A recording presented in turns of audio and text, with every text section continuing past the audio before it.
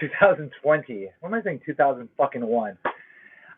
It's certainly not 2001. It is 2010, folks, and we are 2010. It is 2 fucking 20. I'm distracted by what's going on because I've never done this before. So I believe I'm live. Let me check the quality of my stream on the internet. Let me see.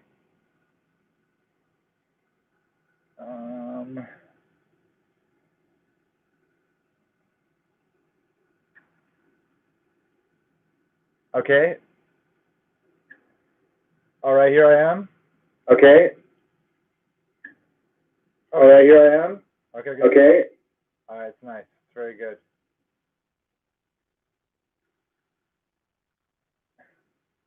All right, so I am here. It is. I just wanted to make sure everything was working. I've never done this before.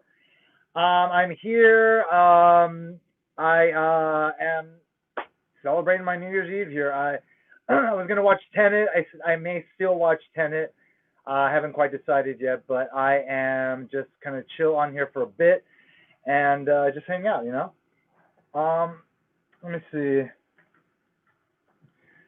So it's been crazy. It's been a weird year. We all have this COVID situation going on.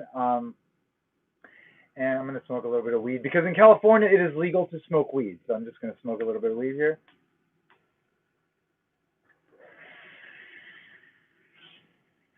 I've got my weed. I've got my champagne. I don't know if you guys remember, but SNL had a was it Phil Hartman that did the champagne? Maybe it was Harvey Keitel. I don't know. Maybe it was Phil Hartman as Harvey Keitel. It's unclear. But yeah, I don't normally drink, so this is it could go either way. You know, it could go many different ways, and we'll see how it goes. I'm just going to drink a little here. So yeah, it's been a crazy year. We have this COVID situation going on, which is fucking crazy. But I mean, you know, it's like we got to make the best of it. No matter what is going on in our lives, we have to make the best of it. So I've been making the best of it. I've been writing. I started writing a screenplay the week that we started lockdown in March, and I finished it in October. And that's the first screenplay I've written in 20 years. I wrote another one 20 years ago, like right out of college. And I just happened to be transitioning jobs this March. This year, I was going to transition into trying to get like an executive position or something in the film industry because I have a film degree and I've been teaching economics for the last 5 years. And so what I wound up doing was just forgetting about the job search because the minute I was going to start looking for my job, like everything fucking went crazy and the world got turned upside down. So I didn't have an opportunity to really, you know, just have like sort of that clear path to something because things were happening in every industry, especially the film industry. I mean, they've gone through fucking hell this year. And so the fact that that I was like trying to break in is kind of silly given like, you know, the nature of what was going on. So I decided, you know, I'm going to write a fucking screenplay. So I sat down, I started coming up with a story for one of the ideas I had a while back. I had like a list of ideas that I came up with. Wait, let me get the live chat going here. On another computer. I will do it on this computer. And let me get the chat, just in case anybody actually pops in and actually wants to say anything. I want to make sure I don't miss it. Let me see. Here we go. Your channel. All right, let me see. Got it.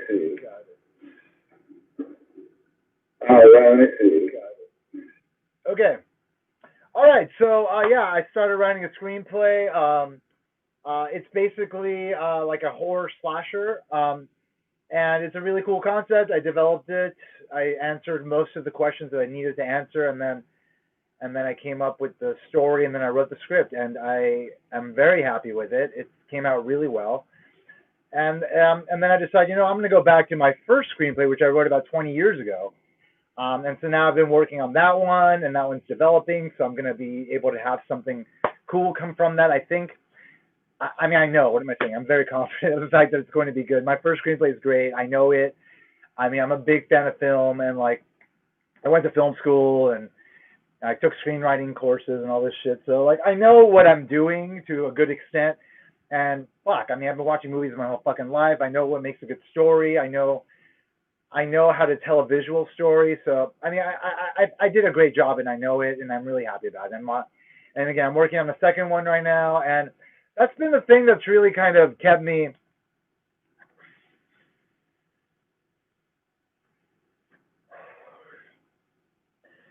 going during this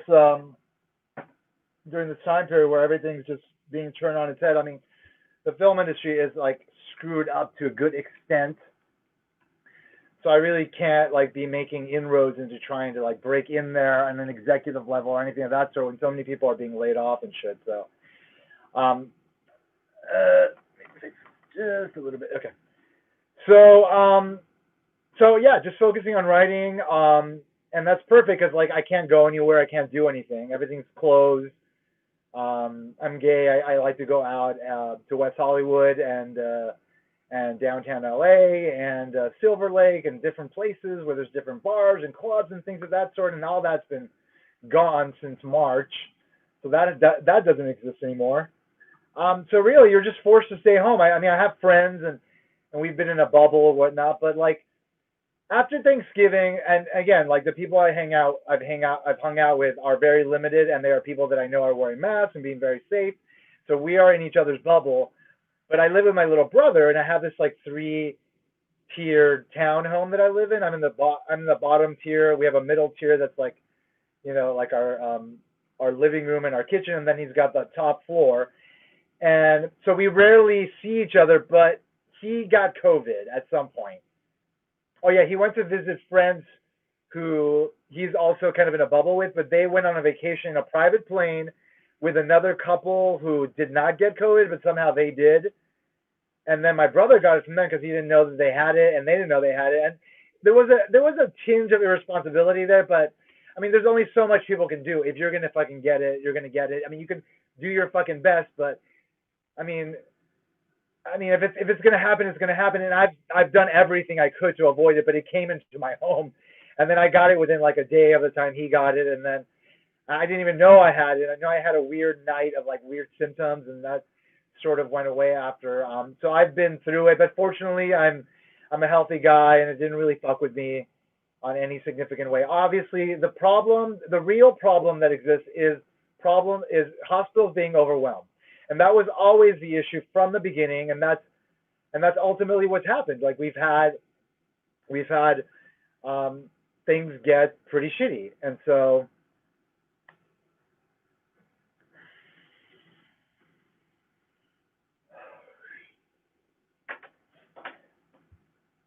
that's the big thing, right? That's like because I read like I'm in Los Angeles, and Los Angeles is like really bad, and so like I read a thing today on Twitter where they're turning away like cardiac victims and people that are like that have serious problems that are not COVID related that need hospital emergency room assistance, and they can't get in. Like they're turning people away. It's fucking crazy. Like this is the thing that I was always concerned about. It getting to this point and then maybe it going further than this.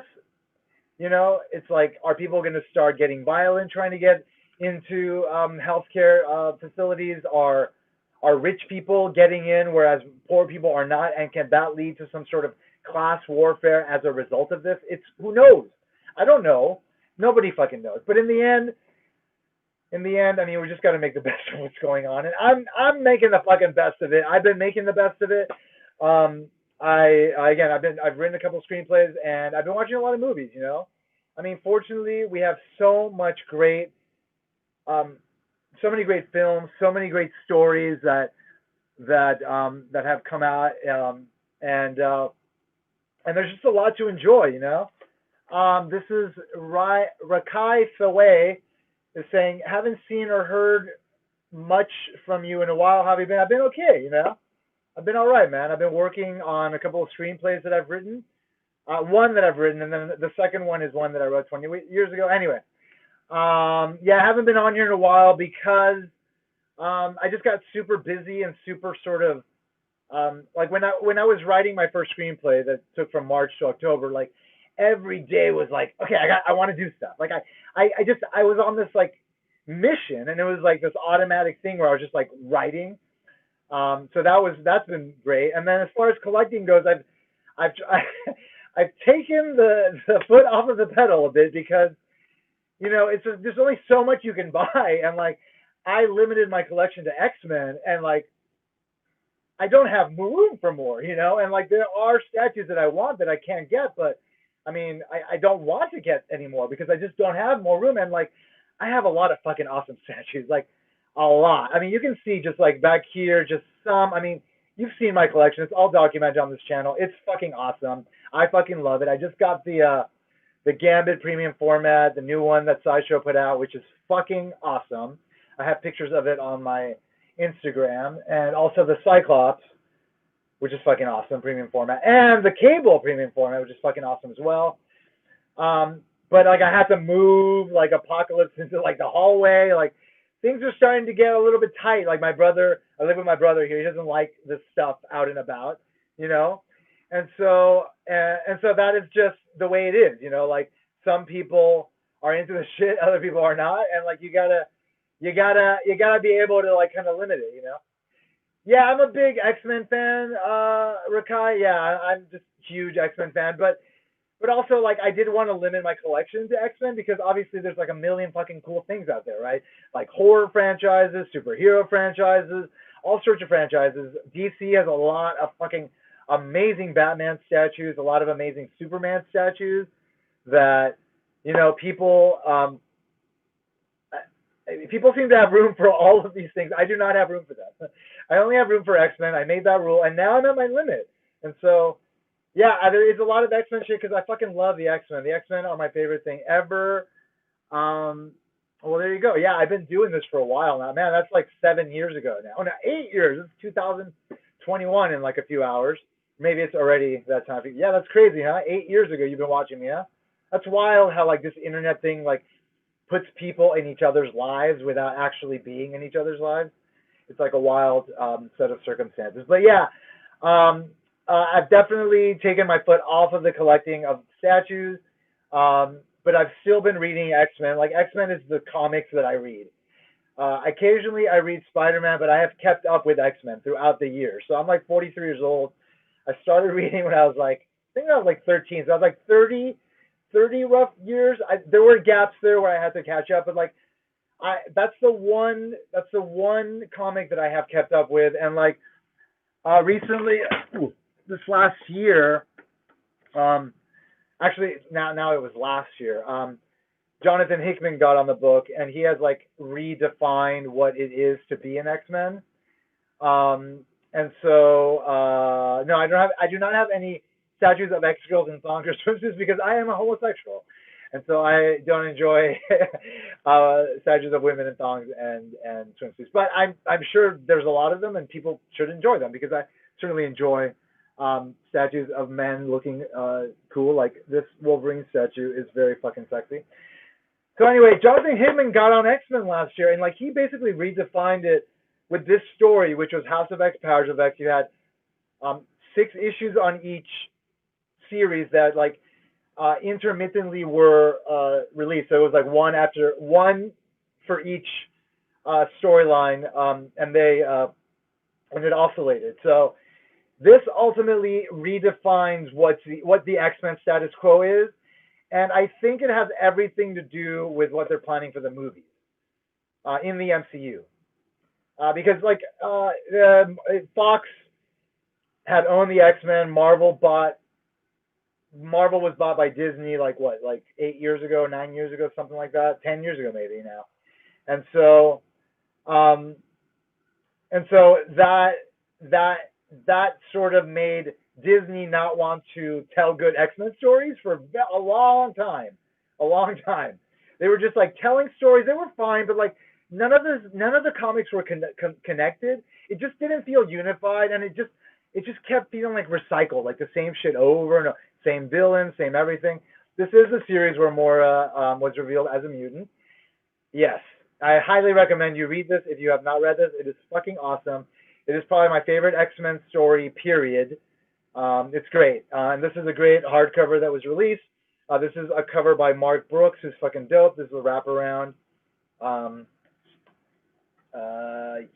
Anyway. And I've got this. This is like the new language of Krakoa, which is like the living mutant island. Anyway, this comic is gorgeous, drawn by Pepe Larraz, who's like this cool artist. I think he's from Spain. Fucking great. It's fantastic, and it redefined the X-Men. And so Disney, when Disney bought Fox, it was clear that they were going to bring the X-Men into the MCU, and so that's when they started telling better stories, and that's when Jonathan Hickman got on, and they redefined things, and this was the first sort of big arc that established all the rules and the continuity and what is going to happen in the series, and it's fucking awesome. And again, I highly, highly recommend anybody that has not read this to read this. House of X, Powers of X, fucking dope. And so I think that the story that's being told there is going to be the basis for what they're going to do in the X movies, in the MCU, but it's a question of how are they going to introduce it. And like we know, and by the way, here's my champagne. I'm getting ready for New Year's Eve. It's currently 8:15 in California, in the United States, and so we have plenty of time. I'll be drinking quite a bit of this. I don't know how long I'm going to be on tonight, but fuck it. I have one guy, Rakai, watching, but maybe more people will come on, maybe not. But this will be a nice little fucking record of the final moments of 2020. So interesting in quotes here. So cheers.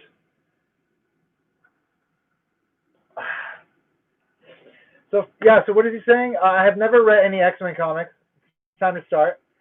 I just know the characters, waiting for a Predator versus X-Men crossover possible. Now that Marvel has, yes, that would be very interesting, and I think it'll happen. I don't think it'll be canonical. Like I don't think it'll be official that there are Predators and aliens in the Marvel universe. I think this will be like, kind of like a what if type of scenario. But I'm sure those stories will come out, and who knows? Maybe they do like a what if series on Disney Plus or something where they have MCU characters, fighting Predators and aliens. That'd be fucking dope. I mean, people would love that. But you just can't make it official because then it's like, so then are all the lore of like Predator and alien part of the MCU? And it doesn't really jive in the way that it could. But it's an interesting thing. Oh, so it's 11:15 where you're at, huh? So you have 45 minutes before this interesting year is over and the new year begins. Great. It's not gonna be a great year right off the bat, but things are gonna improve eventually. Who knows what's gonna happen? No, we can't really say for sure, but things are bound to improve. But anyway, so so we have WandaVision coming up, and WandaVision is going to potentially, well, no, it's definitely going to lead into Doctor Strange and the Multiverse of Madness, which will establish a multiverse in the MCU that will eventually connect other versions of these characters into the MCU. And so I think that we're going to get a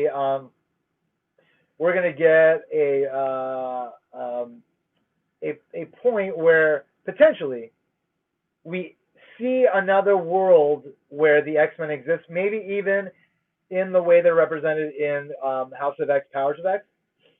And then maybe that becomes its own kind of separate universe. Or that is somehow blended into the main universe. Because they did have a Secret Wars that was, what? Is that 2015 now? Where they melded like two separate universes.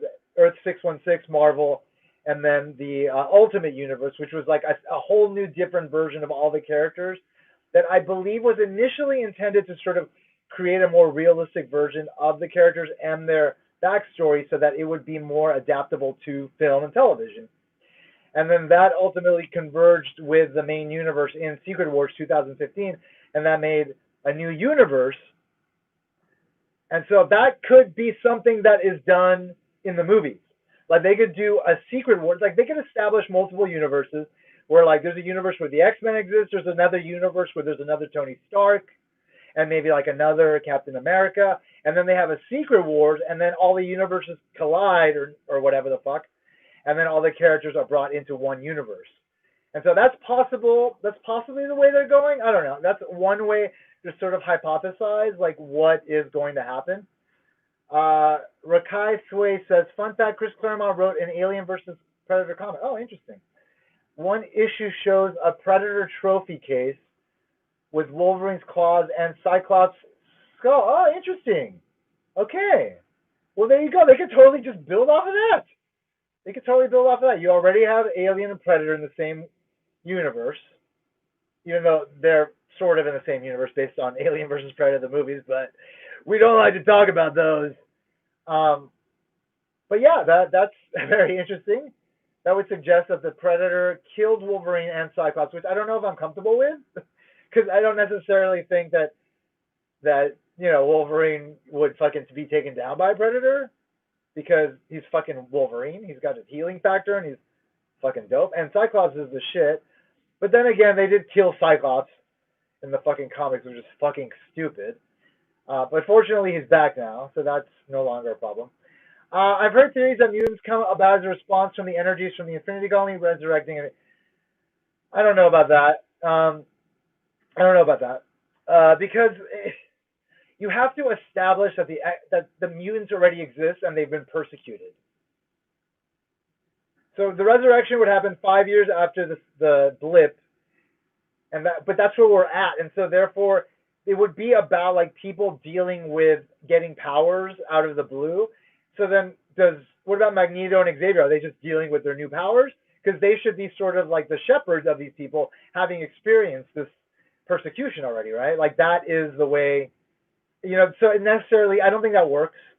I think the parallel dimension thing, the fact that they are leaning into that with WandaVision, Doctor Strange in the Multiverse of Madness, and then Spider-Man 3, which is rumored to be a multiverse thing with the other Spider-Man from the previous franchises. I think that's how they're going to open the door. Because if you don't do that, then you risk turning a lot of people off by trying to create a whole new mythology that is not necessarily going to lead to good outcomes, whereas the mythology in the comics we know leads to good outcomes. And so it's very risky. And Kevin Feige, that motherfucker is a fan. Like, he's a legit fan. Like, that's why this fucking shit has worked, because he's a legit fan. And so he is going to want to do something that is as honorable to what is established as possible, to really not just satisfy audiences, but really satisfy the fanboys, or the fan people like us that have been with these characters for a long time, people that are fans of the 90s X-Men cartoon, things of that sort. Like, Kevin Feige is going to want to, because he is one of us. It's not just about business for him, and that's what's important. That's why fucking Warner Brothers keeps missing the mark. And I liked Wonder Woman 84. Like, I didn't hate Wonder Woman 84. I thought it was enjoyable. But clearly, their shit is not together anywhere near what the shit is together for the MCU. And so, like, the reason for that is because the guy in charge is a fucking fan. Like, he's a legit fan. Like, he was reading comics as a fucking kid. He probably had posters everywhere in his fucking room. He's probably got statues everywhere and T-shirts and fucking buttons and all the things that we fucking love. He is one of us. And so everything he does is not about money. It's about fucking, can we make the best versions of these characters in live action as possible to satisfy me, the fan that is Kevin Feige? And so because of that, like, I totally see fucking Kevin Feige, like, not wanting to reinvent the X-Men, but really bringing them in as what they are. We'll see what happens. We'll see what fucking happens. All right, they could do what the Ultimate Universe did with mutants being really new because of the experiments done on the humans. Geno reveal that some folks have an odd quirk. Yeah, I was thinking of that too. But also, I'm pretty sure in the Ultimate Universe, it was established that had happened, like, long before the present day.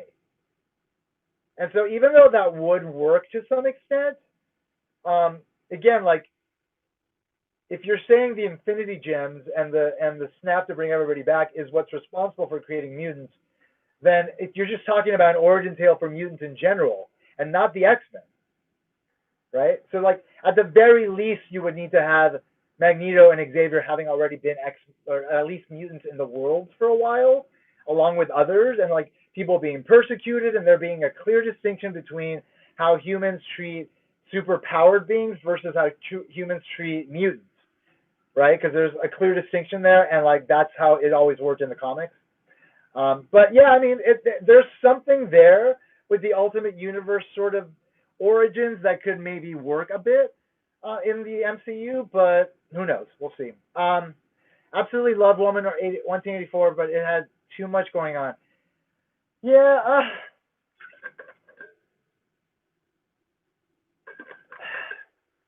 Too much going on. Yeah.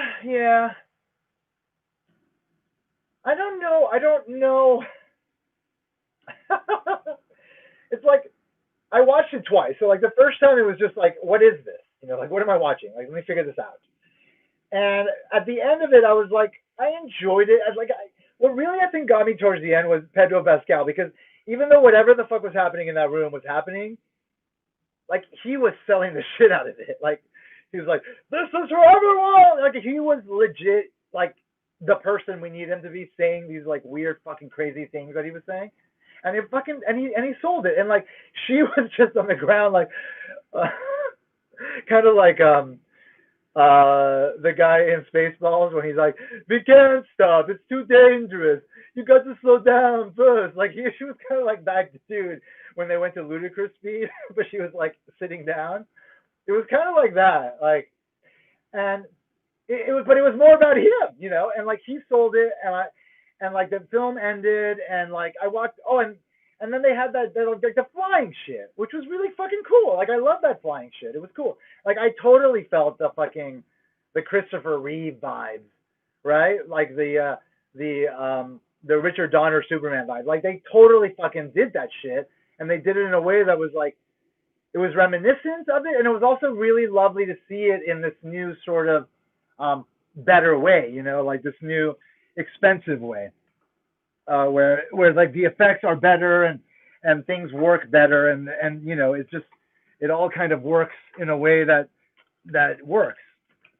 So I got to plug in my phone because it's running out of juice here. Give me 1 second.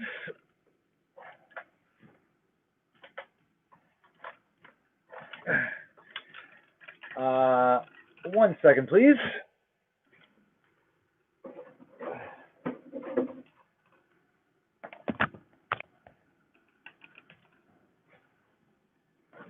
All right, there you go. Yeah, so like the flying shit, it was beautiful, and then they had, I didn't even know that was the Sunshine music. When she first started flying, the sequence where she lets go of. By the way, I'm talking spoilers. Wonder Woman, if you haven't seen it, so beware. But when she finally lets go of Chris Pine and like flies off for the first time, and she's flying for the first time, I didn't notice that the music was from Sunshine. But if you have not seen Sunshine, that movie is fucking fantastic. Just fucking great. Danny Boyle in space, like Earth. Oh, the sun is about to explode, right? Like if you know anything about the sun, and I learned about this in astronomy in college, it eventually will fucking expand and consume the Earth. And so there's some fucked up shit going on with the sun. So they were at the point where the sun was about to fuck up, and like it was a mission to try to reignite the sun or whatever, like stabilize it. And so it's this really fucking crazy movie, and there's like these religious zealots on the mission trying to sabotage it because they feel that it's the will of God to destroy the sun and the earth and all of us. So it's this really interesting movie, but the soundtrack is fucking awesome, and they have used it quite a bit in a lot of trailers throughout the years, things of that sort.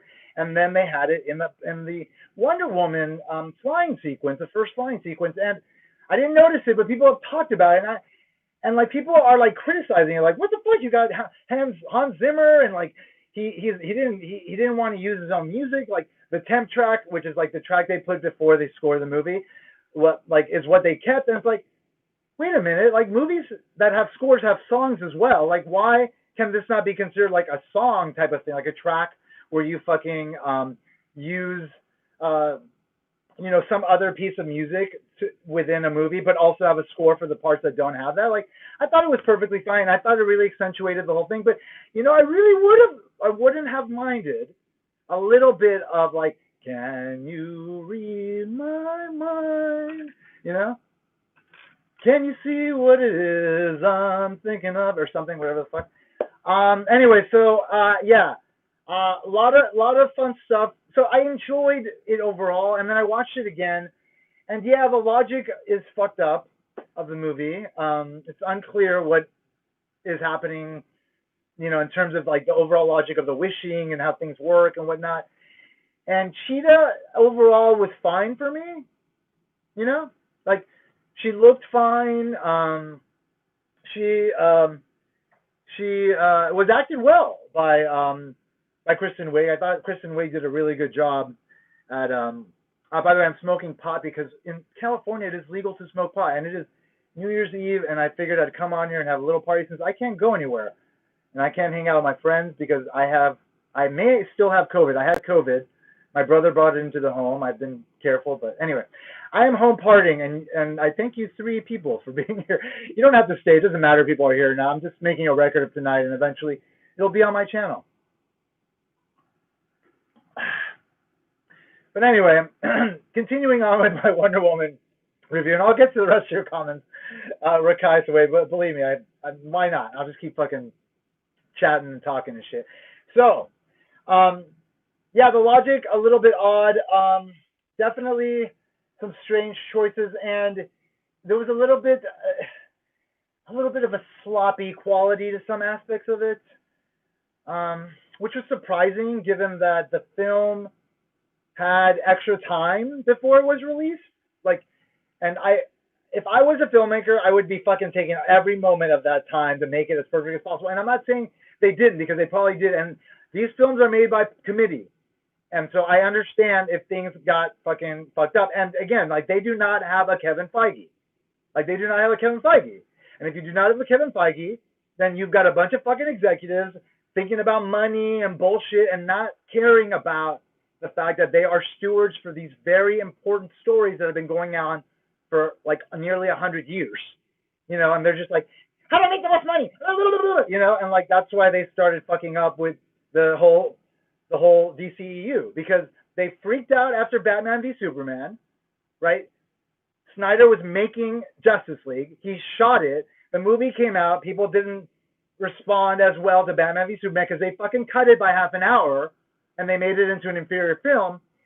And then fucking they're like, oh, we can't have this fucking Justice League come out. So then they have Joss Whedon come in and do a Frankenstein fucking job in the movie, which, by the way, like, Joss Whedon, I don't know about his behavior on set or whatever, but he cannot be blamed for that movie. Nobody can be blamed for that movie besides Warner Bros., because they're the ones that wanted to Frankenstein a fucking finished film. And yeah, Zack Snyder lost his kid, and that's horrible. But like, I know Zack Snyder did not want someone to come in and rewrite his fucking movie and make a new fucking movie. So they fucked it up, and they've been fucking shit up ever since. But we have gotten things like Aquaman, which I think is awesome. I love Aquaman. I think it's the best of the DCEU films.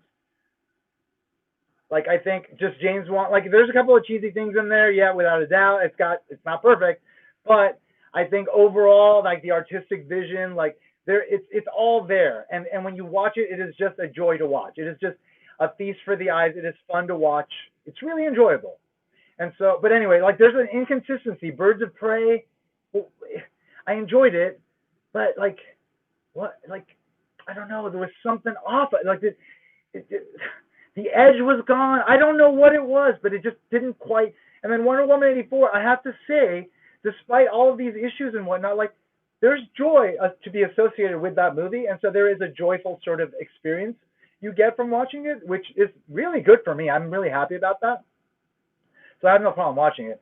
But yeah, anyway, I'm gonna get on to the next comment by my buddy here, Rakai Sway. Dude, that Wolverine on that pillow is buff. Was that a commissioned art piece transferred to a pillow? I believe so. It was something that was Yeah, it was something that was purchased online, and yeah. Oh yeah, yes, that's what it was. It was like an image that I found online, and I had to print it on a pillow because I thought it was really fucking a really dope Wolverine representation. Sadly, that's Hollywood for folks. Yeah, it is, but it's like it's so weird because it's like if they did things right, they would make more money. You know, it's like Kevin Feige is doing something and it's clearly successful, and then you have Fox fucking up the X-Men franchise, despite Kevin Feige like sending a blueprint for what you could do. Warner Brothers fucking up the same because they don't have a person at the very top that's like, no, fuck you, profit people and money people and fucking people that deal with the stockholders and people of that sort. Fuck you. I have a vision. We have an artistic vision here. I need to be trusted. These people need to be trusted. We need to be allowed to do what we do in the best way possible. And then the chips will fall where they may. If Batman v Superman was half an hour longer, but people loved it, and believe me, I mean, the movie is significantly better. The extended cut, it's like significantly better. The Batman v Superman theatrical cut is shit. It's very unenjoyable because there's so much missing, and so you watch the extreme cut or whatever the fuck it was, the director's cut, which was Zack Snyder's actual fucking movie. And that's a super enjoyable film. That's a film that anybody would enjoy watching, and I certainly fucking enjoy watching it anytime. And I think the response would have been a lot more positive. Things would have been a lot better.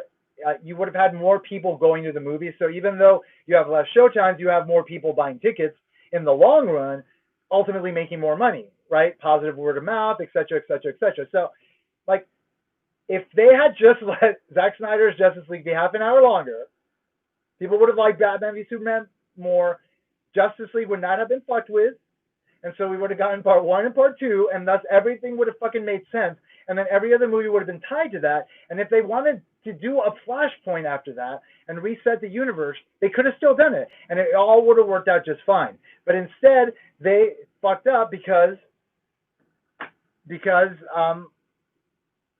you know, they're stupid. They don't know what they're doing. They were thinking the way a studio thinks about movies when they're just making all sorts of movies, including some, you know, comic book films, as opposed to Marvel Studios being a separate thing from Disney Studios. So Disney Studios, even though there is a head up there somewhere, Kevin Feige is the head of making the films for Marvel. And so nobody can fuck with him. And so I'm sure Alan Horn, I believe, is the top guy or was at Disney. And so he was the only boss he had.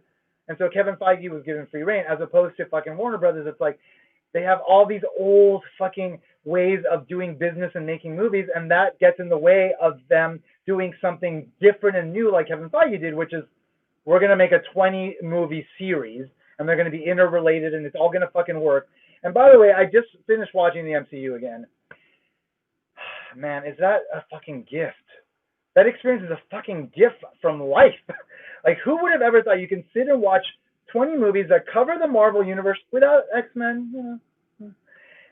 And it all works so well, and ultimately converge in it's all basically an Infinity Gauntlet story from fucking start to finish. That's fucking glorious. It's fucking glorious. And it finishes on this, I mean, Infinity War and Endgame are two of the best films ever fucking made. I think Infinity War is probably one of the best comic book films ever fucking made. I mean, it's so fucking good. And like, that's never been done before. And it was thought to be impossible before. And then Kevin Feige pulled it off, but these other motherfuckers haven't figured it out. And they clearly are not on the inside in Disney. And even though, you know, they talk about like a rising tide raises all boats or whatever, like Marvel doesn't want the DC to catch up to them. I mean, come on, let's be fucking serious here. They're competitors. So Marvel doesn't give away their secrets, and DC doesn't exactly fucking know how to do what Marvel does. And so that's why they keep having these hits and misses, while Kevin Feige has this beautiful continuous story. And I've got all the steel boxes here. I'm going to go through all of them. in the order that I watch them, because it's a very particular thing, right? Some people watch things in one order, other people watch things in a different order. But I just enjoy them, and my God, are they fucking great. My God. Just the whole experience is fantastic. I'm going to take this coat off. I think the champagne that I don't often drink is making me hot. Anyway, so yeah, it's such a beautiful thing that they managed to accomplish, and that's not something DC's managed to accomplish, and I don't know if they're going to be able to manage to accomplish it, and that's that, you know. Okay. For me, I like seeing Wonder Woman running towards the armored vehicles. It looked a bit cheesy, but I loved it. Yeah, I mean, that was cool. You know, that was a really cool sequence, in fact. I did enjoy it. There was a little bit of sloppiness in there. I think there was a point where somebody was shooting down, and they were shooting down, I think, the hood of another car. And, like, Wonder Woman was right there, or somebody was right there. I think it was Steve Trevor. Like, he was right there. It's like, okay, you're missing him? Like, that doesn't really... Like, logistically, there were some aspects that were a little bit whatever, but, like, it's not about picking things apart like that, because in the end, to a good extent, this movie is for little girls, you know? Like, us little fucking boys, we got to watch Batman 89, and we're like, oh my fucking God! Oh, like, this is the coolest thing ever! You know, like, now you have little girls seeing fucking Wonder Woman. Not just, like, a hero on the screen, but, like, someone they can identify with. And so, that works for me. I'm a fan. I'm gonna watch these movies. You know, whatever. So yeah, her running around, a bit cheesy. A lot of it was a bit cheesy, but so is fucking Richard Donner's Superman. Like, there's a lot of cheesy shit in those movies. Like, Otis, Mr. Smoker! You know, it's just like all these weird, like, weird things, like with Clark and you know, like kind of weird things happening, like just because he's goofy. I mean, it's just, but it's like you still enjoy it because, well, first of all, you're a fucking kid. Like, we watched those movies first when we were fucking kids. So, you know, we're fucking adults. Like, if you're an adult, you're not going to enjoy these movies the same as you did as you were a kid, unless you just allow yourself to be like, you know what, this is for fucking kids, and I'm just going to enjoy it the best I can. Anyway, I would say that Hollywood is creatively bankrupt. That's why movies are kind of shit canned from the get-go. You know, I mean, there's something to be said about this is pot, by the way. In California, we can smoke pot legally.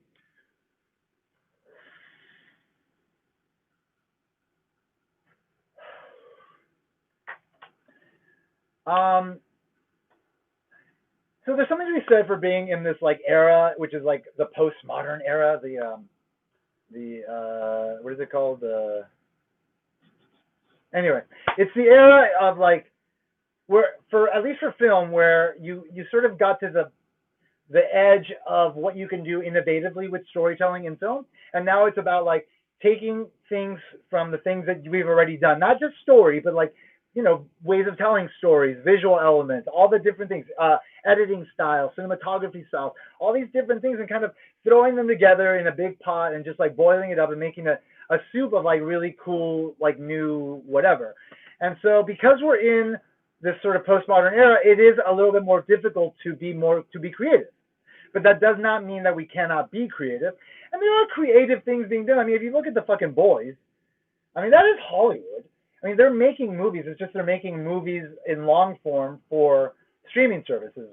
But, I mean, The Boys is fucking top-notch fucking Hollywood filmmaking at its best, and it's fucking awesome.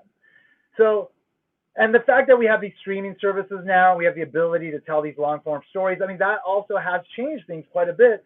And so that ultimately does allow for maybe not innovative storytelling in terms of telling brand new stories, but telling stories that maybe we're familiar with in new ways that are better than they used to be. So, you know.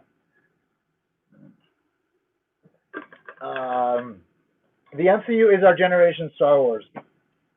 Oh, definitely. Oh, definitely. Like people are growing up with Star Wars in a way that I think I'm. Hold on a minute. Am I still there? Am I still there? Am I still going?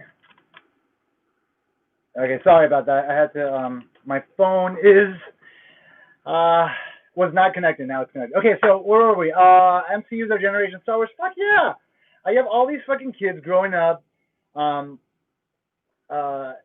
just in this marvelous fucking story, right? This incredible fucking story that unfolded, starting with Iron Man, fucking finishing off with Avengers. Oh wait, that. Oh, hey, here, please. Oh no. Ugh.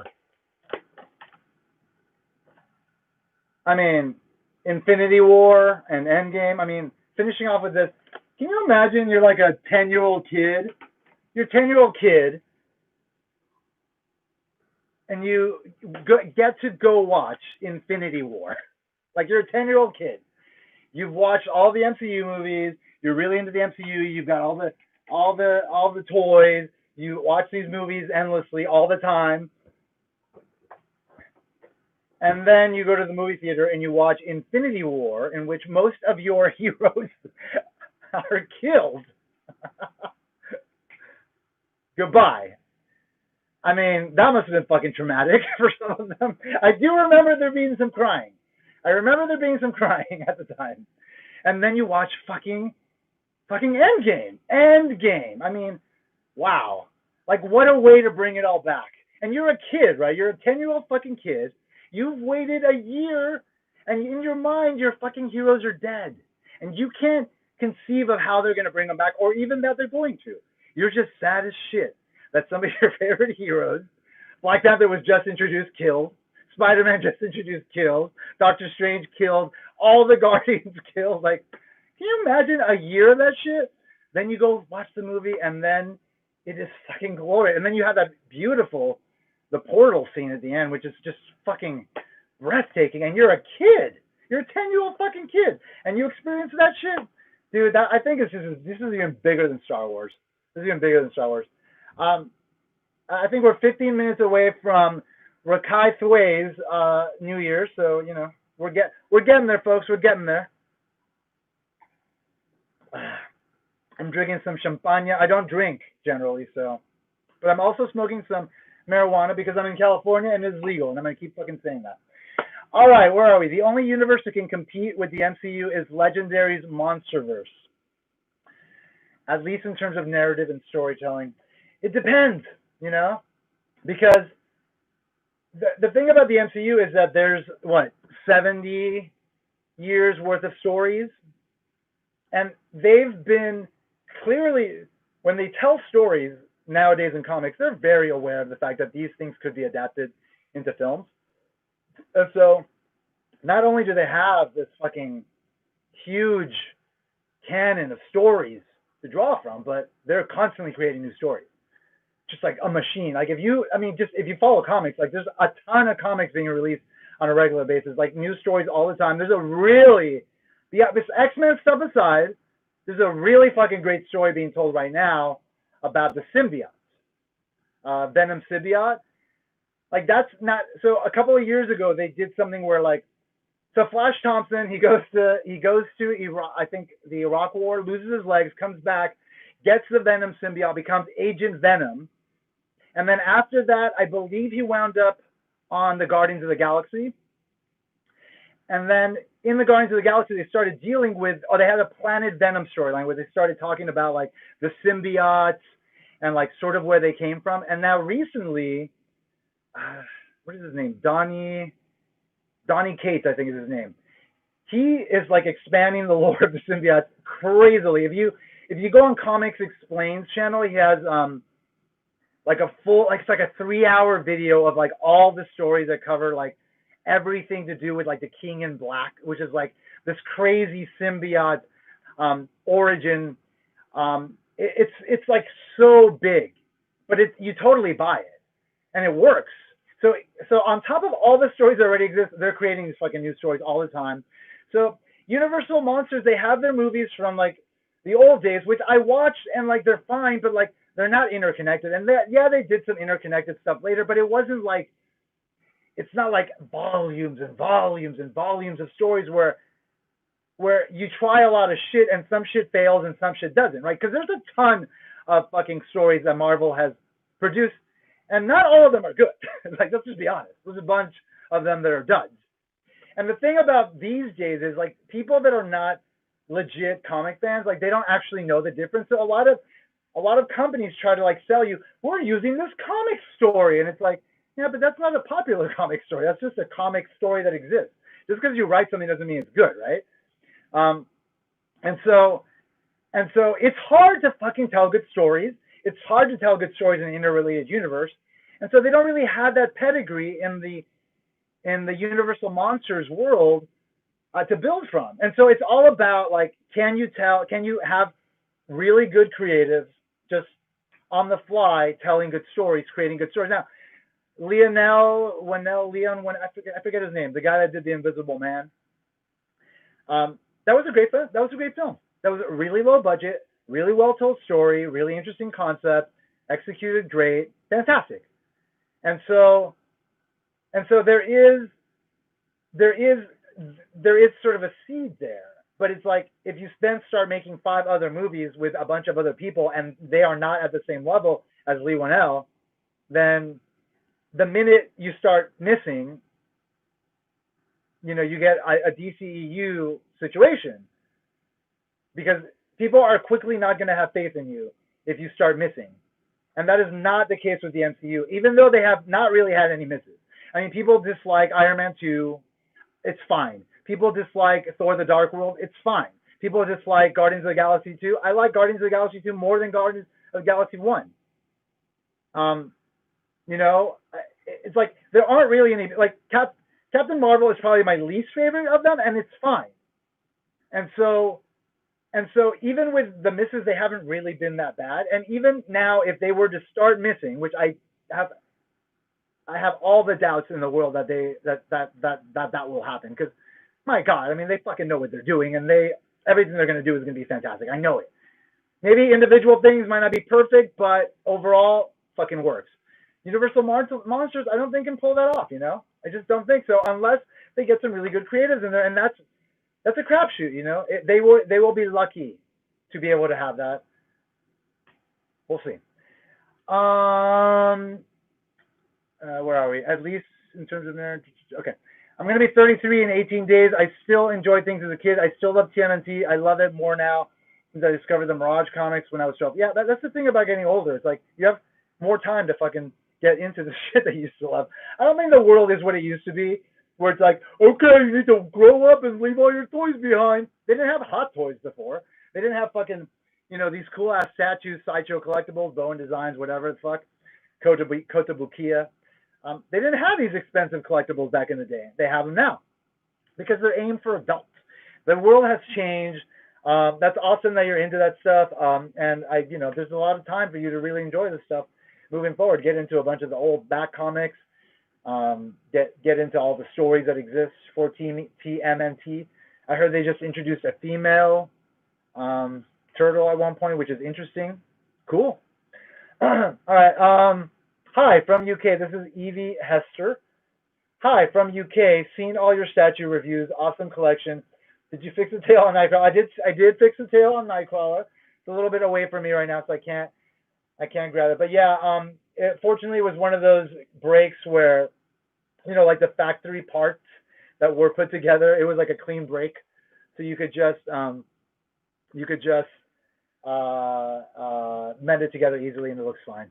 By the way, I am smoking pot. It is New Year's Eve, and it is legal to smoke pot in California. I want to keep make sure that people know that, so they don't think I'm just some sort of drug addict with a problem. And I've got a little bit of champagne here because it's New Year's Eve, and might as well fucking enjoy ourselves because we can't leave our homes. So hey. So what were you saying? Where are you? Okay. Yes. Okay. So I answered that. Eddie Do. Yes. Hello. Awesome. Hope you're doing well, Eddie Do. Hello. Awesome to you as well. I am doing well. I hope you are doing well as well. Evie Hester, which I will call Evil Hester because every time I look at it, it looks like I'm reading evil as opposed to Evie. Evil Hester. Can't wait for Dark Avengers. Hope they make the movies. Guess they're starting with New Mutants to see how. No. No. Give me 1 second here. Give me 1 second.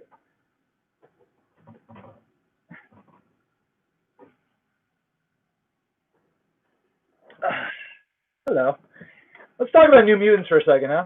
Now, clearly, I bought it, and so I like it, and it's true. I do. I did enjoy it. Is it a great film? No. Is it a bad film? No. Is it better than Dark Phoenix? Fuck yeah.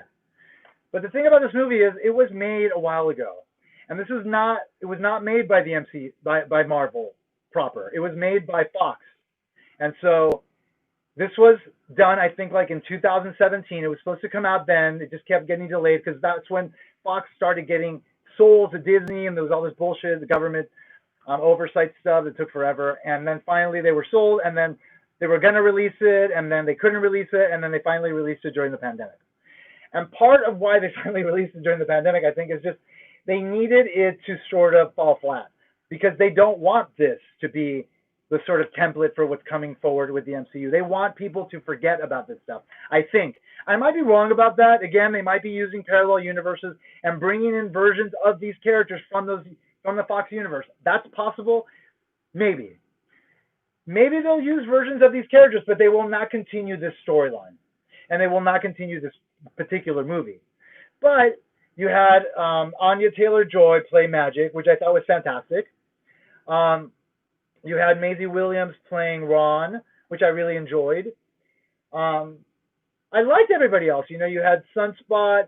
I didn't necessarily like the representation of Sam Cannonball because it didn't feel like Sam. You know, like if you read, I didn't read all of New Mutants, but I did read X-Force, like the tail end of New Mutants to X-Force, and Cannonball then joined the X-Men after that. Like, he's like an important guy, and he becomes a leader, you know, and it's like, that guy didn't give me leader vibes, but whatever. I mean, it's the dude from Stranger Things. I mean, whatever, but no, that is not what they're not starting from this, from New Mutants, but nonetheless, New Mutants exists, and it's totally fun, and so it's totally worth checking out.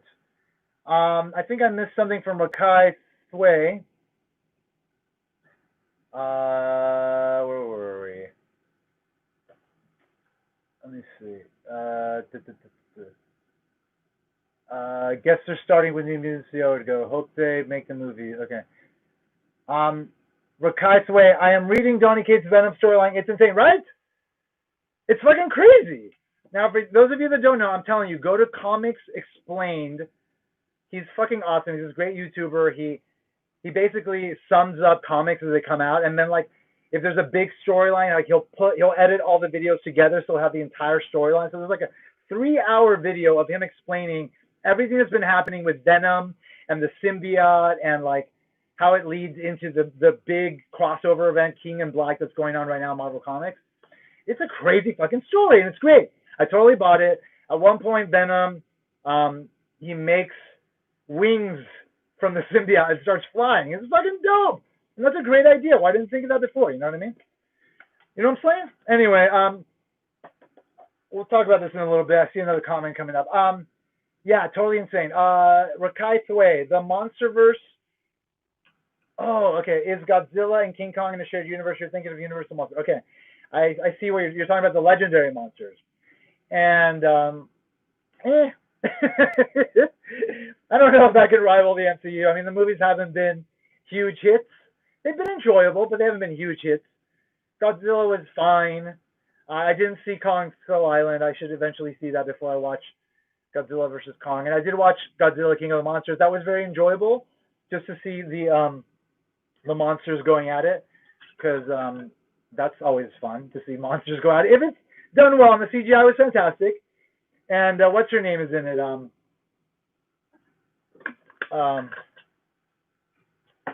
Bates Motel. Anyway, she's fantastic. They had a great cast, but yeah, I do not think it will rival the MCU. I don't think it can rival the MCU. I don't think that's even possible. Eddie Do, watching your videos got me into Bowen. I bought all the Iceman variants. I don't blame you. Laugh my ass off.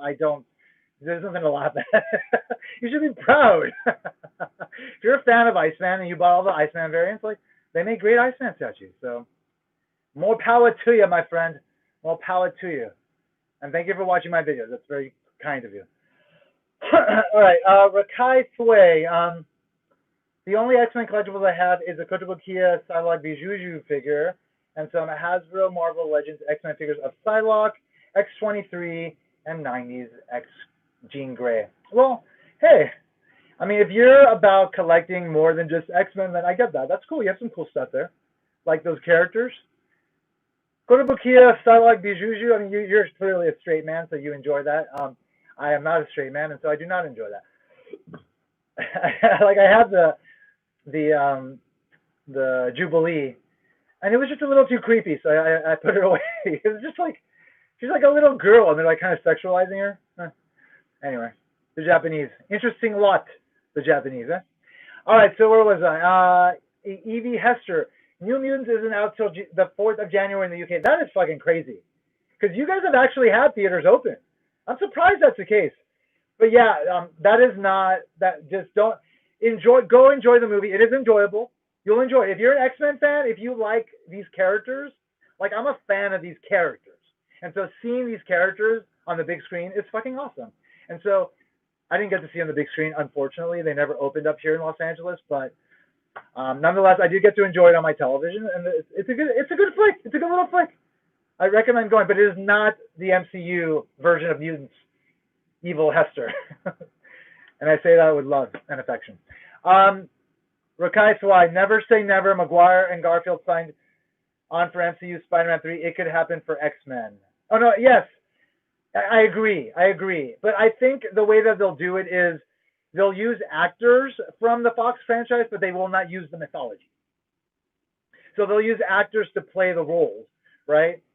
So, like, what's some really good casting? Let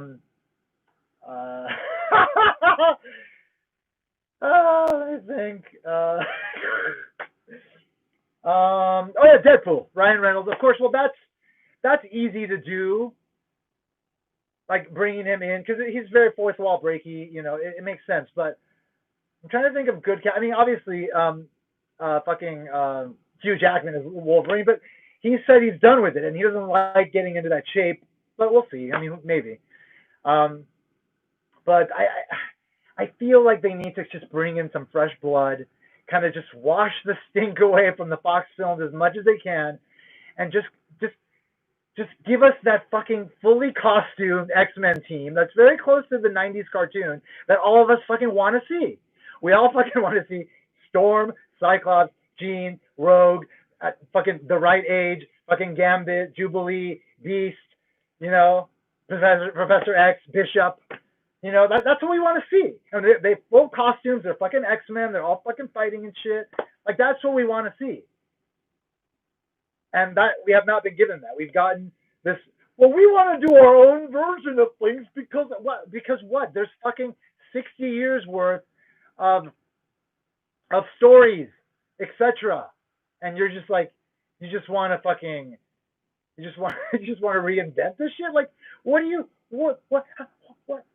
All right. Where was I? Rakai Sway. Never said. Okay. We got Ursing Comic Geek. Yes, Ursing Comic Geek. How you doing, man? Good to see you. Vera Farmiga. Yes, Vera Farmiga from Bates Motel. If you have not watched Bates Motel, it's not fucking awesome, but it's pretty good. And it's a nice like 4 or 5 season arc for the Bates Motel story. And they have like Rihanna playing the part of the victim in the shower in like the final season. Anyway, worth watching. Vera Farmiga plays the mother, Norman Bates' mother. Fucking great. Like that bitch, and I call her bitch in the most endearing, loving way. That bitch can fucking act, and I'm fucking gay, so I can call women bitches and not feel terrible about it. She can fucking act. God damn. So yeah, watch that series. Vera Farmiga is going to be in something of the MCU, right? Is it WandaVision? Something. She's coming up in something. So they're bringing Vera Farmiga into the MCU, which is very exciting. Rakai Thway, I also remembered I have 2 X-Men Hero Click set. I sometimes team them up with TMNT or fight the TMNT. TMNT versus the X-Men would be fun. They did a Batman versus TMNT cartoon, which I'm sure you watched. I never saw the whole thing, but it was very fun watching Batman fight Shredder. I remember seeing that part of it. That was fun. Eddie Do. I know how we all feel about Dark Phoenix, but I'm surprised you didn't make a video where you. I just couldn't do it. I just don't have the heart to do it. They did it to me twice. They did me dirty twice with the Dark Phoenix.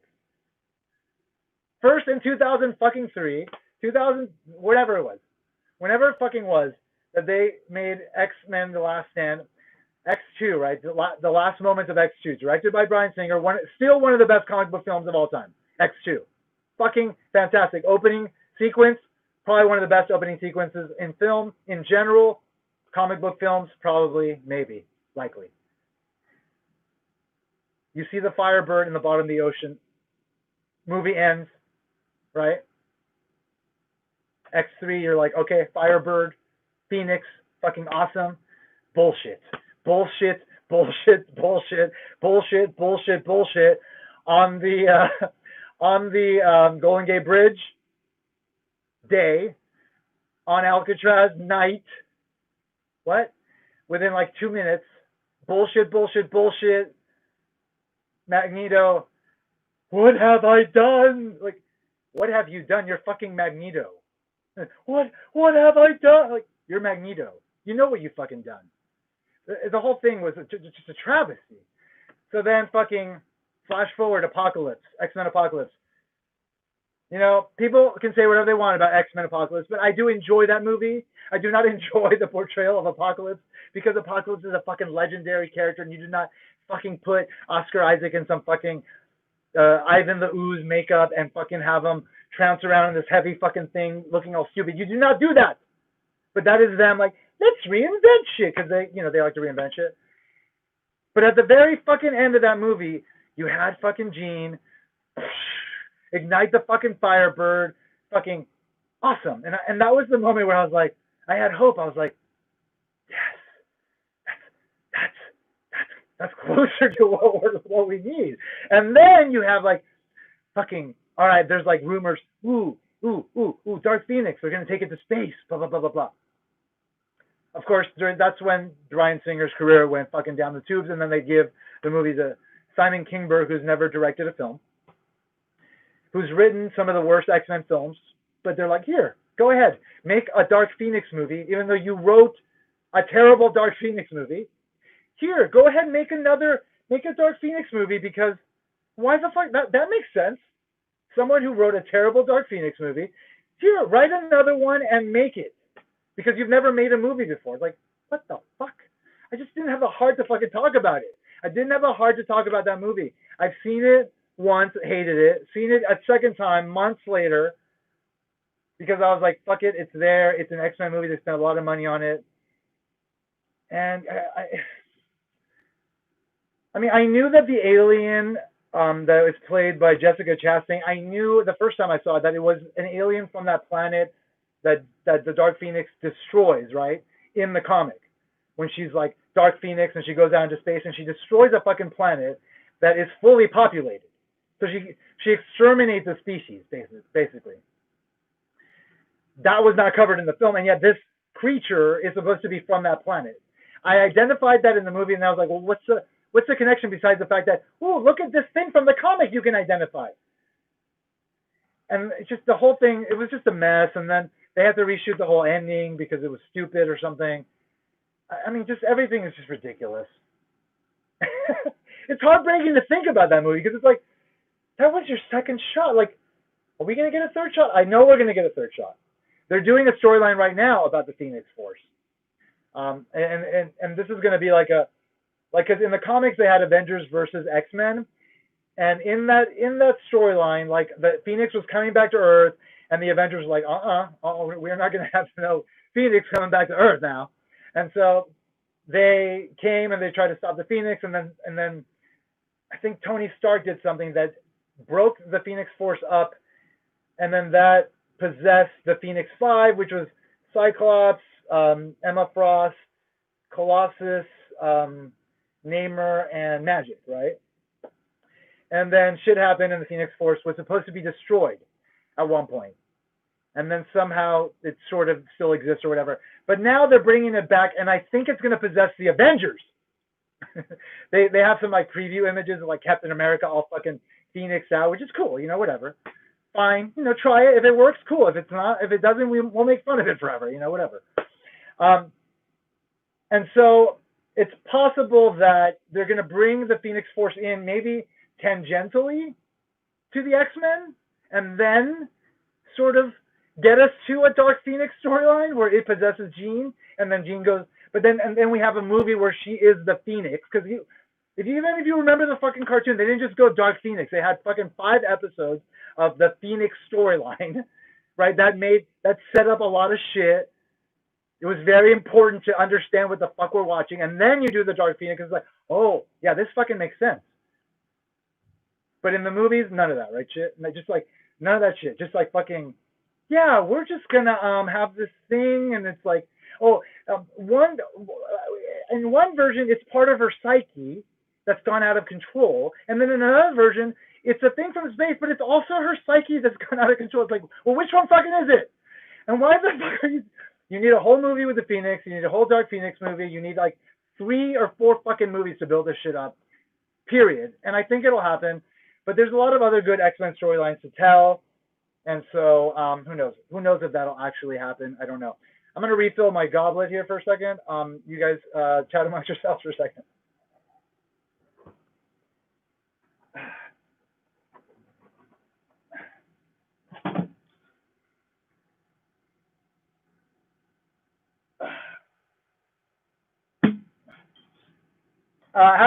Happy New Year to anybody that's just experienced New Year. I think Raikathai, Rakai Sway, you have just entered 2021. Congratulations. I wish you the very best. I hope things go well for you.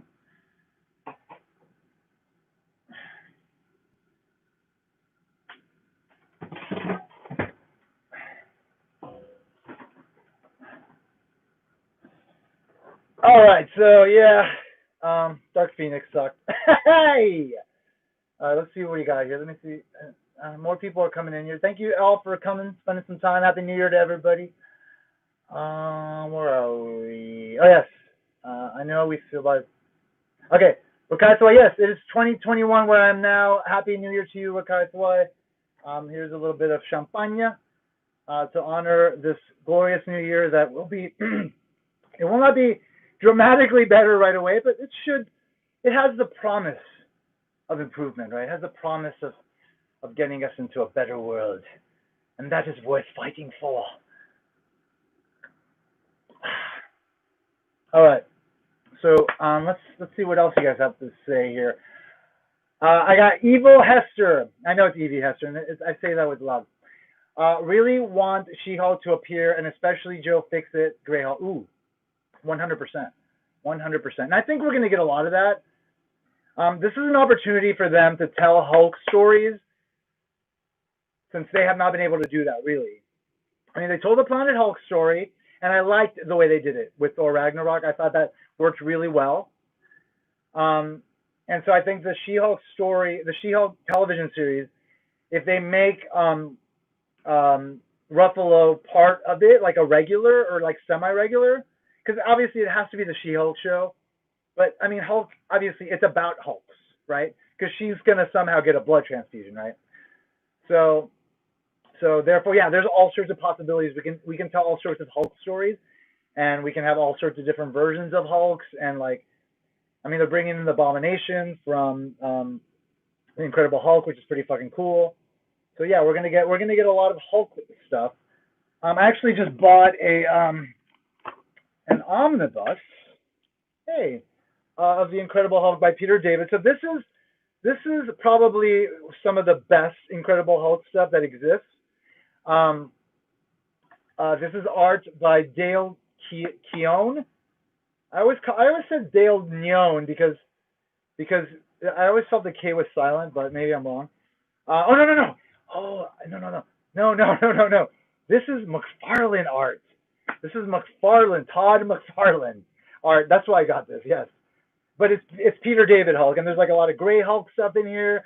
I don't think it gets to the point of getting Smart Hulk, but I think maybe the next omnibus does, which I do plan to get, because Dale Keown, who did the Pit comic, art of Hulk is some of the best Hulk art. It might. I will say this. I like his Hulk more than I like. No, I can't say that. I couldn't even say it. McFarlane's Hulk is the best, but Dale Keown's art, Hulk is right behind that. Anyway, yeah, Hulk. There's a lot of fucking stories. There's a lot of potential. I'm excited for it. I'm excited for it. Let me see. What do you got here? Happy New Year from the East Coast. Ooh, Ursine Comic Geek. I believe it is the New Year for you as well. So I don't normally drink. I'm enjoying New Year's because I can't go out, as most of us cannot. But I raise my glass to you, Ursine Comic Geek. I hope you have a wonderful New Year. I hope all your comic geeky wishes come true in the forthcoming year. I am going to step away for a second to use the restroom. I will be right back.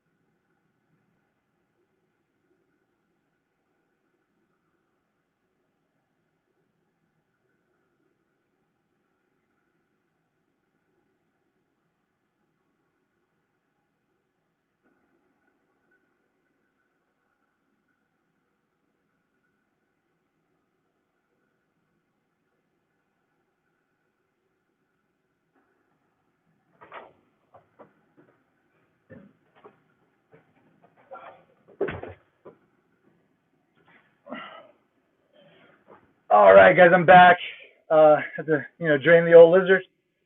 You know how that goes when you're drinking champagne and smoking some marijuana in California where it's legal on New Year's Eve, trying to enjoy the final moments of this interesting year that we've all had.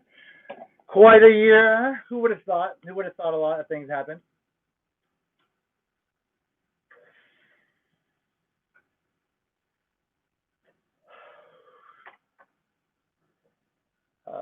Cheers to everybody. All right. You guys have been talking here a bit. Cool. All right. Let's see. New Mutants. I really want. Michael Fassbender was amazing as Magneto. He belongs in the MCU. Okay. Yes.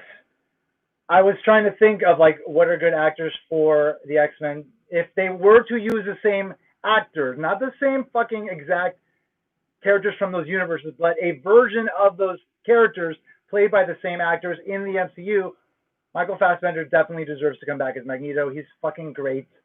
He was great in First Class. That scene in Argentina, in that bar, oh, ooh, ooh, oy, oy, fucking great. Yeah, I mean, he was great in all the movies. Even in the fourth one.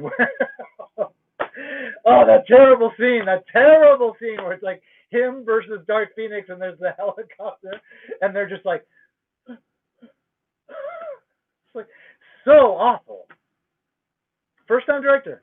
Yeah, why don't you get this guy over here who's never directed a movie to direct this movie that he wrote a terrible version of, like, 15 years ago?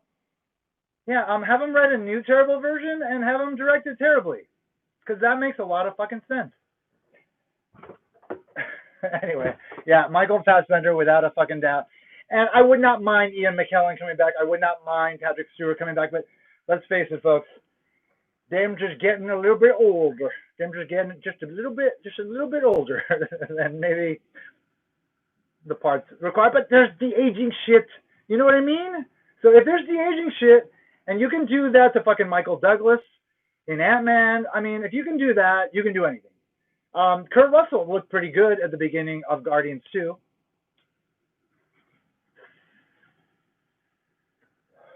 So there you go, dude. Magneto on the train literally was only one of the only parts carrying the corpse of that movie that is Dark Phoenix. Yeah, I know. Magneto on the train. was fine. You know, I mean, there were some cool sequences, like even X3, that is an abomination to all that is holy in the Church of X-Men.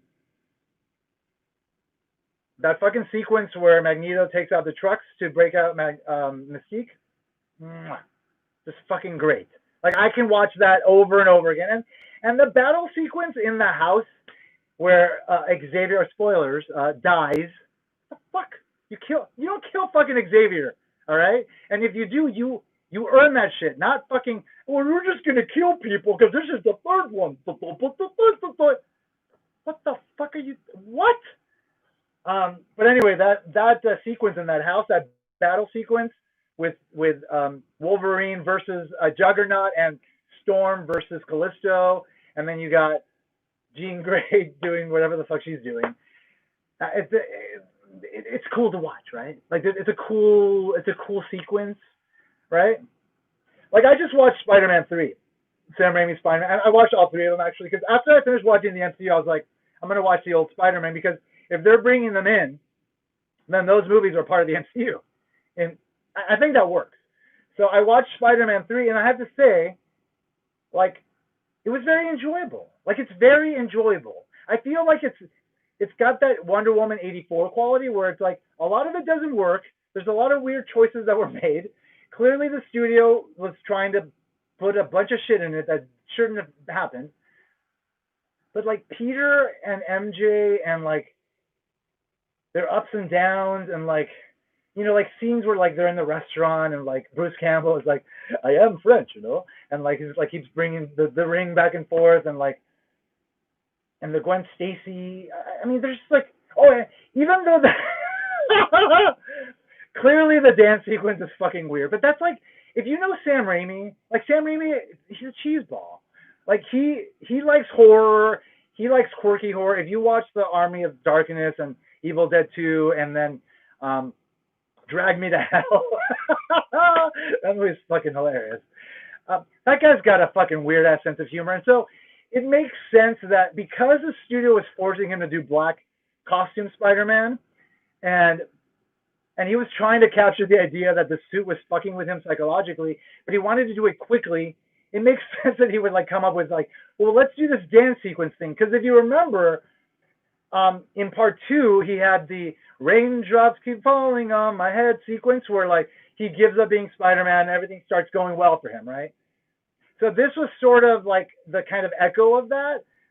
But I mean, clearly it was a little bit over the top, but it's so fucking Sam Raimi. Anyway, even that, and like then when you have like his faux date with Gwen Stacy in the jazz restaurant where Mary Jane's working, he's trying to like humiliate Mary Jane, and he's like doing that whole dance sequence, and he's like big on this, and like it's all fucking weird and like jazzy and odd. There's something about it that's still kind of charming. And I love the MJ and Peter storyline in those movies. You know, like you grew with them and you grew into their relationship, and clearly the next step is for them to get married. I'm hoping that in the movie, if we see them, and it sounds like we may, that they will be married and they will have a kid. Because in the Secret Wars of 2015, the storyline in Marvel Comics, they had a Renew Your Vows storyline, which was like so in the comics, everything's so complicated with fucking superheroes. In the comics, they had this storyline called One More Day, where Peter Parker, because Aunt May is about to fucking die in the hospital, makes a deal with Mephisto, who's the devil of the Marvel Universe, to have her be saved in exchange for giving up his marriage. Right? So in the comics, they split up him and Mary Jane. And so that was very tragic. But in the movies, like, it was very tragic, and then that happened years ago. And then in Secret Wars, they finally had sort of a alternate universe storyline where it was basically Peter had he not split up with Mary Jane, and then they had a kid, and the kid had web slinging powers, and then I think Mary Jane, something happened where she was also a web slinger. So they could do that in the films, and that would be really interesting. And it would be lovely to see Tobey Maguire and what's her name, to be, you know, Peter and Mary Jane again, you know, and maybe even have him have like a little bit of a belly so he could be, you know, the Peter from the Spider-Verse. That was cool, the Miles Morales Spider-Verse movie. Anyway, So I watched those, and so there's something charming about Spider-Man 3, and so there's that. Okay, so where were we? I totally wish. I totally wish Michael Fassbender could also be in the MCU. Fuck yeah, I totally agree with that. Ursine, comic geek. Rakai Sawai.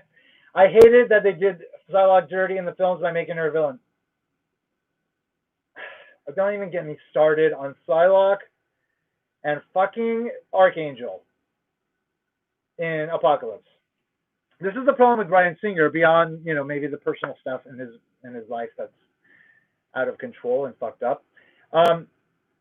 He's irresponsible with these characters. Like, he doesn't understand. He doesn't have the respect for the comics like a Kevin Feige does. So to him, they're just like characters to use. Like, I need hench people. Okay, these people. So Psylocke, Archangel. Oh, yeah, they could die. They could die. So they just kill off fucking Archangel. So you introduce Angel, you turn him into Archangel, and then you just kill him. That's like 3 fucking movies that you make about that story, right? You introduce fucking Warren as part of the original team or whatever with his wings, whatever. Mutant Massacre storyline, he loses the wings. Second film, Apocalypse gets a hold of him at the end after he's all fucked up, right? He's all fucked up, doesn't have full wings, just screwed up in the head.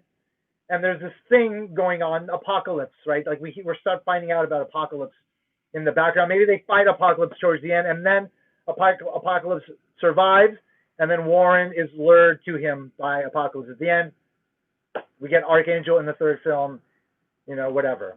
And then they did the Dark Angel saga in Uncanny X-Force, which is interesting. It's a little bit crazy, convoluted, weird, but there are elements there that could also be explored. So there's like so much story there, and like in the films, just whatever, hench person, we're just gonna throw him away. And then Psylocke, I mean, everybody knows. Anybody that's an X-Men fan knows who Psylocke is. Psylocke is Betsy Braddock, who is actually like a white British woman, whose spirit was then put into the body of this ninja assassin Quanon. And so then she was Psylocke. But then recently they have separated them. And so now you have Betsy Braddock and Quanon, who is now Psylocke proper in the comics. So there's a lot of story there. There's a lot to explore. And in the movies, they just kind of threw her away. She looked great. I mean, Olivia Munn is a great actress, and she did a good job with what she was given. And she looked fantastic. You know, that cool scene where she was chopping up the plane in Apocalypse. I mean, you know, that was cool to see. I mean, whatever. But yeah, they definitely did her dirty by turning her into a villain. That was fucking stupid.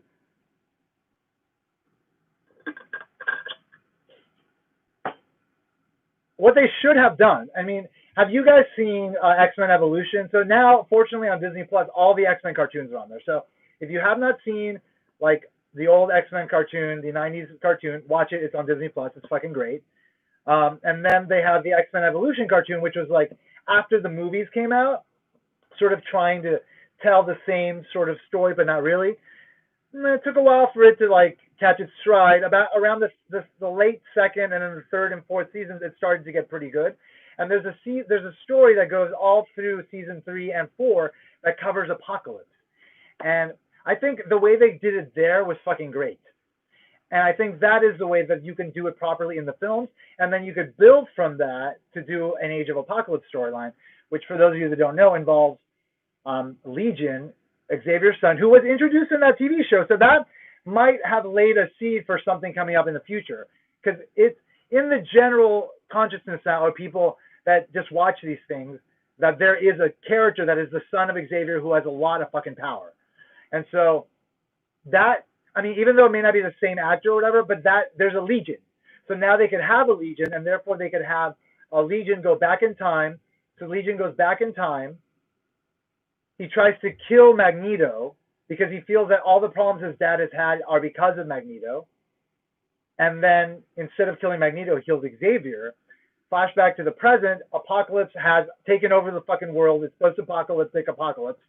And it's the Age of Apocalypse, and it's fucking crazy. Humans are hunted, mutants are dominant. It's fucking wild. So like, there's so much story that you could tell there, and I have faith in Feige. I just think that they fucked it up a bit by doing Apocalypse already and not really thinking it through in like a, like a multi-film arc sort of perspective. But whatever. Hopefully people will forget by the time they ever get around to Apocalypse again, and we can have a proper Apocalypse storyline, which will be very fucking satisfying for this ex-geek. Thank you very much.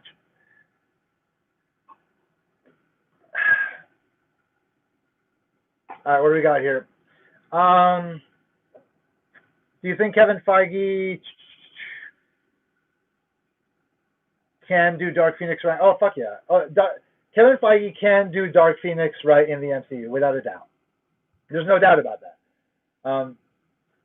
It's a storyline that if you even if you just follow like the cartoon model, right? Bring the Force in to Earth from that disaster with the spacecraft, and then you start to explore the nature of this thing, right? It's the protector of the Crystal. Then you bring in the Shi'ar Empire. You have the Crystal. You have the fight, the battle with Diken, right, the head of the Shi'ar Empire, who has the crystal and is trying to who's trying to get the crystal so he can take over the universe. And there's that big battle between him and Dark Phoenix, and it's fucking awesome. Like, you cover all of that shit, and then you cover maybe she's dead, and then finally she comes back at the end of a film after that, and then you have fucking the Dark Phoenix storyline, right? And if Kevin Feige were to do the Dark Phoenix storyline, he would do it that way.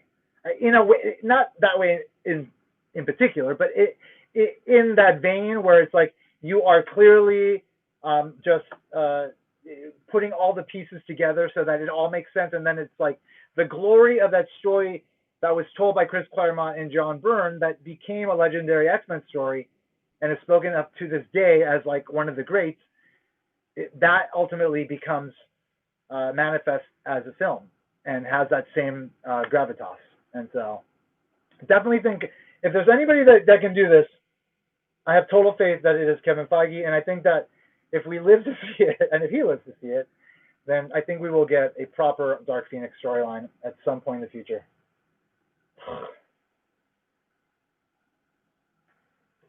Eddie Do. Kevin could probably do it right, but I doubt they will touch that story again it's going to be a while. It's going to be a while, but it doesn't mean that they won't bring in the Phoenix Force, though. Even if they don't tell that particular story, it's possible they'll bring in the Phoenix Force. Rakai Sway. Wait, the Shi'ar were in Dark Phoenix? No, the Shi'ar were not in Dark Phoenix. It was this other species played by Charlize Theron who was on that planet Dark Phoenix destroyed in the Dark Phoenix storyline in the comics. Ursing Geek. No, not the Shi'ar. They had a different name, like the broccoli people or the asparagus people or something else. It was some sort of vegetable type of people. Did you read X of Swords yet? They are so. This is by DJ, by the way. Good to see you, DJ. There's so many awesome X-Men titles right now. I can't keep up. Yeah, it's hard. I did read all of X of Swords, and I did enjoy it quite a bit.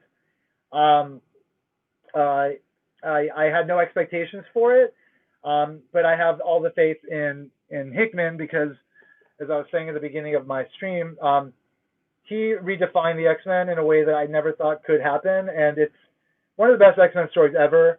And so this is all part of his plan. X of Swords is the first big crossover since sort of redefining what it is to be X-Men in the MCU. I'm not the MCU, in the Marvel comic. And so yeah, this X of Swords wound up being a really big tale, but it's sort of like the tangential story, because you start at a point and then it takes you this way. So it's like you expect something and it takes you somewhere where you don't expect it at all, and then it brings you back to what you expect. So there are some big things coming. X of Swords was very enjoyable. It was not the logical next step, which is good because it was surprising and it was fun and a lot of good art. I think it's going to be worth getting the omnibus of that. I think some things like that, like maybe just waiting for an omnibus is probably best. just to kind of read it all in one sitting. It might be the best option for you. Yeah, there are a bunch of X comics. It's hard to keep track, but I mean, it's definitely worth it if you're an X fan. Evil Hester, they totally butchered Archangel in the movies big time. But I still like Apocalypse. I do enjoy watching it. Like overall, like it works. I mean, there's a lot of missing. There's too much in it. It's overstuffed. The stories are simplified, but it's like, I don't know. It just kind of takes you through a story in interesting ways. I mean, obviously the sequence with Quicksilver in the mansion, that's a highlight for me. I love the Quicksilver sequence in Days of Future Past, and really enjoyed the one in Apocalypse. God, man, they totally had a terrible sequence with him in Dark Phoenix. Don't get me talking about that bullshit again. Anyway, random question, but just how would you feel if John Goodman voiced Juggernaut in animation? Good, I guess. John Goodman's a little old. I think his age is sort of showing in his voice. And so maybe not great, but maybe. Ursine Comic Geek. Mary Jane was Kirsten Dunst. Yeah, Kirsten Dunst, man. By the way, I'm smoking pot in California. It's legal, and it's New Year's Eve.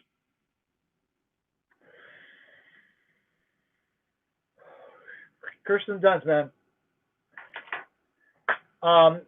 Interview with the Vampire. I don't know if those of you that remember or don't. Interview with the Vampire, based on Anne Rice's famous book that started the Vampire Chronicles, had a young Kirsten Dunst in it, playing her first role as little Claudia, who's an immortal vampire, forever cursed to be in the body of a child. And she was fantastic in that movie. And then I think she was in Bring It On, and maybe a few other things. And by the way, Bring It On, enjoyable film, directed by Peyton Reed, who directed Ant-Man and the Wasp, and 2 great episodes of The Mandalorian recently, including the finale. So definitely an interesting guy there. Yeah, but she's fantastic. I hope, this is what I'm hoping. And I know this might be asking for a lot. Like, it was just announced that they're going to do concurrent Batman franchises, right?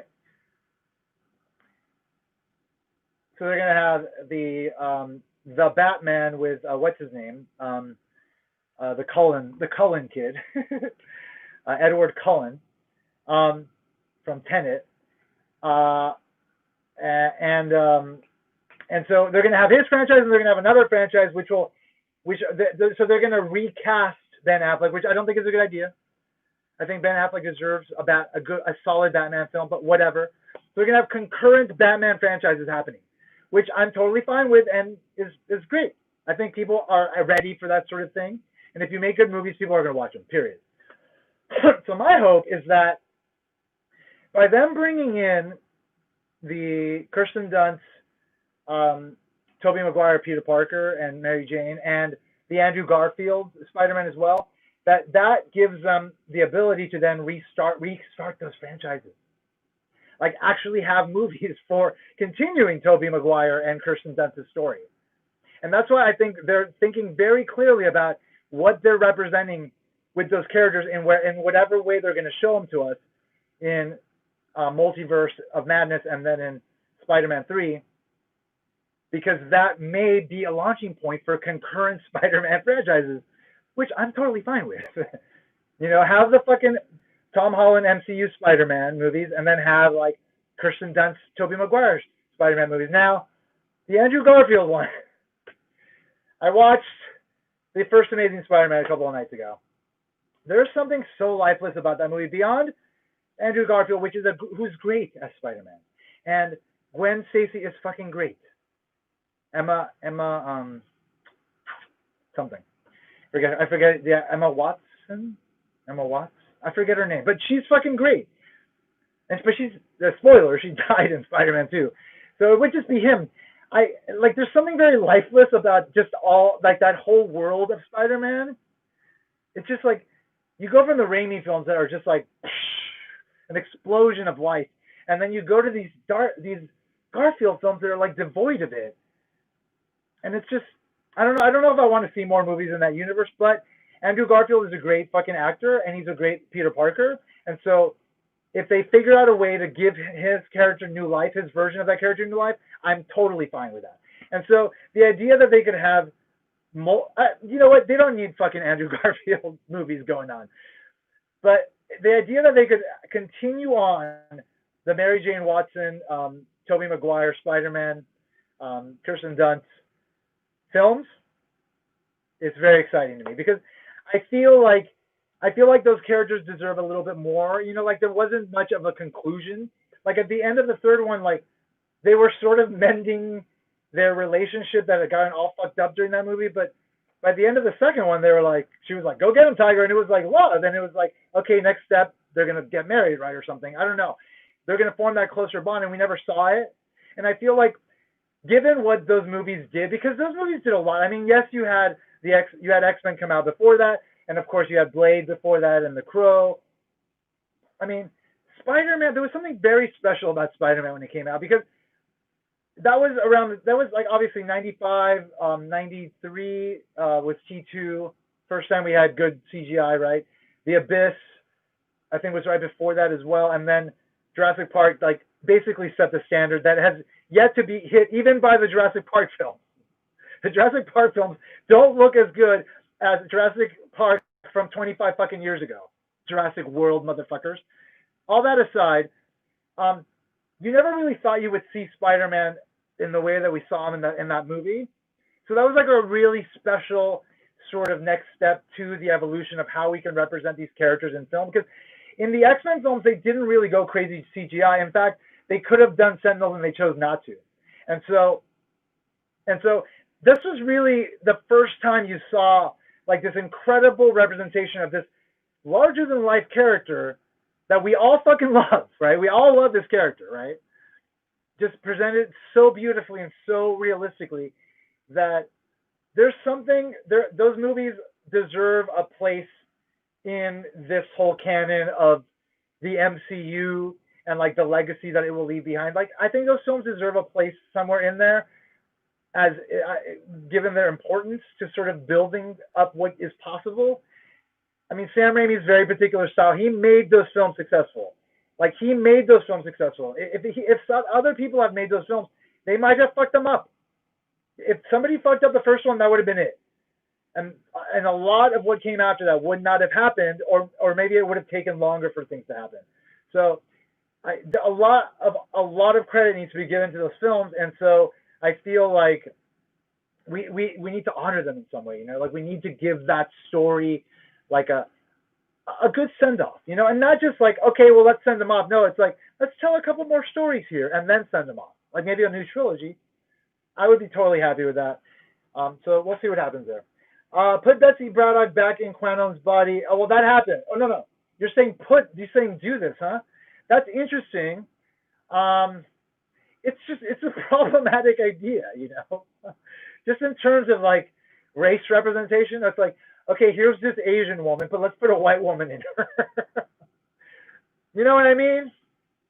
But I see where you're coming from in terms of like just wanting to have that legacy of like what the character has been, but maybe the legacy is a bit problematic and we just need to steer clear of it. Maybe not. I don't know. Erskine Comic Geek. Emma Stone. Yes, Emma Stone. Lestat and Louis were supposed to be gay in Interview with the Vampire. Would have loved to see Brad Pitt and Tom Cruise kiss. So they're not really gay. I don't know if you read the books, but it's sort of like a fluid sexuality. There's definitely more to their relationship than just a friendship. There's definitely a sexual component to it, but the way it's represented in the books is like sexuality, heightened sexuality is part of being a vampire. It's part of what it means to be a vampire, and so yeah. But yeah, it would have been interesting to see that, and I'm down to see it still, even at their age. I think it would be hot. Emma Stone, yes, Emma Stone is fantastic as Gwen Stacy. Amazing Spider-Man 2, not a great film, but by any measure. But the Andrew Garfield, Emma Stone chemistry, them together is so great. And like, And then having her die at the end, it did really hurt me. It hurt me when I saw it. You know, that was like that was tough. But unfortunately, they wasted it, right? They wasted it. Like that could have been an epic Spider-Man moment, as it was in the comics. It could have been an epic Spider-Man film moment, and they've already done it. Obviously, a lot of people are going to forget about Amazing Spider-Man 2, but maybe not now that they're bringing in alternate universes into the Spider-Man live-action multiverse. So it'll still be there. I wonder if they'll bring them in, because there's a possibility they'll bring in these characters that are played by the same actors, but different versions than they were in their movies, and that's a possibility as well. So we don't even know if what happens if the people that we see in these in Spider-Man 3 that are played by Andrew Garfield and Tobey Maguire are the same Spider-Man from the movies that we saw. It may just be different versions of those same characters as represented by those actors.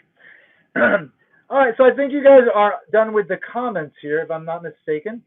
So I am now going to move on to what I had planned to do, which was kind of just go through the MCU. I've been on now, for like almost 2 hours. Pretty cool. Didn't expect to be on this long. Enjoying talking. Nice to see a few of you here. Didn't expect many people to be here, or anybody at all, really. This is the end of 2020. It's been quite a year for humanity as a whole, the planet Earth. A lot of things happened this year that we would not have expected to happen. And it ain't over fucking yet. Got a lot of fucking weird ass shit going on. I don't need to get into it. We all know about it. We don't need to talk about it all the time. It's like it's a constant now in our lives. The narrative is ongoing in the media. It's all very silly. The fact that it's been politicized and people are acting stupid and things are getting worse before they're going to get better is all part of the stupidity. But it's life, right? Life is crazy. But we have a world that at least was able to provide us with the things that we would not have had 100 years ago to make our lives comfortable during this difficult time. Imagine being just locked in your home and you don't have movies and the internet and shit like that, you know? You don't have Pornhub and fucking Disney Plus and just, you know, fucking Amazon, and ordering food, like, you know, from any restaurant, even if they don't deliver, you can get one of those services. I mean, it's like, there's so many things that make our lives comfortable during this thing. Obviously people are losing their jobs and there's all sorts of economic insecurity, and that's fucked up and whatever. But we are in a state of the world where what's happening right now could be so much worse than it is. And a lot of us are lucky to not be in a position where we are completely fucked by what's happening. And so we can just kind of like skate through this and spend a lot of time like just enjoying ourselves in our home. I wrote a screenplay, like I said at the beginning of the stream. I started writing it the day that lockdown started. I've been teaching economics for 5 years at a university. I plan to move into a job as an executive in the film industry. But all that got turned on its head, and I was like, you know what? I've got some money put away. I've got some resources to sustain me. I might as well just sit down and do what I've been meaning to do. I went to film school before I became an economist, and so I took a screenwriting course. I wrote a screenplay back then, and so I was like, you know what? I've got ideas. I have a whole list of ideas I've been always meaning to get back to. So I picked one of them. It's a slasher concept, and I wrote a film. And it took me like 2 months to plan out the story and iron out the bugs of the logic of the world and whatnot. And then I wrote a fucking great screenplay, which I think is fantastic. And I'm really happy with it. And now I'm going back to the first one I wrote about 20 years ago and rewriting it for the modern age, as it were. And I'm having a lot of fun like writing and then like you know, watching movies at night. I think I've watched at least one movie a day since all this started, every night. I just sit down and it's fucking movie time, you know, and you just fucking watch a good movie and enjoy it. And that's it, you know. Like we all do want to enjoy these things. There's so much of it, and so now we have time to do that. And so you gotta stay physical as well. Like I've got a treadmill here. I work out. I run on it 4 times a week. for an hour. I work out with weights here for an hour at least twice a week. So, there's like you gotta keep up the body, but beyond that, we can just stay in a room and just like enjoy ourselves. There's so much at our fingertips now. It's like it's easy to be able to just endure what's happening if you just kind of like buckle down and enjoy yourself. Like right now, like I can't. Normally, I'd be out in some big event, enjoying myself, dancing up a storm and doing whatnot, but can't do that. Can't be with friends either. I contracted COVID like after Thanksgiving. It wasn't my fault. My brother, I live with my brother. He brought it into the home. Didn't really do much. Had some body aches or whatnot. Fought it off. Got rid of it. Nothing severe. Whatever. I just took another test yesterday. We'll see if it comes back negative. It probably will. But I'm not going to be around friends or whatnot, and I'm not going to put anybody at risk. So I'm here and I get to like just chill, and like some of you are on here. I haven't been on here in a while. Haven't had time. It's because I've been screenwriting. So when you're screenwriting, and especially given that this is the first time in my life I've been able to just sit down and write, and not worry about finances and shit like that, and not think I have to do something on the side to sustain myself, just like write. So every day I was waking up and like I was ready to write, So it's like any free moments that I had, I was writing, and it all led to a really fantastic result, and I'm really happy with it. And so, but I don't have time. I don't have time for other shit, and that's why I don't do videos and stuff anymore. But maybe I'll just come on here every now and then and chill, because I'm having a good time, and why not, right? I mean, especially during this lovely time that we're all experiencing together in this in our wonderful, and it is a wonderful place, this lovely planet Earth that we're on. Even though people can be douches, but fuck it, not everybody's a fucking douche, right? All right, where are we? I was gonna start going through Ursine Comic Geek, tomato. I just thought it would be hot. Yeah, gotcha. Didn't need to go into all of it, right? Definitely. In fact, give me a porno with Brad Pitt and Tom Cruise getting on today, and I'll pay some money for that shit, like $5. I was taking a break, needed to shower from morning work shit tomorrow. Oh, I got to work tomorrow. Rakai Sway, that's too bad. But I hope you do get to enjoy your new year in some way, and I hope you have a good day at work.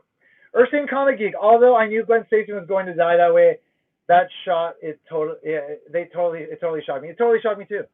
Like you kind of hear the back break, and like there's always that concern that like, did she break her back because he fucked up? Because Peter fucked up? I mean, obviously she was in that circumstance because of Peter, but did the way he webbed her or whatnot, like, did that lead to her dying? And could he have avoided it? Like that. It was hard to see, and then just the idea that it would fuck with Peter indefinitely, was a tough idea, But the worst fucking thing was having to listen to that dope music with fucking when Electro first comes out. I mean, that was embarrassing. I was embarrassed. All right, where were we? Rakai Swai. 2020 sucked. My mom got scammed into an apartment, which turned out to be a dump. We decided not to unpack because we're looking for a house now. That sucks, man. That sucks. You gotta be careful, dude. A friend of mine's brother just died. It might have been from COVID, but yeah, it's been a rough year, man. It's been a rough year. But life is fucking crazy.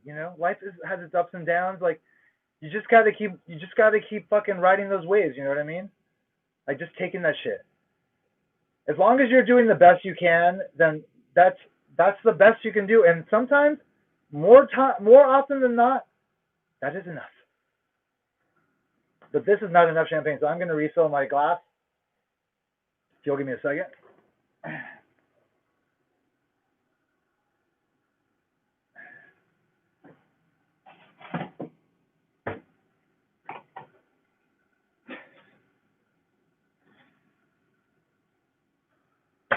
Whoa! Got a little bit of an explosion there. The champagne's freezing because I have it in the freezer. I have a little mini fridge in the room. By the way, having a mini fridge in the room, really good idea. Really good idea.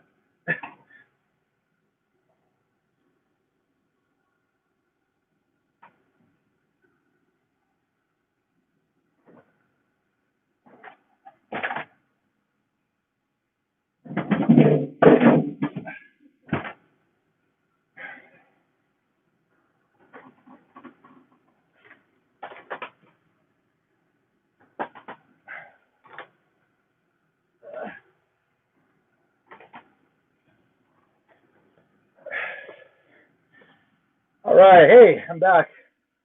I have filled up my glass. Here's a toast to everybody, and again, I hope everybody has a great New Year. It's 9:55 here, so we have a little bit of time in California. That is Pacific Standard Time for those non-U.S. people. Yeah, so. All right, let me see.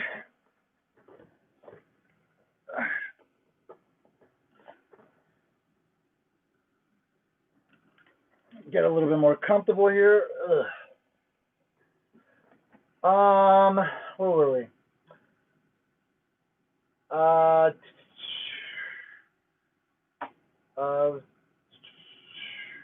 Ursine Comic Geek. I lost my job because of COVID-19. Oh man, that sucks, dude. That fucking sucks. Yeah, I mean, shit is fucked up, man. Shit is fucked up. Hopefully, when Biden gets into office, they'll give you guys some more unemployment. I know they just increased it, I think, by $300 federally,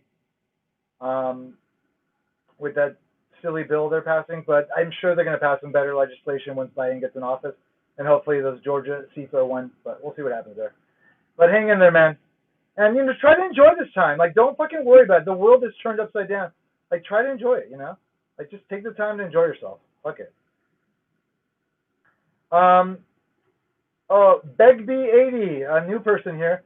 Good to see you. Sounds like you're well. Glad to hear that. Yeah, man. Doing my best, Just kind of getting through the days, one day at a time. Just trying to enjoy myself during this weird fucking time that we're all experiencing.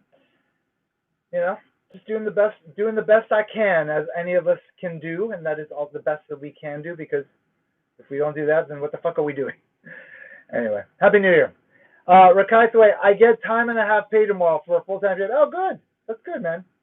That'll give you some more money to be able to buy more fucking comics. Hey, what's up? Begbie80. Better drink some water. I'm going to get fucking drunk. I have not drank alcohol in months. I just want that to be very clear. It might be longer than that. I rarely drink because after they legalized marijuana in California, I was like, time to smoke some fucking marijuana.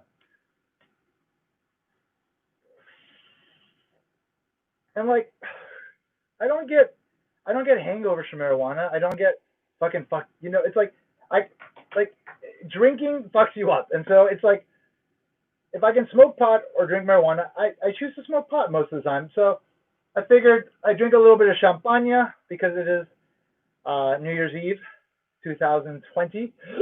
Some of you have already turned the year. Congratulations, Happy New Year. But I don't normally drink, and so I'm trying not to get too drunk here. This is my third glass. We'll see what happens. Yikes. All right, where am I? Begbie80, really enjoyed your statue reviews. Getting a history of the character in addition to the review of pieces. I got a lot of bone pieces because of your channel. Well, I mean, I might say that I feel good about that, or I might say that I don't feel good about that because, maybe you wind up spending a lot of money that you otherwise may not have. But, I mean, we're all fucking adults. And these things hold their value, for God's sake. As long as you take care of them, it's like an asset, It's like an asset that you buy, like you buy fucking stocks. If you ever need the money, it's there. But I've never needed the money, fortunately, so they're all here, and I hope you're enjoying yours. Yeah, I mean, the only reason why you would buy these statues is if you really love the characters, right? Like, and I really love these fucking characters. I would not have spent all this money on these things, like, gotten so into them, spent so much time putting them in these, like, orientations and shit, these displays, if I didn't fucking love the characters. So yeah, I'm gonna fucking talk about the fucking characters. Fuck yeah. These people that just buy shit, like they'll just buy anything and they just talk about everything on their channels. Like you can tell that they're just not, I mean, they have a right to buy shit and talk about shit on their channels. You have all the right to do whatever the fuck you want, but are you really a fan of all this shit? Are you just buying shit just because you can buy shit and it's cool? And then there's nothing wrong with you buying shit just because you can buy shit and it's cool. There's nothing fucking wrong with that. But I very much appreciate a person that can really go deep on this shit, right? Like, I'm going to raise my glass here. I don't know if any of you know the late, great John Schnepp, who was this uber geek who used to be on Collider videos and hosted Collider Heroes. And I'm gonna raise my glass. In fact, I'm gonna spill a little bit for him here, just a little bit there. He died about 2 years ago now, and I have not found anybody to be as knowledgeable and as passionate about sci-fi genre comic books as him. There are people like Robert Meyer Burnett. I don't know if you guys watch him, but that guy knows his shit. But I feel like John Schnepp knew it even more. Like Robert Meyer Burnett knows his shit, like Star Trek stuff, whatever. But John Schnepp knew it all, and that motherfucker, like he went deep, so deep. Like I would learn from him, like I would learn things that I didn't know, and he fucking knew because he's been reading comics for like 15 more years than I have, because he's like 15 years older than me. And so it's hard to find people like that. And like if I'm gonna watch someone on YouTube and if it's gonna be like a statue person, like I want them to know what the fuck they're talking about. Like I want them to have a legitimate passion for it, and I want to know what they fucking know. And if they're just gonna be talking because they want fucking followers and they just want to talk on YouTube because that's the thing to do, and they really aren't legitimate fans of these things, and they just like are doing it because it makes sense because maybe they can build a following and earn some money or whatever, then I don't want to fucking listen to you talk, because clearly you're not going to come off as genuine. Like, I want people to fucking school my ass. I want to see the passion when you're talking about these things, That's just my take on stuff. All right, where was I? Rakai Sway, something funny about myself. When I was little, I used to think of the X-Men moonlighted as supermodels because of how attractive they were. LOL. That is pretty funny. Okay. It's possible. It's possible you got them mixed up with Gem and the Holograms, who I believe were supermodels and also superheroes. And let's not talk about that abomination of a adaptation of Gem and the Holograms from a couple of years ago that made my eyeballs bleed. Actually, I didn't even watch it. It made my eyeballs bleed. Ursine Comic Geek. I love that way. LOL. The X-Men cast of 2000 were very good looking. Oh yes, they were a very attractive people. Very attractive. Yeah. Yeah. No, Bryan Singer. Bryan Singer knows how to pick attractive people for his cast, without a doubt. Begbie80. No regrets. Still am enjoying the pieces 100%. Of course. How could you not? If you find some good pieces and they are of good quality, then they're there. Like, they're all still around me. Basically, most of what I've ever purchased is around me. I have Mr. Sinister there, which was the first one I bought. It was that and like an Archangel, both of those. I still have them. If they're good statues, they're always good statues, right? So they're always going to be great, and they're expensive, so they're well made. So it's like they're attractive to look at. I mean, that's just a lot of good there. A lot fucking good. Rakai Sway, I am using my money for more comics, collectibles, and commissions. Poor. Superhero art. Ooh. That original art game is one that I have stayed away from. That is dangerous territory, my friend. I would try to stay away from that. Begbie80, true. See many channels where people have a museum quantity of pieces, but they may just have more disposable income than they know what to do with. Always appreciate the passion and the excellence. Yeah, it's just like, it's just, I don't know. I mean, it's fine. People can do whatever the fuck they want, But at some point, it's like, do you really love this stuff? Like, do you actually love this stuff? Yeah. Ursine Comic Geek. That's right. John Schnepp was truly a sweaty geek. His knowledge dwarfed and amazing. Yeah. If you watch those old Collider Heroes episodes, like, motherfucker would dig up some knowledge that you were just like, what the fuck? Well, I didn't know about that shit. Like, because my knowledge of X-Men and comics that are relevant go back, but they don't go back all the way, you know? And a lot of what really sticks is the stuff that you really got into when you were younger, because back then, like, you don't have much to think about besides these things, right? So you get really into it. And so like, you can catch up with everything later, but if you grow up with this shit and you read comics like as they come out once a month, like back in the day there was only one fucking X-Men comic, so you have to wait a whole fucking month to get an X-Men comic. Now there's like 9 a week. But like back then, it's like you kept up with it. It was important to you, and what happened in those books was important to you, and so it really stuck, you know. And you could tell John Schnepp was reading that shit probably younger than he should have been. But yeah, I love that guy. Really love that guy. And I miss him a lot. I miss him talking about new stuff, and like I haven't been able to go back to his old videos because it's just sad, you know. It's just like, it's sad, like knowing that the dude is not here anymore, and that I could be hearing him talk about so many cool shit things, like there's been so much, and it's crazy how like you can think that we have so much that's fucking great already, and then just imagine like what's coming, you know, like if you think about like the MCU, like the complete Infinity Gauntlet, the Infinity War saga, 20 films or whatever. That's such a fucking gift from life, right? That you just think, okay, well, that's it. Like this is it. Like this is the pinnacle. But like I think we're just getting started here, people. It's wild. It's wild. I don't even know. I don't even know what to think about anymore. It's just like it's gotten to the point where like I can legitimately not keep up with everything, which is weird because I've always kept up with all this shit, but I cannot keep up with all of it. I'm thinking of dropping the CW shows, and that's a tough one because I've been with it since the beginning of Arrow, and I do like a lot of shows. I like Black Lightning. I like Flash. I have enjoyed Batgirl. The only thing I didn't like about Batgirl was the main actress that plays Batgirl, and they have changed her. So the show may actually get better. If you have not watched Batgirl, there is a villain, Alice.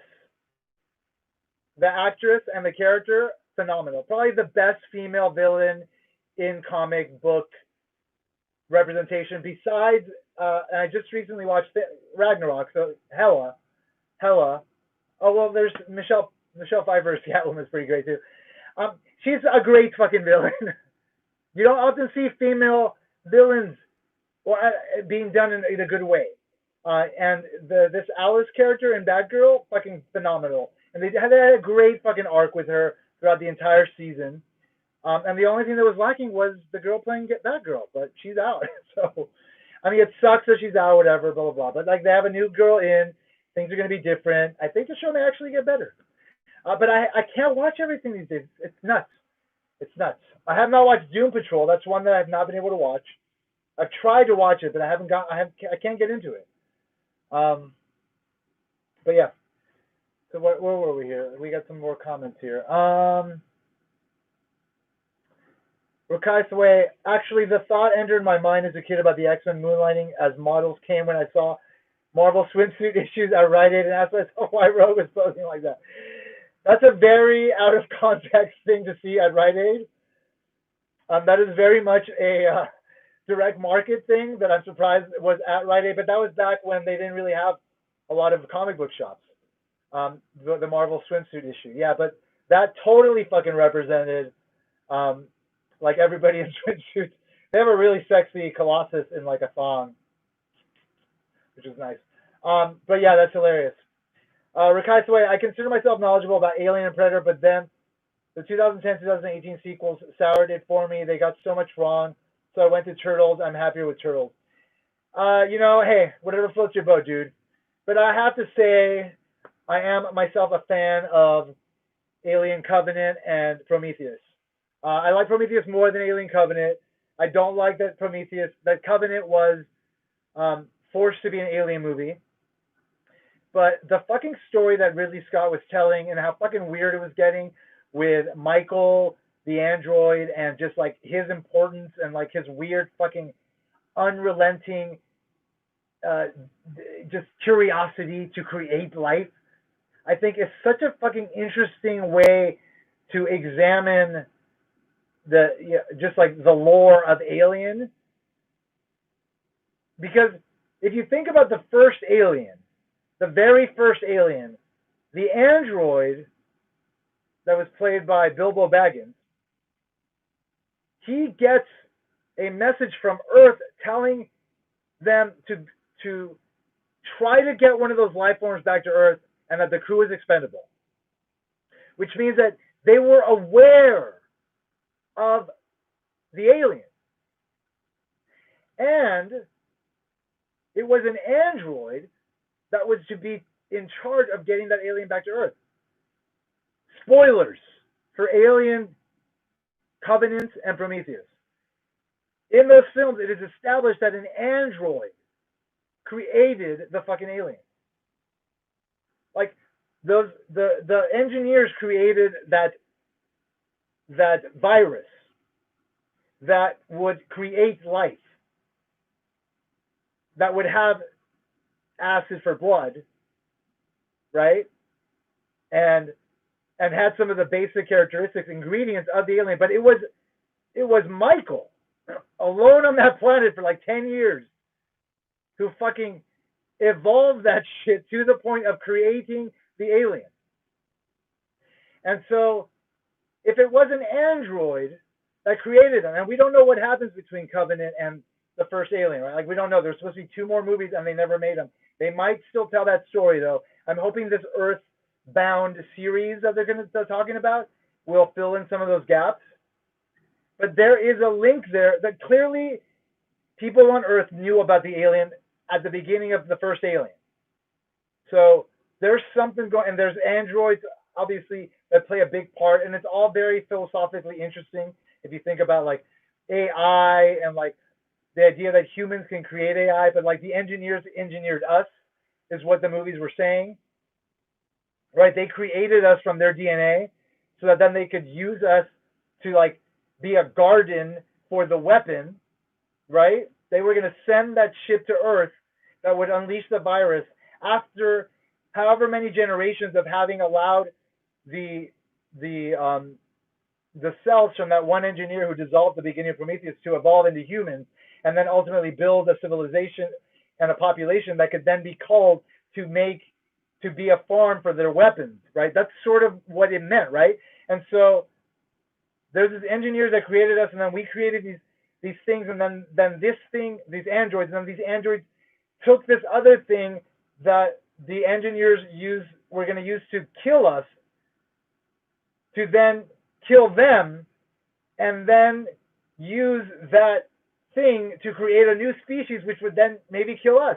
It's all very fucking, there's so many layers of fucking weird storytelling, interesting shit there. That's why I like Prometheus and Alien Covenant. Now, there are some issues with the movies and the stories, but they look fucking great, and there's a lot of really great story elements in those movies. Like that scene with David and that other android playing the flute. Like, that's some fucking weird, like, sexual fucking weird shit going on there, which is fucking interesting as fuck. Anyway, that's why I don't turn from those movies. Like, what did I watch recently? I watched Prometheus, Alien Covenant, and then I watched Alien, and then I finished it with Aliens. Aliens finishes for me because Aliens is not only the best alien movie ever made, but it is for me, it is my favorite movie, period. And so I don't like what happens in Alien 3, like the idea that you can kill Newt and fucking and Riggs or whatever the fuck his name is.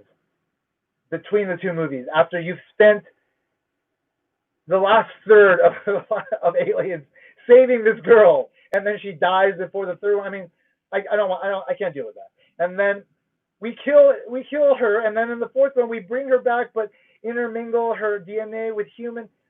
That actually is interesting if you think about it in relation to what happens at the very beginning of this whole saga with Prometheus and Alien Covenant. But nonetheless, the movie, all of the bullshit in that movie, I don't even want to. I don't go back to those movies. And so I watch Prometheus, Alien Covenant, then I watch Alien, and then I watch Aliens. And those four movies together, pretty fucking good experience. Because no matter what you think about Prometheus and Alien, it all crescendos to Aliens, which is one of the greatest fucking movies ever. So you can't go wrong there. Happy New Year. That's my gift to you. Happy New Year.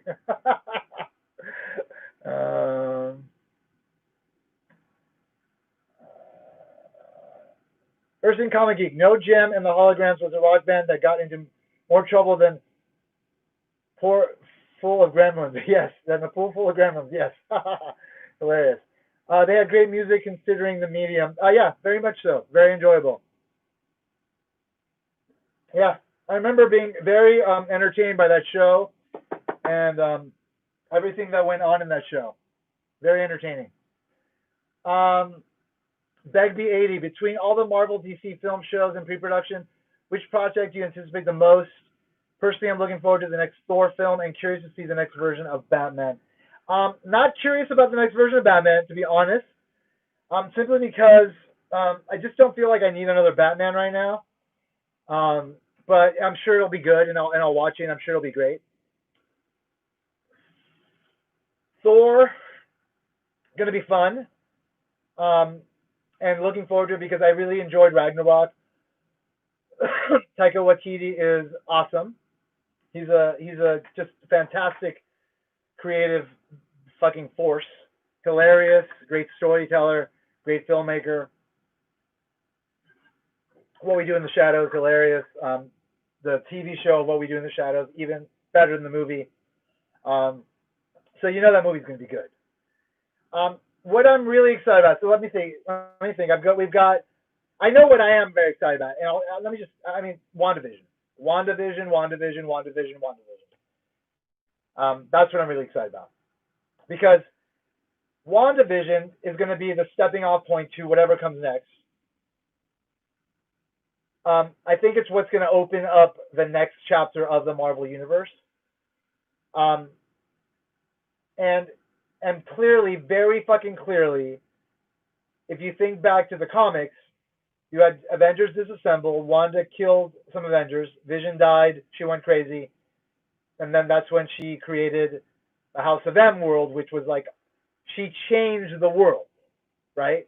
She made the world into a world in which Magneto was like an elite, like mutants were like the ruling class, and it was like this whole weird fucked up version of the world.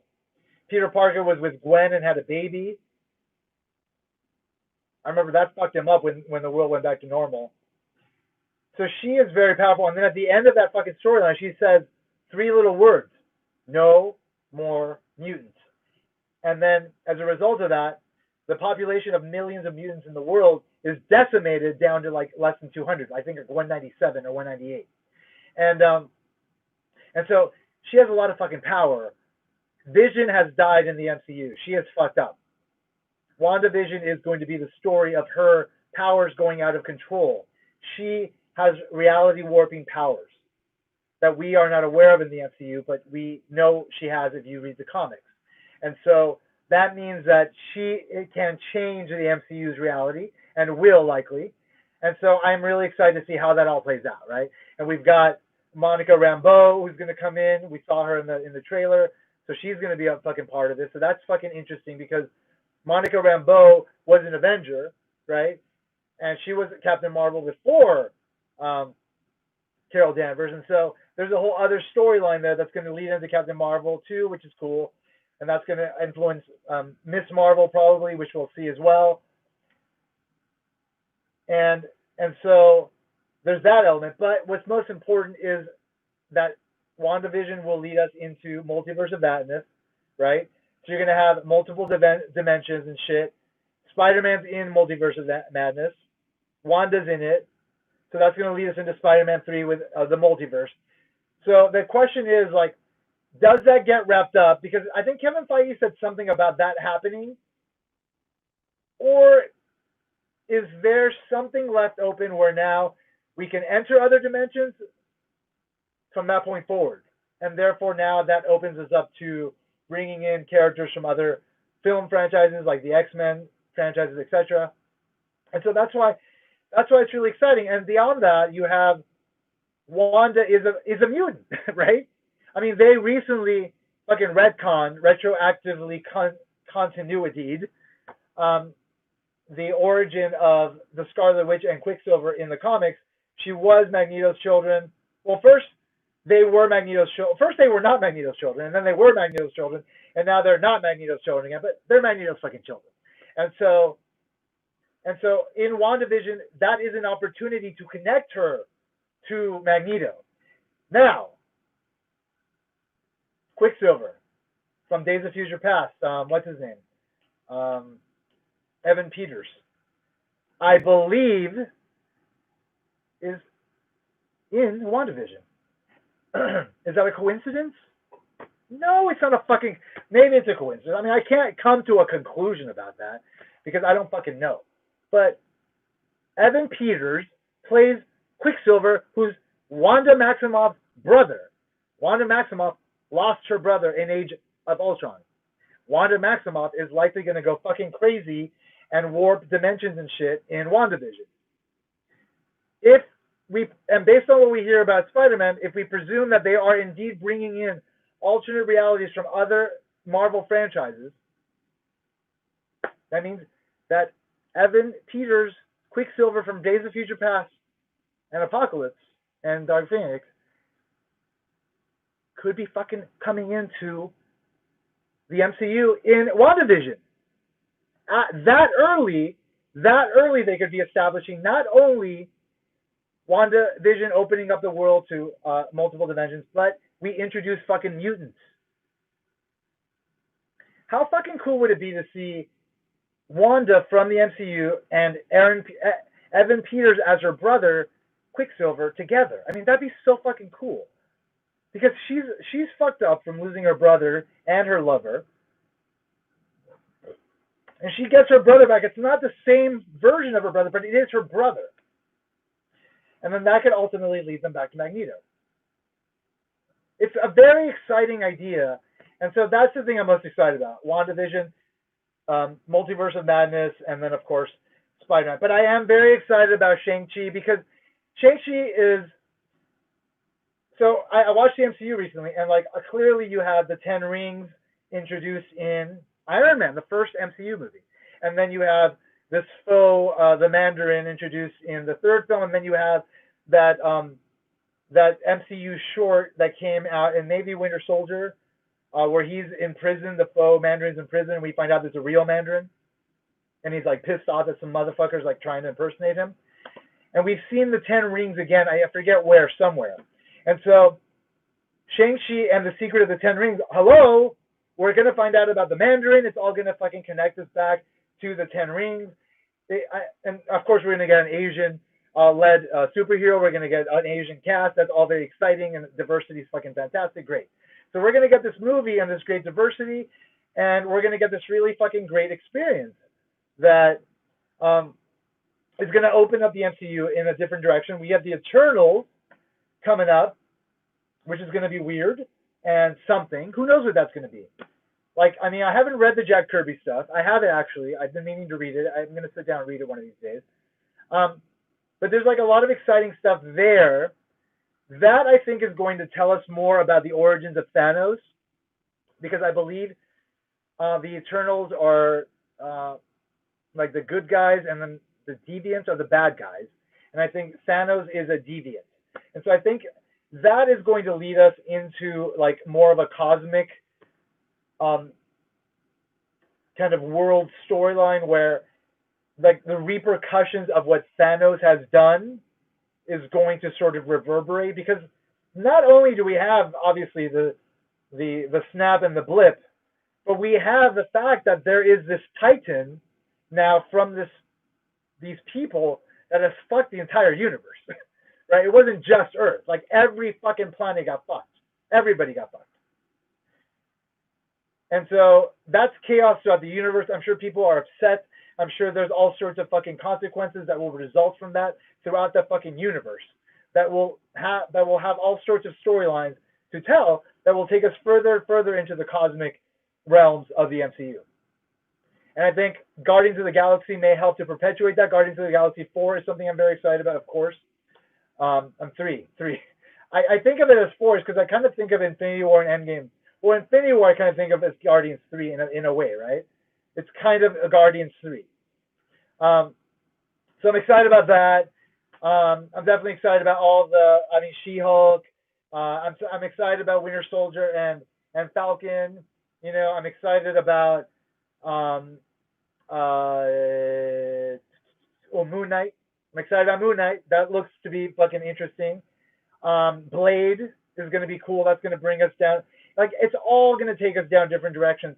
And the best part of all of it is that it's going to keep interweaving things. So there's always going to be reasons to bring characters together. And so there's always going to be reasons to have these crazy event movies where you have like 30,000 fights happening at the same time. And if you have people that are adept, like the Russo brothers, at representing those fights in a clean way where like you get a clean sort of vision of what's happening, you can keep track of everything. I mean, it's just mind-blowingly exciting. If you think about the idea that we could get events like that every 5 to 10 years, fucking awesome. And of course, like, you know, Tony Stark, he's dead, but like we could bring in an alternate reality Tony Stark played by a different actor if indeed they introduce multiple dimensions where the same people can be played by different actors, right? So that easily opens the door for them to easily replace actors indefinitely and keep the stories going indefinitely. I mean, how fucking cool is that? How cool is that? It's really exciting. I remember when all of this was starting up. I have all the MCU steel books right next to me right here. I was going to go through them, but people are asking questions. People are here, so I'm like addressing them. And I've been talking now for like almost 3 hours. I hope everybody's having a good night. People are having a happy new year. It's 10:25 here in Los Angeles, so we still have time. I'm smoking marijuana because it's legal here in California. But if you think back to, I remember when I first realized they were doing the Infinity Gauntlet storyline, just in those early movies, it was so exciting. And just the prospect that they could do it and then pull it off was like, what? And then they did it, and it's like, whoa. And I got to like re-enjoy it. Like the last few weeks, I watched one MCU movie every night, you know? And I got to enjoy that whole fucking experience again. It's like right there. I can enjoy it anytime. And then the idea that they will give us more of those is really exciting. And that also is what makes the mishaps of the DCEU so problematic, right? Because not only is it unpleasant to watch movies that are not great and to not necessarily be happy with everything that's happening in that whole universe, but it's such a missed opportunity because all of us know that there are great stories to be told in the DCEU. And really, if you just looked at the animated films, right?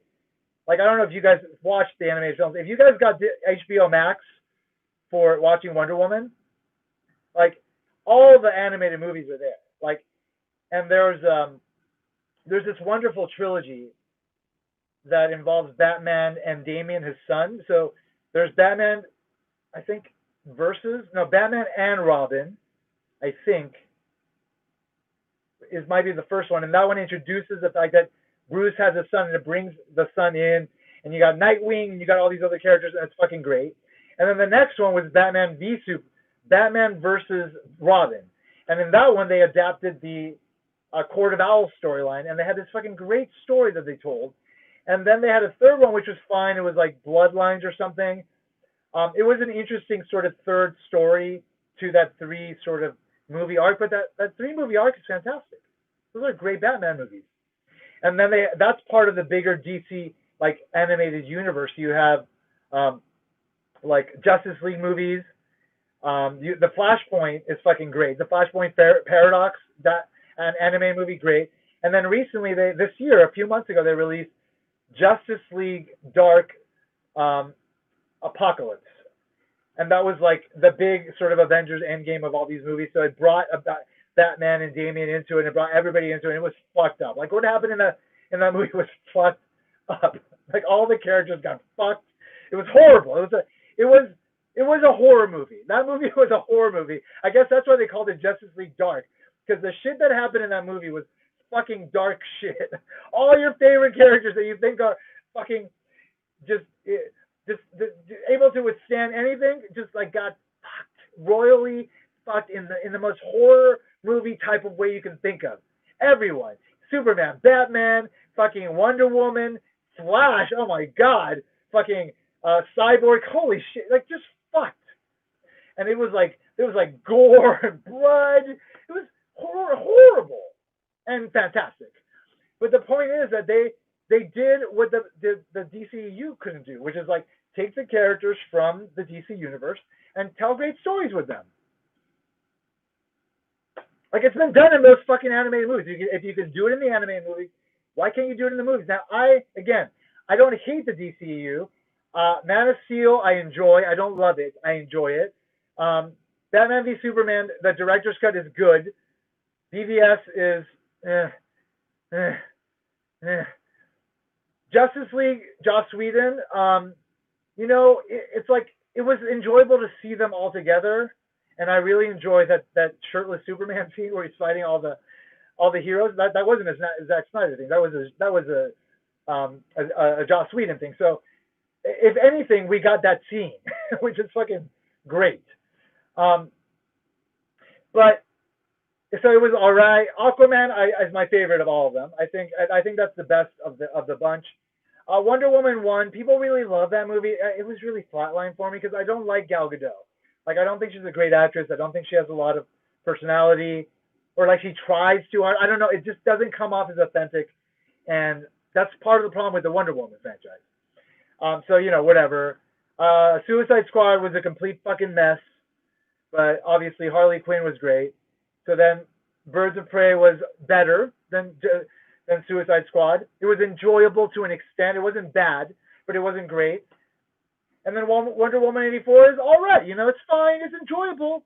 Like I enjoyed watching it. I watched it and then I watched it again like 3 days later because I wanted to kind of see again what I had seen.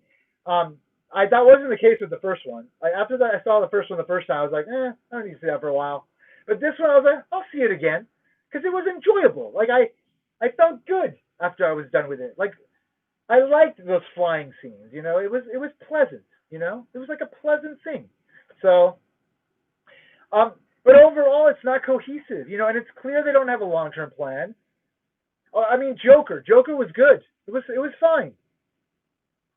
Great. I mean, great thing. You can do something completely separate, and it'd be great. Then that's fantastic. Great. But I mean, clearly, they've missed the fucking mark.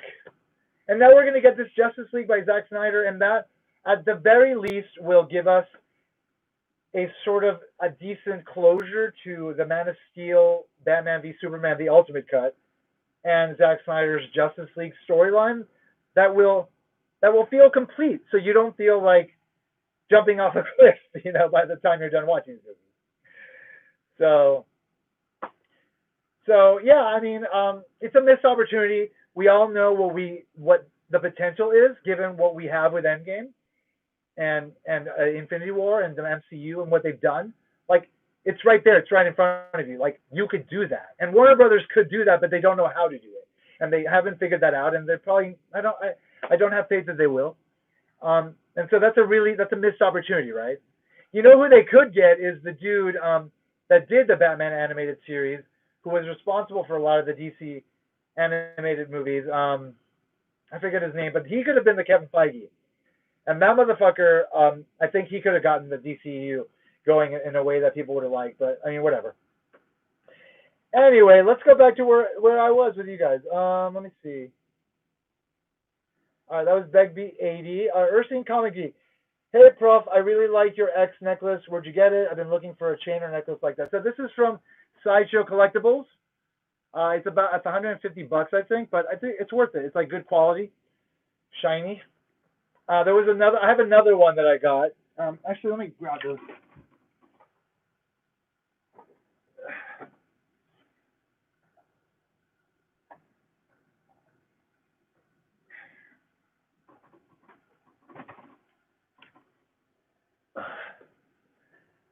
Yeah, I got some Christmas gifts for myself. So I got this guy. This one I got, I think, at Superhero Stuff, and it says the Xavier School for Gifted Youngsters, around like a gold X. Yeah, so it's like there. Yeah, you can kind of see the writing there. So it's pretty cool. It's slightly smaller than this one, but good stuff. And this one again, Superhero Stuff, I think. This is pretty fucking dope. This was one of those Instagram ads. But they know what the fuck you want, you know, motherfuckers. This is a Spider-Man pendant. Look at this thing. It's like pure metal. It's like heavy. It's very heavy. It's fucking awesome, man. Fucking great. Love that thing. These are Christmas gifts I got for myself because fuck it. It's COVID. It's pandemic. Fucking, I'm gonna buy whatever the fuck I want. I didn't buy whatever the fuck I want, but I try to be responsible about it, you know. I try to be responsible about it. Oh, and I got a Venom too. I got a Venom. Let me see. This one is really cool as well. Oh yeah, metal Venom. Heavy, sparkly, and heavy. Yeah. Spider-Man is sparkly as well. Anyway, yeah. That's the stuff. That's I don't even know what the fuck the retailer was for the Spider-Man and the Venom, but they have a Black Panther and an Iron Man. I am coveting. They were each like $100. Each of them were like $100. So you know, don't want to fucking blow your wallet on a bunch of necklaces, but nonetheless, yeah. Got some good stuff. You know, Christmas, it was like, fuck it. I'm just going to buy a bunch of shit because fucking world's fucking fucked up. All right, where are we? Rakai Swai. I was talking more on the Predator side of things. The Rodriguez movie introduced the unnecessary idea of the bigger, meaner predators, and the 2008 sequel had predators wanting to acquire autism. Okay, well, first of all, I don't believe Robert Rodriguez directed Predators. I think he was the producer. Am I wrong about that? Am I wrong on that? But yeah, that was unnecessary, but I did like the concept of them having this hunting planet and bringing people onto that planet. This latest The Predator movie was shitty. I don't know why they can't get that franchise right. It's stupid, right? They should be able to tell some good Predator stories. I think people, I don't know what is the problem with that? Like, what is the problem there? It's an interesting concept. Avengers, Alien vs. Predator 1 was okay, but Alien vs. Predator 2 is an abomination to mankind. Thank you. Ursine Comic Geek, please watch Doom Patrol. Oh shit. The first season was amazing, character development, yet it's slower than, say, Arrow or Flash, but it's deeper. You will love those characters. Yeah, I mean, I believe you, and, like, I'll eventually get to it, but I have not gotten a chance to get into it, so.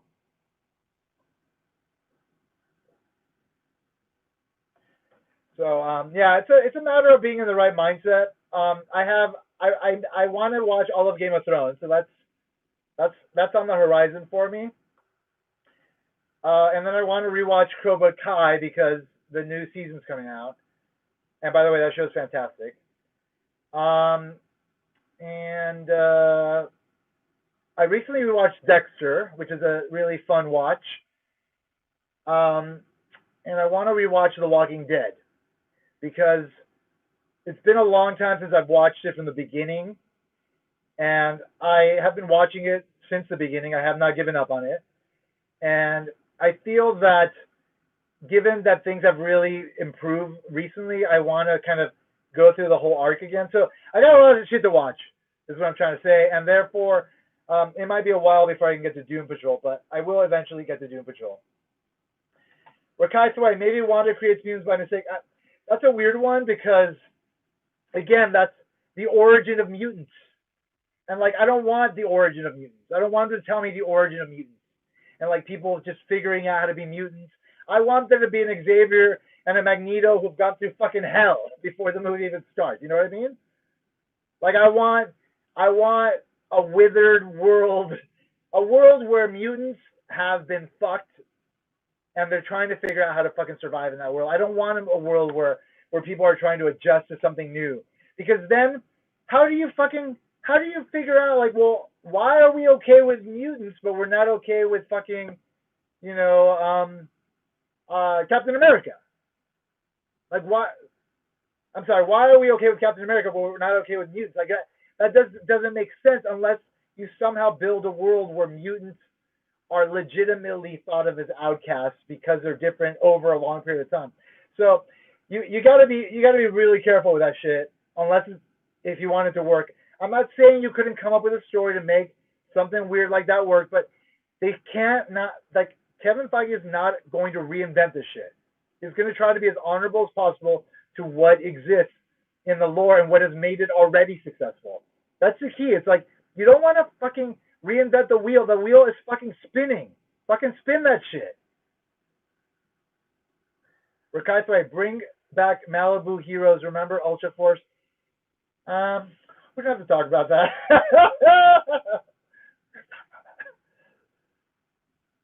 DJ, is Miles Morales supposed to be in Spider-Man 3? It is not clear. That has not been something that has been spoken about, but it is a big possibility. Clearly, they're doing a multiverse thing, but we did get Donald Glover as his uncle in the first one, so that is a seed that was laid, and therefore that could eventually lead us to what you're talking about. DJ, I'm looking forward to Armor Wars. Yeah, that is going to be interesting. I like the idea that Rhodey's going to get his own movie. I think he deserves it. It's a show, but really, the shows are movies. They've basically said that. Like Falcon and Winter Soldier, Anthony Mackie, I believe, has said that it's basically like a movie. So yeah. So that's what's going on. I think it's going to be a good one. I like I said, rewatched the MCU recently.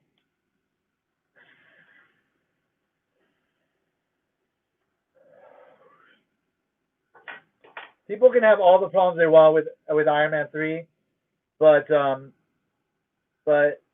last scene, man, that last sequence when all the armors are showing up, that's fucking cool shit, dude. Like, it's just really cool to see all those different armors fucking going off. I mean, that's just a, like, really spectacular spectacle, and, like, those suits are fucking dope. We love those suits. So yeah, give me Armor Wars, and definitely give me what's his name? The dude, the adversary in Iron Man 2, the guy, the guy that was funding Whiplash, I want my bullied. Yeah, I can get you a blur. What? You got a bird you need? I got a bird for you. Rafael Barbosa, hey, I love the X-Men. Can't wait for them to join the MCU. Rafael Barbosa, hey, welcome. Happy New Year. Soon, or maybe already. Yeah. I mean, can't wait for them to join the MCU, man. Like I was saying, like I'm really thinking that WandaVision may be the one, it may be the place where we start to get at least seeds of us taking us to a place where the X-Men can exist in the MCU.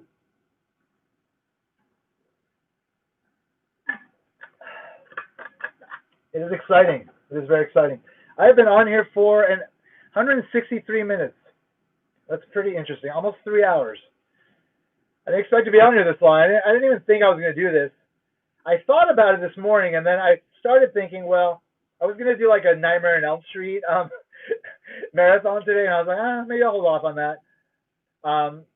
And then I thought about watching Tenet, but then I was like, I'll try this live stream thing.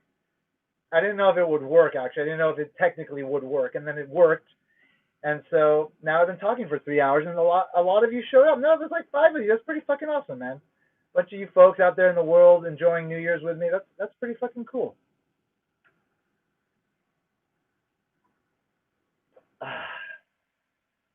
All right, so yeah, Ursing Comic Geek, ditto. Yeah, I mean, fuck. How could we not be excited about that happening eventually, very soon? DJ, anybody watch Swamp Thing series? Love the character, but have not heard much feedback.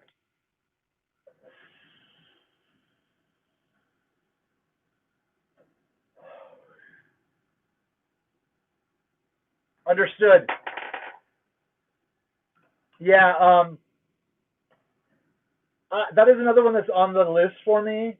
I know they canceled it, but I know it's not because of the show itself. And I heard that if you watch the entire season, it's enjoyable.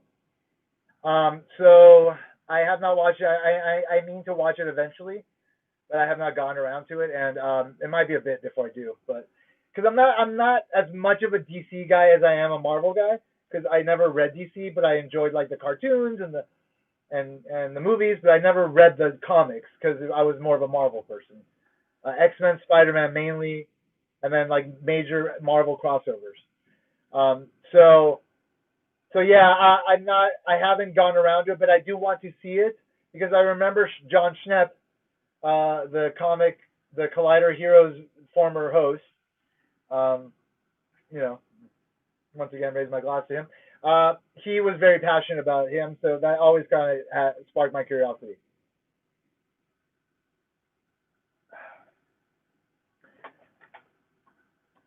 Begbie80. Okay, so you got me hyped now for WandaVision. I'm not familiar with the Scarlet Witch other than what I've seen in the MCU. Yeah, I'm telling you guys, she is fucking powerful as shit, and we have only touched the tip of the iceberg with respect to what she actually is capable of accomplishing with her powers.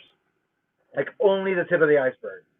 Like she can change reality for everybody on a whim by saying a few words.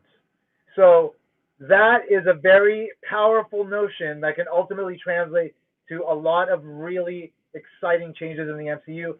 And that ultimately, it will get us into this new phase of storytelling, which I am so excited about. And like, whoever thought, like, once they finished the Infinity Gauntlet story, that they could successfully transition to something bigger. But you know what? I never doubted it because I mean they pulled off the Infinity Gauntlet story in 20 movies, and they did such a great job with it. It's not even like shitty. Like it's not even like they kind of got it. I mean, like they fucking hit it out of the fucking park, right? So the sky's a fucking limit. I recently bought these trades.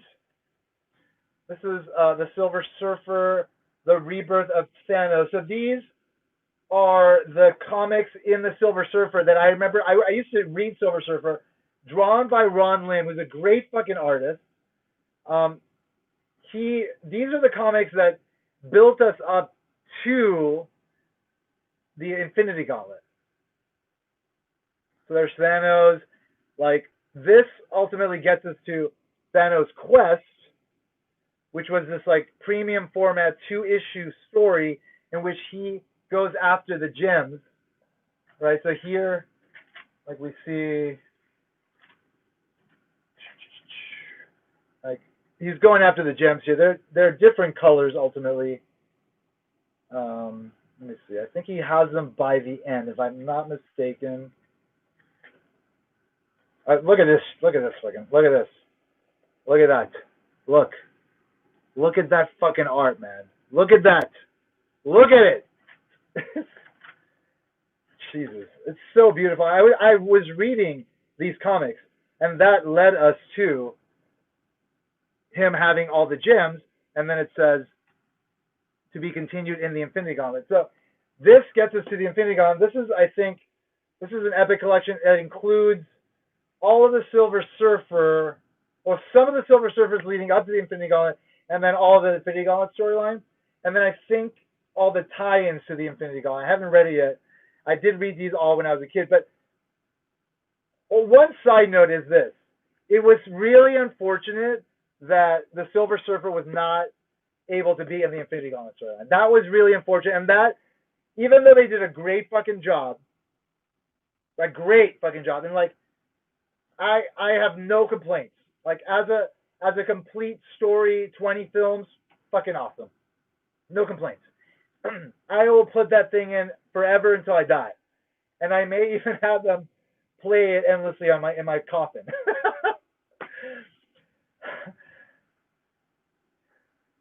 But I do. It is a missed opportunity. It is unfortunate that Silver Surfer was not in the fucking Infinity Gauntlet, because Silver Surfer was the main antagonist of Thanos during this time when Thanos was getting the Infinity Gems, and then when Thanos finally gets the Infinity Gauntlet and he fucking does the snap, like, I mean, Silver Surfer is all over that shit,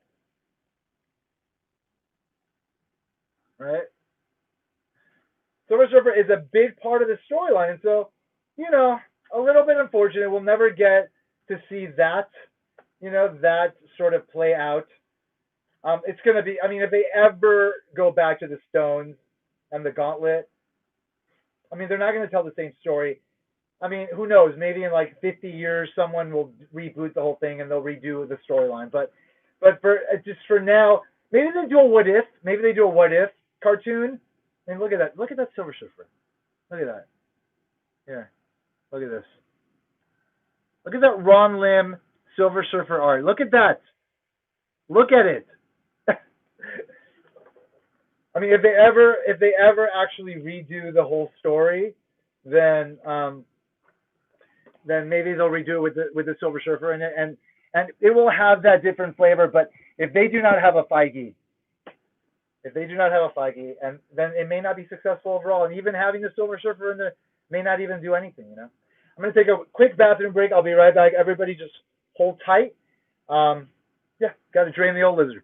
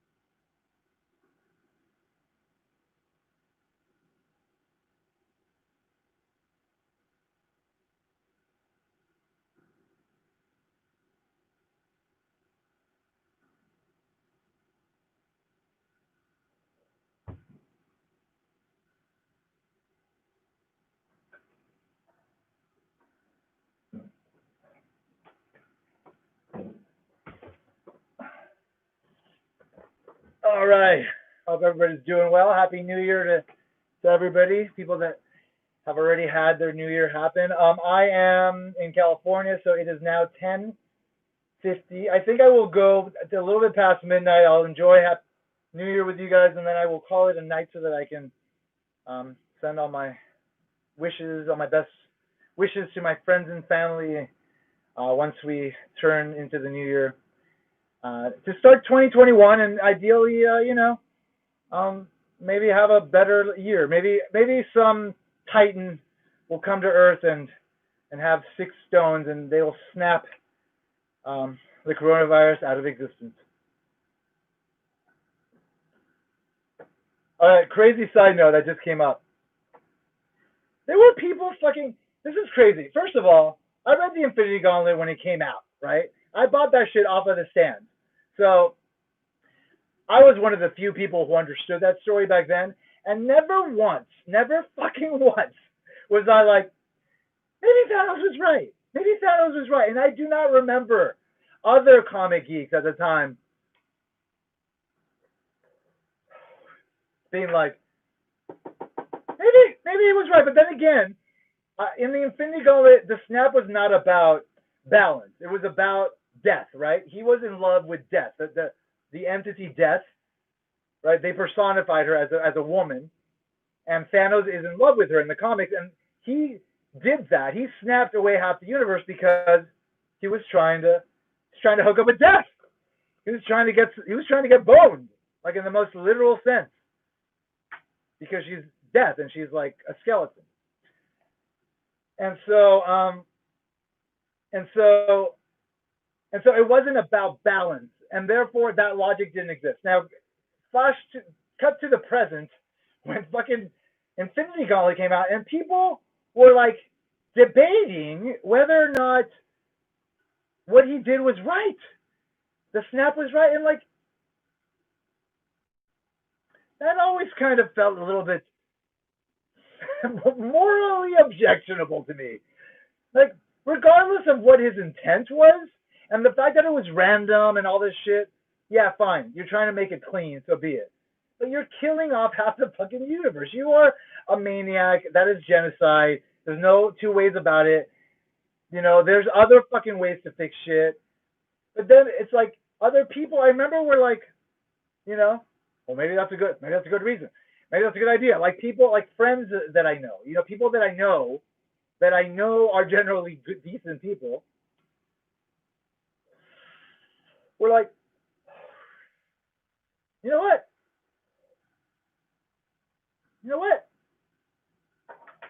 Maybe Thanos was right. It's like, wait, hold on a minute there. It was a little bit jarring to hear that from people. But what was really cool, and what is forever cool, is that some random mother is talking about fucking Thanos. That is not something that happened before, you know? Like back in the day, like when I was reading fucking the Infinity Gauntlet and whatnot, like there were no mothers talking about Thanos. Like just a random like movie-going mother who has kids and occasionally watches movies, doesn't really care about these things at all. You know, those people were not talking about Thanos, and they were talking about Thanos last year. And so that is actually pretty cool. And so, you know, it's an interesting time. No matter how you look at it, it's an interesting time. All right, where are we?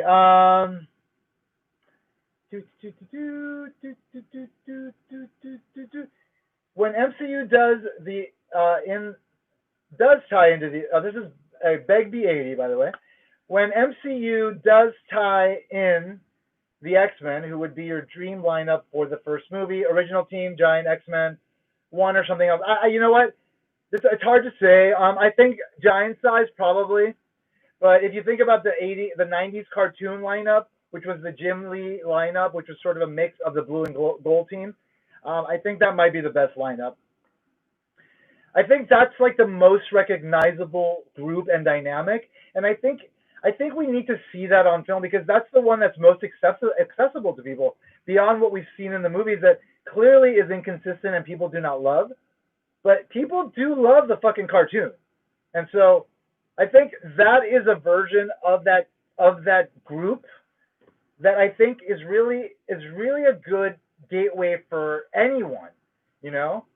Like kids can watch it, enjoy it, and then they can go back, and even though you have that shitty aspect ratio, the 3:4 aspect ratio for the show, like it's still a good show. And it's on Disney Plus, so people will watch it. And you know, they can really build off of that. Just sort of like that iconography, that dynamic between them, which works really good in the cartoon, you know? And then you can build from that. You know, you can go to the present of the storylines with these characters from that point, and then that could ultimately springboard, you know, an X-Force team and X Factor and you know, maybe an Excalibur. I don't know. Who knows? So yeah, I think the '90s X-Men team, 90s cartoon X-Men team is probably the best one.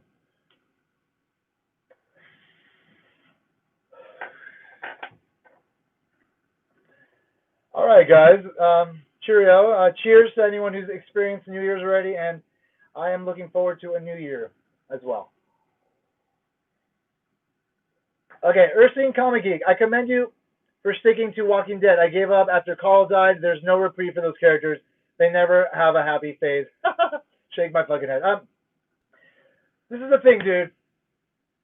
Like, I'm a zombie movie fan, and I have been since I was a kid. In fact, I saw Night of the Living Dead at an age that was not appropriate, and that fucked me up. Like that scene in the gas station where the car has blown up and like the zombies are coming and they're taking pieces of the people and they're eating them in black and white, fucked me up as a kid. I should not have seen that. And so I've always been a fan of zombie films, and they have always been bleak. And so for me, I'm very comfortable with like the show indefinitely being bleak because that's what zombie movies have always represented that world to be. Now you could plan an arc where eventually it all like is somehow gets better, right? And that's a possibility. But I am comfortable with it continuing to be bleak, and so I've always been comfortable with that. But I understand, like, you don't just want to see people going through hell indefinitely, and that can be uncomfortable, and that's not necessarily pleasant. It looks like things are turning around. I mean, they have turned things around, and I do recommend you getting back into it. I think following the Rick storyline, the Rick and Michonne storyline, just where that ultimately winds up going, I think is very good, and I think that's worth checking out. And I think you have the Carol stuff and just the King and Daryl, and like there's a lot of good stuff there. So I think there's a lot of good shit that is worth checking out, especially this last season. These last two seasons have been really good, really, really good. So they did a time jump, and like, you know, a lot of fucking crazy shit has happened, and now they actually have a plan to finish it. So that's interesting. So that's, I think it's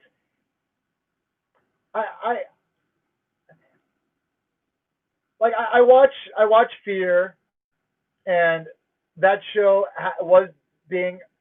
did drag me down a bit. So that was a little bit hard to get through at times, because some of the scenarios were a little bit too just fucking stupid. But they fixed that since they've basically made it what's his name from the first episode, Morgan. They've basically now made it a Morgan spinoff. Now it's fucking great. Now it's like his show. It's like great. That's what it always should have been. And so that now it's working for me. And so it is hitting those cylinders that you're looking for in good, like, solid Walking Dead. There's some good actors in there. So it's working now. And now this like World Beyond thing started. I watched it.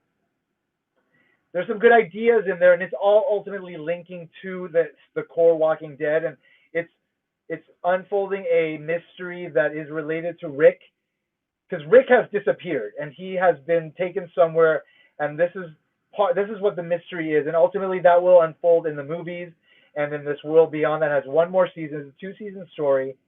And then I think we'll continue in Fear, and then we'll continue in this anthology series maybe. Or that might just be going and just focusing on old characters that we love.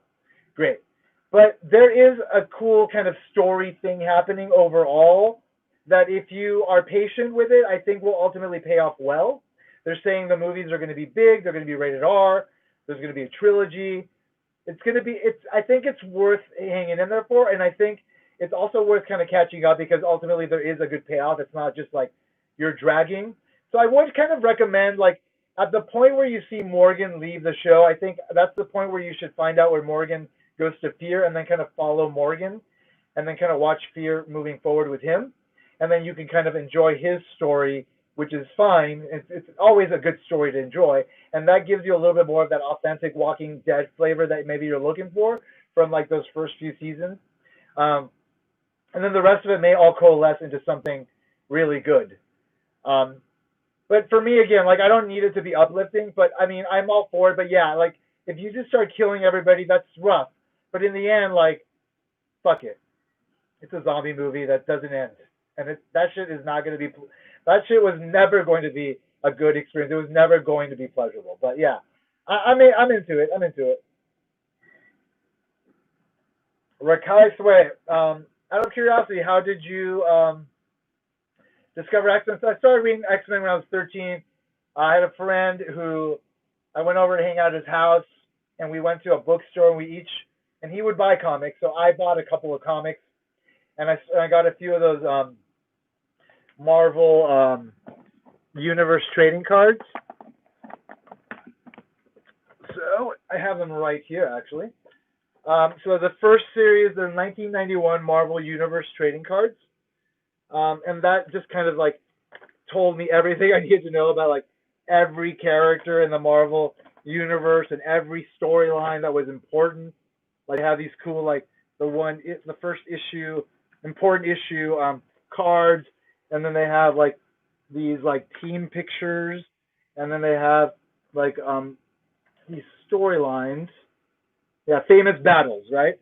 So this was like a fucking edgy. So we bought a few of the cards, and then obviously that led to me like, well, I want the rest of them, and so that ultimately led me to learn about the characters, and I bought a couple of X-Men comics then, and that was all she wrote, my friend. That was all she wrote. All right, Ursing Comic Geek, Professor LeBeau, you are a gentleman, a scholar. I love your passion and commitment to the X-Men. I look forward to hearing more about your screenplay. Have a great New Year and a good night. Ursing Comic Geek, thank you for stopping by and hanging out. It was a pleasure hanging out, and I wish you a happy New Year, and I hope all goes well for you. Take care. DJ, Thanos Wins by Donny Cates is a must-read. Cosmic Ghost Rider is my favorite new Marvel character. I have not yet gotten into these storylines and concepts. I have been meaning to, but I have not yet, gotten a chance to delve into it. But if you're saying it's that good, and it's this Donny Cates guy, which has been impressive, then I'm going to get into it. I'm going to refill my flask here. Just give me a second. It's 11:04, so I'm like what? Fuck, I'm like 56 minutes away from 2021. Yay.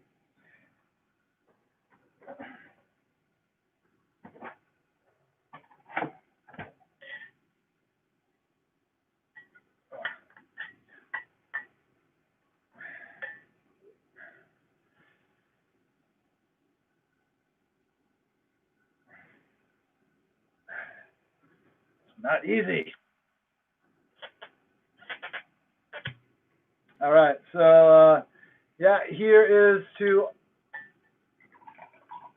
all you folks enjoying your New Year. I hope you're having a good, happy New Year.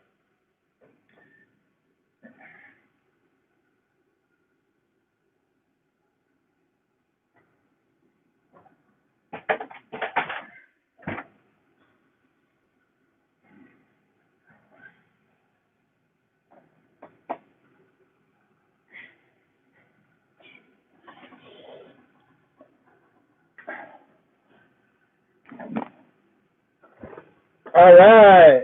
A couple of you still in here. Hope you guys are having a good night. You guys having a good night? You guys enjoy your New Year's? What time zone are you guys in? Are you guys in my time zone? Are you guys are you guys already in the new year? How does it feel to be in 2021? Cheers. Yeah, I am enjoying myself here. Normally I would be out and about, probably at a big dance party or something, or maybe with my friends. Last year when I went to one of my friends' places, there were about 20 people there, people I grew up with, went to high school with, or close with. Good times, but we couldn't get together this year, so I'm hanging out with you folks. Smoking pot in California because it's legal. It's 54 minutes from the new year, so, you know, cool. All right, what's going on? What do you guys, we need more of these live streams by DJ. Yeah, I mean, I'll think about it. You know, I've never done it before. I thought I would try it, but it seems to be working out, so maybe, yeah, I'll jump on every now and then. Why not, you know? I mean, there's nothing else to do. Besides watch movies and shit and write screenplays and fucking chill and stuff. Hey! Begbie 2021 is good so far. 2 hours and ooh, exciting! It's 2 o'clock where you're at, huh? Well, happy New Year to you, Begbie 80. Welcome to a new era of the Earth spinning around the sun. We'll see what happens. I mean, things aren't going to improve right away, but they're going to improve eventually. But ultimately, it is up to us to make the best out of every fucking moment. Because if we don't, then nobody else is going to. Straight the fuck up. Rakai's way, still awake, trying to get to sleep though. All right, man. Well, you might not want to be watching me, but I mean, thank you for you don't have, nobody has to be here. It's all good. I'm happy to just be talking and enjoying these last few hours of these last few moments of 2015 or 2020. Woo! It's 2021. Yeah. I don't drink often, so pretty fucking interesting. Anyway, DJ legal in Arizona now too. Oh, very cool. Yes, congratulations. Yeah, it's wonderful for it to be legal. Anytime you want, you can go to the store and buy some, and you never have to run out. I remember being in high school and college, like you have to go to some sketchy motherfucker's house and like wait around, and like there's always like sketchy people coming in and out, and you're always concerned that maybe like the cops were gonna break in just to get a little bit of fucking pot. I mean, those were some dark days. I remember one time we went to like this guy's house. It was like my friend's neighbor who like sold pot, and so like we went to his house. Like we knocked on the side of his door, and like he came out like strapped. This is like a white guy. This is not like some like this is like some like this is like a white suburb that's not like this is like a place where these people, it's clear like they're like very much, they're like a very sort of kind of like doing their own thing type of people, and you don't often see them like strapped and doing stupid shit and like trying to be hard, like thinking that there's a real threat, because there wasn't a real threat, because there's no fucking real threat. But these people need to over dramatize their lives to make it seem as though these things matter, and you need to have a gun ready at your door because you're like, dude, you're in some fucking suburb. Nobody's rolling up on your fucking house. Just relax. But this guy comes to the door and it's like, and almost kind of says, I was gonna shoot you guys. Like I didn't know who it was. And it's like, first of all, we're just knocking on your fucking door. Second of all, really? Like you're that fucking paranoid, right? It's like so fucking sketchy. Like really, you could have fucking shot us because you're fucking all fucking fucked up in your head thinking that shit's more serious than this. Dude, you're in some fucking white suburb. Like nothing's going on here, dude. But and it was always fucking sketchy, and now it's not like that anymore. Now you can just fucking go out and just buy weed at will, and it's all very dandy. It's all very dandy. Rakai Sawai, you are very entertaining. Well, thank you very much, sir. I do like to entertain myself, and so that is my way. All right, so now I think I will start going through these steelbooks. So recently I wanted to complete my steelbook collection of the MCU to honor it properly because it deserves it. It's just a special thing. And so I have been buying steelbooks for the Blu-rays that were the original releases, that came out before there were maybe steelbooks. So I thought I would share them with you here. So the first one I have, so this is the first movie that I would watch now in this MCU order. The second movie is Captain Marvel, which we'll talk about in a second. But I watched Captain Marvel first last time for some fucking stupid reason. I don't know. I totally fucked up. But it is clear that this should be the first film watched. This is all my opinion. Everybody can do whatever the fuck they want.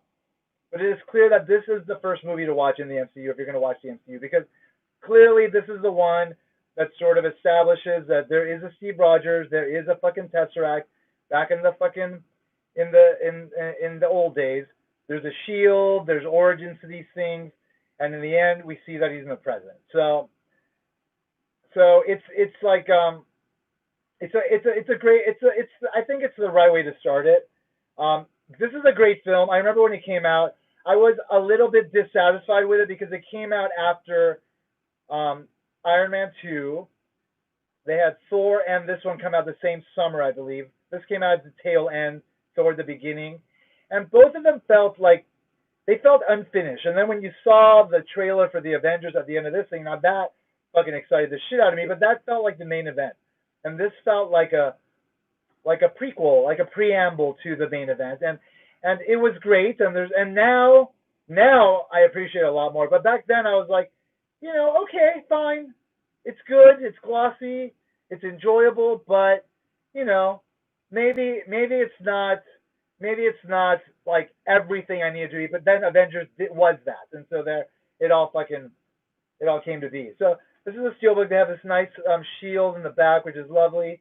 The OG shield from that awesome weird performance costume he had when he was doing the RTO. What are they called?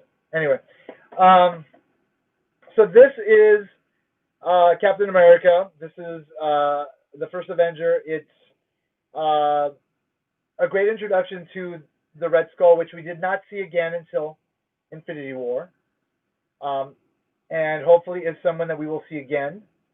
But it's a great introduction to like this great villain. It's a great introduction to the power of the Tesseract, and certainly now when you watch it within the context of the entire MCU, this tells a lot of story.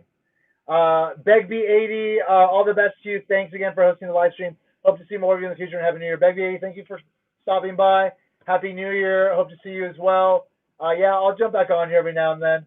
I wish you all the best. Good to see you, man. All right, so yeah, so this, it definitely resonates a lot more strongly now that we see the entire story arc from start to finish. Those final moments in Endgame when he's dancing with Peggy, I cry every single fucking time. Every single fucking time. And it's such a beautiful way to end the Infinity Saga and to end, if we are ending it, Steve Rogers' story, given that it started here. Like he became Captain America, but he was this fucking little skinny motherfucker. He was not the guy that would be able to get a Peggy Carter, but Peggy Carter saw him before he became Captain America and did enjoy him as a person before he became Captain America. And then he becomes the beefy stud, and then everybody wants him, but he knows that she loves him for who he is, not because of what he looks like and all that. So there's like this really wonderful bond between them that he loses, and then he gets swept up into the modern world, and then that leads to like an alien invasion. There's all these fucking crazy things happening, and that sweeps him up in this crazy fucking storm of madness that is everything that happened to him in Winter Soldier and then Civil War and then Infinity War, and then in those final moments in Endgame when he's going to go back in time and he's going to take all the gems back to the places that they were taken from. It just makes total sense that he would decide to then go back to the time that he had to leave heroically and be able to then continue on in his life with Peggy Carter and just have that life that he missed out on. And then to know in those final moments of the actual film Endgame, to know by actually seeing it that they did get to spend that time together, and he did get to enjoy this sort of payoff for everything that he had gone through. Like everything had gone through. He had gone through fucking hell. And who knows what the fuck he went through to get those gems back to their times. Like, I mean, he had to go through a lot to get those gems back. Like, that's a whole other fucking movie. They'll never make it. But that's a whole fucking movie. Like, he's been through so much. And then at the very end of that, for him to then go back to his time, have the means to do that, and then pick up where he left off with Peggy, and then to have that, actually be able to have that life with her, that is such classic Hollywood fucking beautiful, perfect storytelling. I want to cry right now. I want to cry right fucking now. I want to cry right now because that is so beautiful. And then, so to watch this movie now, knowing where it goes, knowing that they decided to end Endgame on those final moments with these two, it makes the things that happen in this movie so much more important, so much more like emotionally resonant.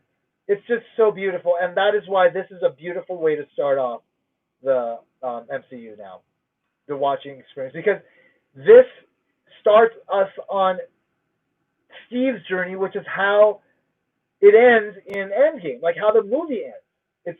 It ends on Steve, with his story having the happiest ending you could possibly. I'm starting to get emotional. Like, it's fucking dope. So that is why this is a fucking great film, and this movie needed to be honored with a steelbook, and that is why I bought it, even though I already have the Blu-ray. This is the only time in history I've ever bought a Blu-ray, again, having already bought a Blu-ray. All right. Hope everybody's well.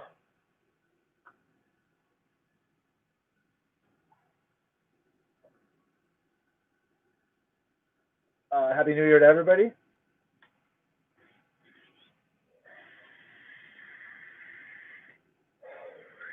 We're at 11:20, so we're 40 minutes away from New Year's. It's very exciting. I'm very excited. I'm just very excited to be talking here with you guys. Happy to have a couple of you in here. It's fine if you have to go. Don't worry about it. I'll just chill out, keep talking about the MCU, because why not? It's nice to have a record of this night. This is a pretty important night, I think. It's been a fucking crazy year. We're all going through it everywhere, everyone in the world, everywhere, and we're all in it together. And in the end, there's a lot to still be appreciative of in our lives and in this world. And I think that's important. And I think we need to focus on that as much as possible. And we need to make the best out of every moment as much as we possibly can, because it's possible. So that's that. All right. So this is the second film for me that should be watched in the MCU for a couple of reasons. One, it was released after Infinity War, before Endgame, and quite frankly, if you watch Infinity War, you should immediately watch Endgame right after that. You should not fucking have to wait to watch Endgame. You should watch Infinity War and then Endgame. We'll talk about Ant-Man and the Wasp later, but if you're watching Infinity War, then it is crucial that you watch Endgame immediately after. It's the payoff that you've been waiting for.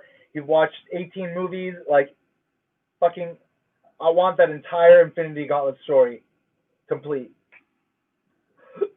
It's so good. Those two movies back to back, if you watch them, you gotta watch them together. You gotta section off a Saturday or Sunday for it, 6 hours, put it aside, watch those movies together. If you're watching them, they deserve to be watched together. Being watched together, it's fucking awesome. It's fucking awesome. Straight the fuck up, awesome. So this movie should not be watched between those. Secondly, in terms of timeline, it takes place between Captain America and Iron Man 1. And so this, therefore, chronologically makes sense, right? This movie, storyline-wise, makes sense. So you can introduce aliens early so that you already kind of have that sprinkled in. So it's not so jarring when you bring in the Guardians of the Galaxy, right? It's like, all right, there's aliens, we're in outer space, so there's an outer space world that exists in this MCU. But you have Nick Fury in it, which we see at the very end of Captain America. So we already have that connection. We have Coulson, which we then see in Iron Man, which comes next. So we see Coulson in the next one. So he brings us into Iron Man, right? We introduce the notion of Skrulls. So then you understand that Skrulls are important. Skrulls have been on Earth. Skrulls exist, how they work. They're there. You already know it. Back really early in this evolution of your experience watching these movies.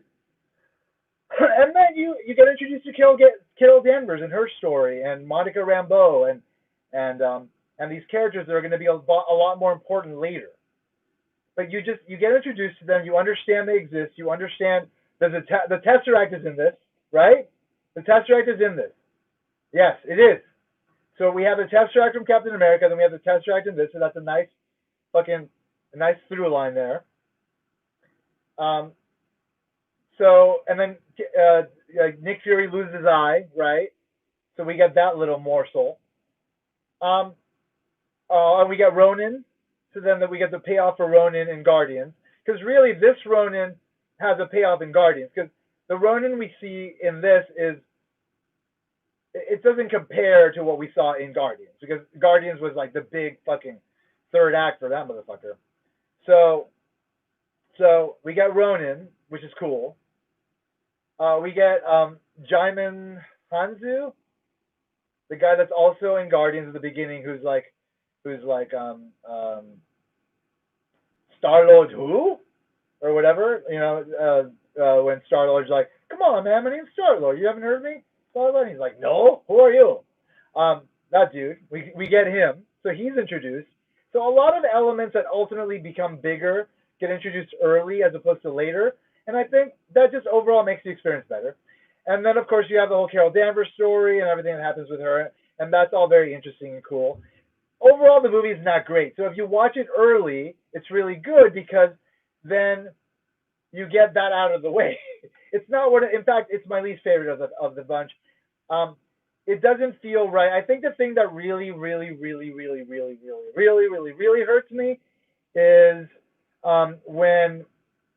when they start playing I'm Just a Girl by Gwen Stefani at the like one of the battle sequences toward the end. That was really fucking jarring to me. It was like it didn't feel right. It felt very forced. It was just like a sign to me that the filmmakers are not true artists. Like James Gunn, who fucking was like, took Guardians of the Galaxy, put his personality into it, and this thing came out, which was fucking, it was clearly his. It was unified. It was entertaining. It was a work of art in terms of commercial art or whatever. But this movie felt very much like I'm trying to be something. Like I'm working hard to be something, but I don't exactly know what I am. I don't have my own identity. I am introducing a very important character. She is introduced. That all exists. But overall, the film does not have its own sort of unique character. And so I think it's important to be introduced early, then we forget it by the time we get to the end, right? We forget that it wasn't that great. So there you go. Now, the steelbook is beautiful. Look at this. You got Carol Danvers there. You got the Zerlog. I forget the name of the creature. You got this lovely cover, and then you get the lovely symbol at the end. And so what I did, so this one came with, I think I have the 4K disc. I do not have a 4K player. I do not need a 4K player because I am very happy with Blu-ray and 1080p televisions. I think the quality is very good, and I'm very happy with that. Maybe one day I'll get 4K, but if I get 4K and then move up to 8K, I'm going to spit at someone. Anyway, so yeah, beautiful case, decent film, not great, not my least favorite of the MCU, but the second film in the order. And then, my dear ladies and germs, we have the one that started it all. I mean, if you do not give props to this movie, then you are not giving. You do not understand. You do not understand. You just simply do not understand in general. Look at this. This is a beautiful case. You got the original poster art, and then we got the power, the power cord. All right. So, I mean, okay. So this movie came out. I think it was 2008. I think. I watched it. You saw the trailers for it. You saw Iron Man flying. That looked pretty cool. But Iron Man was never the coolest character, right? Spider-Man, X-Men, those were the best Marvel characters. Avengers were okay, but they were not great. Fantastic Four were okay, but they were not great. So Iron Man was cool, but he wasn't like the shit, you know? So then the movie's made. The movie comes out. They do a really good job with it. It's really entertaining. Jon Favreau defines the style for the MCU, tells a great story, has great characters. The acting's fantastic. Robert Downey Jr. oozing charisma, oozing charisma. Just charisma's fucking coming out of his pores, selling us Tony Stark in a way that fucking sells us Iron Man, that fucking sells us the MCU. Fucking Robert Downey Jr. gave us the MCU basically. Robert Downey Jr. had a rough patch leading up to Iron Man. He had drug problems. He had issues, serious fucked up issues. Did some fucked up shit. I think it was him that fucking woke up in someone's backyard or some shit. At some point, some stranger's backyard or some bullshit. Some fucked up shit. He was basically on the outs in Hollywood. Jon Favreau gave him a shot. Kevin Feige starts an independent studio with Marvel Studios, finance the movies themselves, get Paramount to distribute them. They make this fucking movie. The movie is great. It's great. It looks great. Fucking Pepper Potts, fantastic. The suit's great. The Jarvis, the voice of Jarvis, fantastic. All the computer animated blueprints. The thing that ultimately becomes like the central part of the MCU there looks great. Great villain, Jebediah Stane or whatever his name was. Tony Stark was able to build this in a cave, right? Fantastic. Everything great. Everything. Jordy was played by Terrence Stamp, not Terrence Stamp. that's the dude from Superman 2. Terrence Stamp, I think. Anyway, the dude from fuck. That show on Fox, the musical. That's ending right now. Fuck. Anyway, everything worked. And then we get that after credit scene, first after credit scene, establishing that we get after credit scenes in the MCU with fucking Nick Fury. Samuel L. Jackson pops up as a fucking original theater goer. I did not know that was going to happen, so I never saw it in the theater. Totally missed it. Saw Iron Man once in the theater, enjoyed it. Not the biggest Iron Man fan prior, so I was like, cool, whatever. So missed it. Later saw it. I was like, holy shit. Really? No. Really? All right. Maybe not, whatever. Enjoyable film, whatever the fuck. All right. At the same time that Marvel Studios made this movie,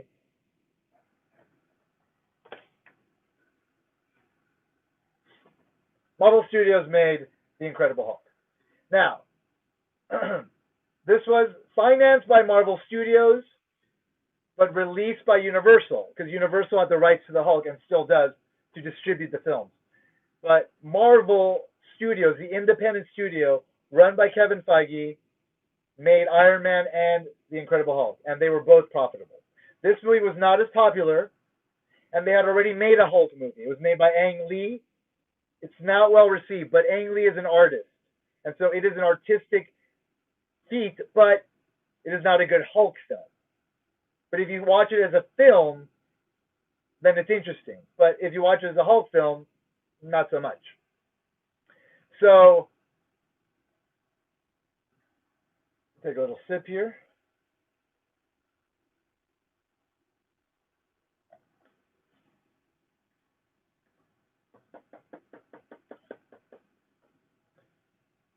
So, because the film wasn't successful, they're like, fuck it, we need to restart this shit. They didn't want to tell a new origin, which is Kevin Feige's way, which is very good, right? He didn't do it with Spider-Man, he didn't do it with Hulk. Because if we've already been there, we don't need to do all the work of setting up characters, which is why I think they're bringing in the multiverse, and they're bringing in Doc Ock from Spidey 2, and they're bringing in Electro from Amazing Spider-Man 2, Jamie Foxx, because they don't want to do the work of setting up the origins for these characters. Like, Kevin Feige just wants to bring them in and just have a fucking story. So he didn't do an origin for the Hulk. In the opening credits, he had a montage where he kind of told us the story of how he became the Hulk. But we didn't need to see the whole fucking story. So then they cast Edward Norton as the Hulk. He's very apparently difficult, and he's like very abrasive, and he wants a lot of control, and he tries to rewrite the script and whatever.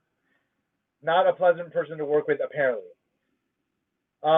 And ultimately, the film is okay. Like, I mean, there's a big battle, which is what we wanted, against the Abomination. The dude that played the Abomination, fantastic. I forget his name right now, but the dude from Reservoir Dogs, who's going to come back in the She-Hulk series. He was great. So, so overall, it's enjoyable, but it's not fucking awesome, you know. It's like, it's good, but they plant some seeds, you know.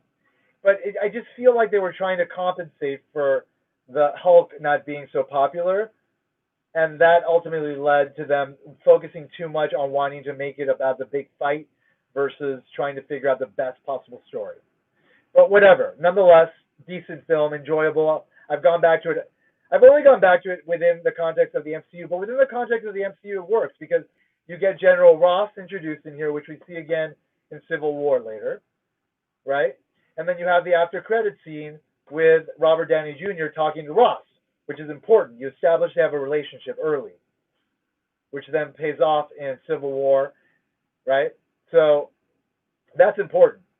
So you get those elements. What's her name? Betty Ross.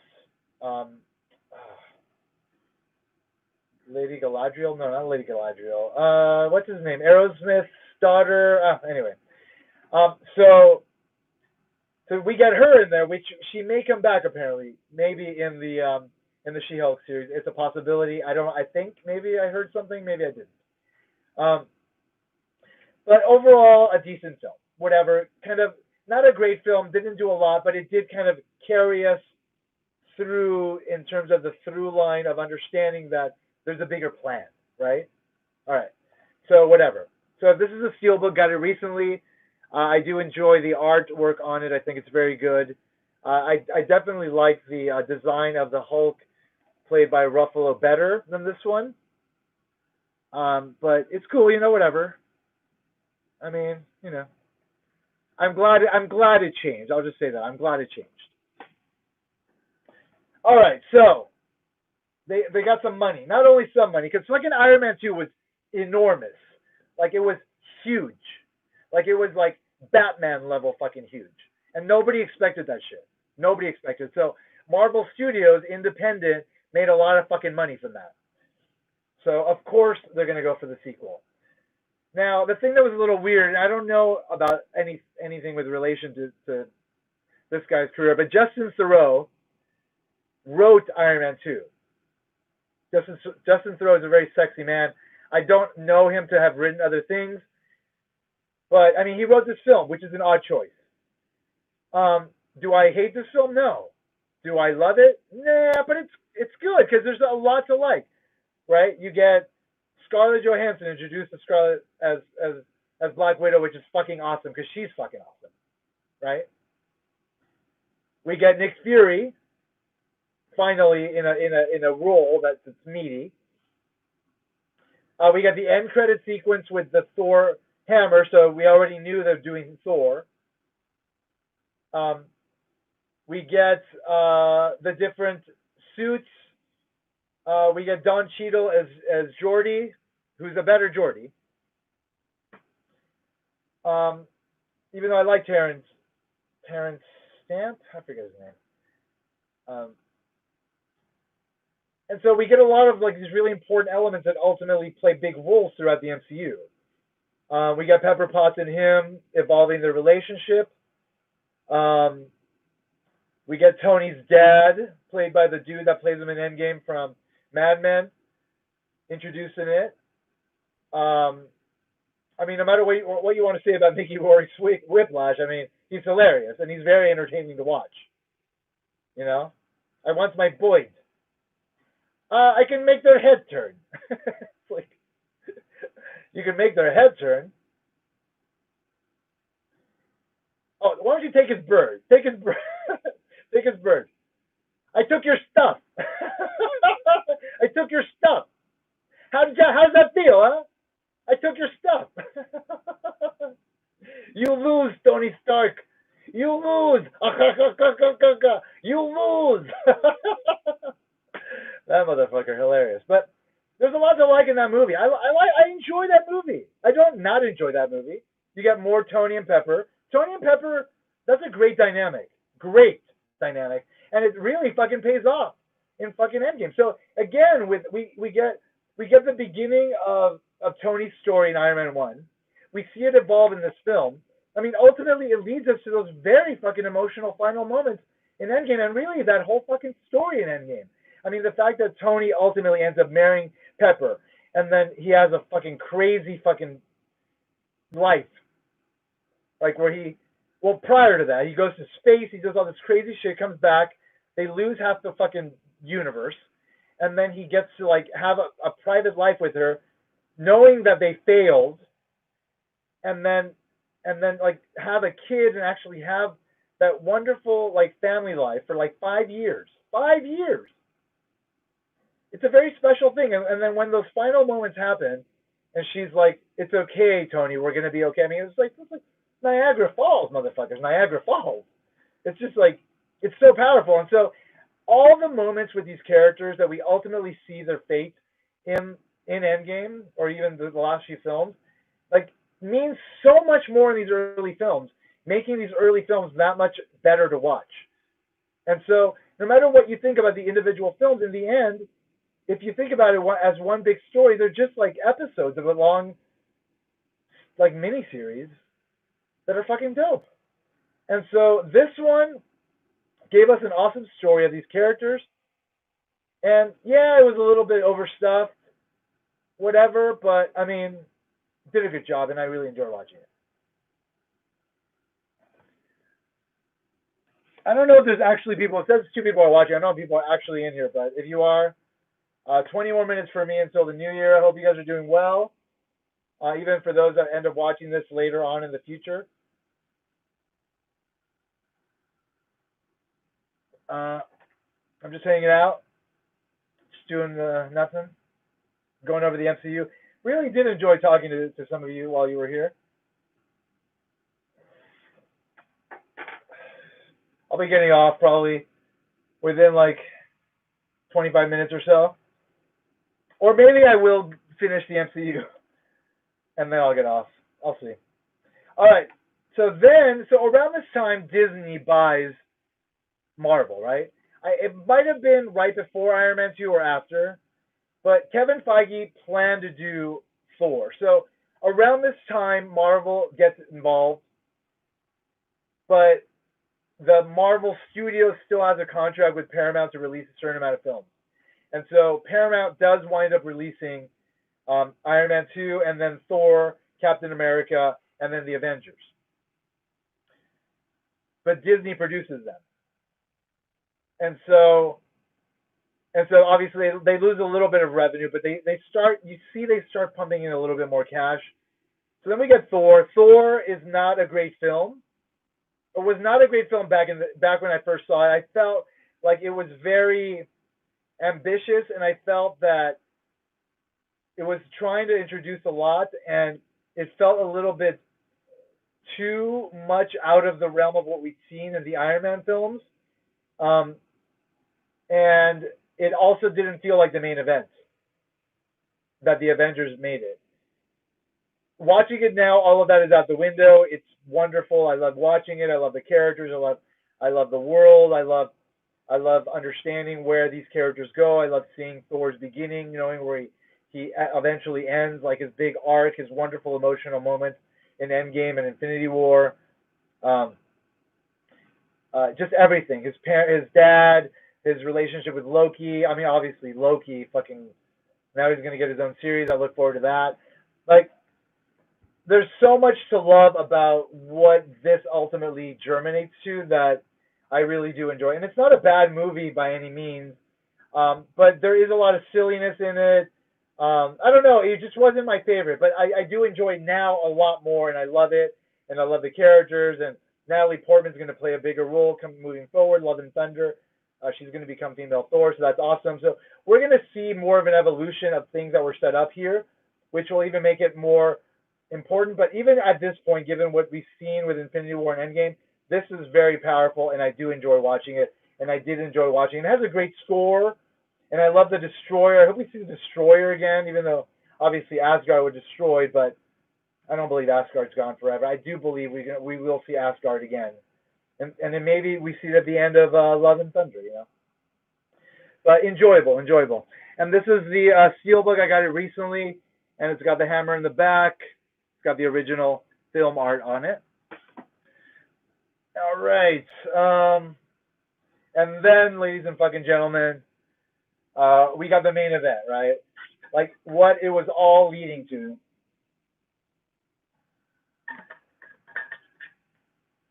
This amazing fucking climax that you would have never fucking thought was possible.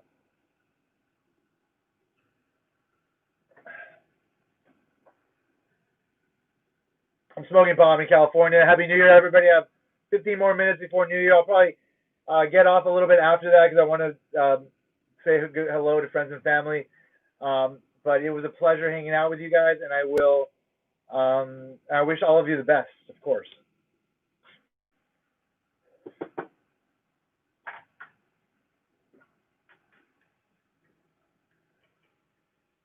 All right. Hope everybody's doing well. I hope the new year is going to treat you well. I mean, we've had some tough times, and we may have some tough times to come. I'm in Los Angeles. Things are fucking crazy.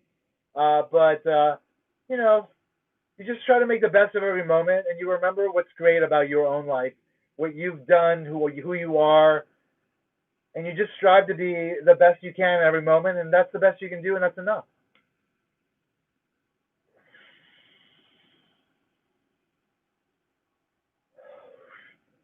You know what I mean? Anyway, I hope everybody's doing well, and a happy New Year to all of you. Here we go. All right. Oh my God. So I got this recently, the Steelbook, because I only had the original Blu-ray release up until now. But again, I'm trying to commemorate the MCU, the Infinity War set by having all the Steelbooks, because I have the last 12 or 15, and the original few films I only had on Blu-ray, like a regular Blu-ray. So anyway, I wanted to honor it because it's such a special, wonderful thing. So the Avengers, man. They knew they were building up to this. They got Joss Whedon to do it. Joss Whedon, I am a big fan of Joss Whedon. I know shit is fucked up right now. I don't know what's going on. I hope he's not a horrible person. It's not completely clear. He might be. I feel terrible about it. Fuck. But I was a fan of Buffy. I watched all of Buffy. I watched all of Angel when it was airing. I fucking loved it. It's fucking amazing. It's fucking great. I fucking love it. Joss Whedon is a fucking legend. Motherfucker. He only got to direct the Firefly film after that, and then nothing else. And then, of course, here comes Kevin Feige. Still, like, semi-independent studio, but definitely autonomous, even if Marvel had already bought them by this point, because they trusted Kevin, and they wanted him to just continue doing what he was doing, because what he was doing was successful. It's exactly what they did with Pixar. Pixar they bought, but they're like, you know what, just keep doing what you're doing, and we will not interfere, because you know what you're doing, and then that let Pixar be Pixar, just like that let Marvel be Marvel. So Disney was like, do your thing, Kevin Feige, we trust you, you know what you're doing, do your thing. So Kevin Feige chose Joss Whedon, trusted Joss Whedon with this big ass fucking film, and Joss Whedon knocked it out of the park. This movie is fantastic. It is glorious. It is fucking amazing. I remember when I saw it in the theater, it was stupendous. It was one of the most special moments I ever had in the theater. It was fucking great. That final fucking sequence, fighting the Battle of New York, fucking amazing. That amazing shot where he follows all the heroes through the battle in one take, fucking mind-blowing. Just amazing. Just amazing. Just amazing. I don't want to believe that he's a horrible, terrible person and that he horribly mistreated Ray Fisher in Justice League. I don't want to believe it. I hope it's not true, but I cannot believe that the person responsible for Buffy is that horrible of a person. I just cannot believe it. And he made this fucking movie, which is fucking spectacular, and it upped the fucking game in the MCU. You had fucking Jon Favreau start this shit, do a great job, fantastic. But this motherfucker upped the ante. He made a movie for the first time in history that was a sequel to 4 other films. Iron Man, The Incredible Hulk, Captain America, and Thor. 4 movies. This was a sequel to all of them. Nobody had ever done that before. And he was so fucking successful that this movie became the highest grossing movie of the time. This movie is great. It is great. This movie is great. It is great. This movie is great. It is great. This movie is great. That's all I can fucking say. I mean, you just can't say anything else about how fucking amazing this movie is. And this beautiful steelbook is wonderful. I'm so glad I bought it. It commemorates the greatness of it in the way that it deserves. Look at it. Look at that. Look at that. Look at this. The silhouettes of our heroes. Well, we got Hawkeye introduced in Thor, so then we see him in here again. Cool. We're about to see Hawkeye in his own series, which should be cool. Black Widow finally has something to... Well, actually, she had a part that was cool, but she had a little bit of character development here, which was cool. Iron Man, we see him fucking kick ass and go through some shit. We see Captain America again. We see Hulk as Mark Ruffalo for the first time. The best Hulk we've seen. The best Hulk we deserve. Super fantastic. Love him. Fantastic. Love him. Fantastic. You have a condition. Awesome. Great fucking flick. Great fucking flick. 10 minutes till 2021 for me, people. 10 minutes till 2021. I don't know what I'm going to do because I have to say hello to everybody. But I also want to continue doing the video, so I'm going to try to text everybody. I'm shooting this through my phone. I hope it doesn't fuck up the live stream. We'll see. If it does, I'll say my goodbyes prior. But I was able to return to it earlier, so maybe it'll continue working. And if so, I'll just fucking continue, because why the fuck not, you know? I'm having a good time. I hope you guys are having fun. Well, I mean, the couple of you that are sort of in here, cool, but I don't need anybody in here. I'm sure people will see this in the future, and I hope you enjoy it. I will enjoy it if I ever see it again.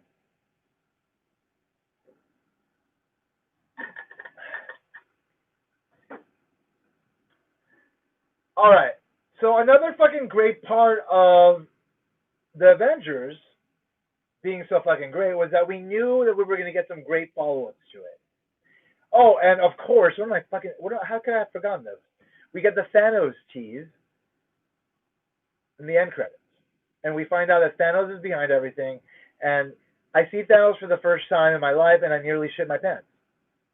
I see him on the big screen for the first time in my life, and I nearly shit my pants. As I've said earlier, I'm a big fucking fan of Thanos. Like, I'm a big fan. Like, I read the Infinity Gauntlet off of the rack, you know, when they were being released. Like, I forget how, I think it was monthly or every other week that they were released. I forget. I think it might have been monthly. And so you had to wait, and I waited. And I had read a bunch of the build up to the Infinity Gauntlet, so I was all in.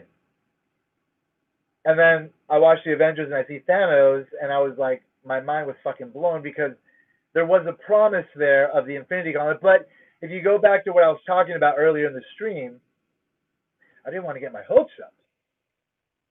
Because X2 had already teased me with the Dark Phoenix, and then X3 had fucking shot my dick off, basically. You know what I'm saying? Like, I'm ready to get it on, and then the gun came out and like just blew me in a way that is not the way that you would normally want that to be blown. if you catch my meaning, sir. So I didn't want to get my hopes up.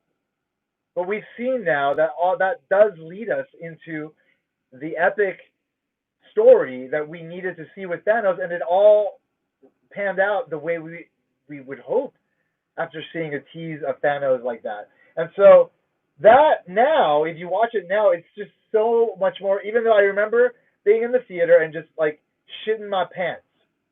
You know what's fucked up? And I have a little story about this. I don't know. I'm gonna try to text. I'm gonna try not to cut off the stream. But I have a little story about the Avengers. So I bought my fucking tickets in advance, like the very back, next to the handicap spot, but not a handicap seat. And then what happened is a handicapped person does wind up sitting in the handicap area, and then in the actual seat, I guess his companion takes the seat. I show up and like some fucker sitting in my seat. This is the Avengers. It's sold out. And then it was so fucking sold out that they started opening up other showtimes and other theaters in that same complex. I was in Santa Cruz at the time because I was going to grad school. And those started selling out. So everything was sold out. And so I didn't have a choice. Like under normal circumstances, I would have been like, cool, I don't want to fuck with you people. Like, I don't want you to be fucked up. Like, here, take the seat, blah, blah, blah. But this was the Avengers.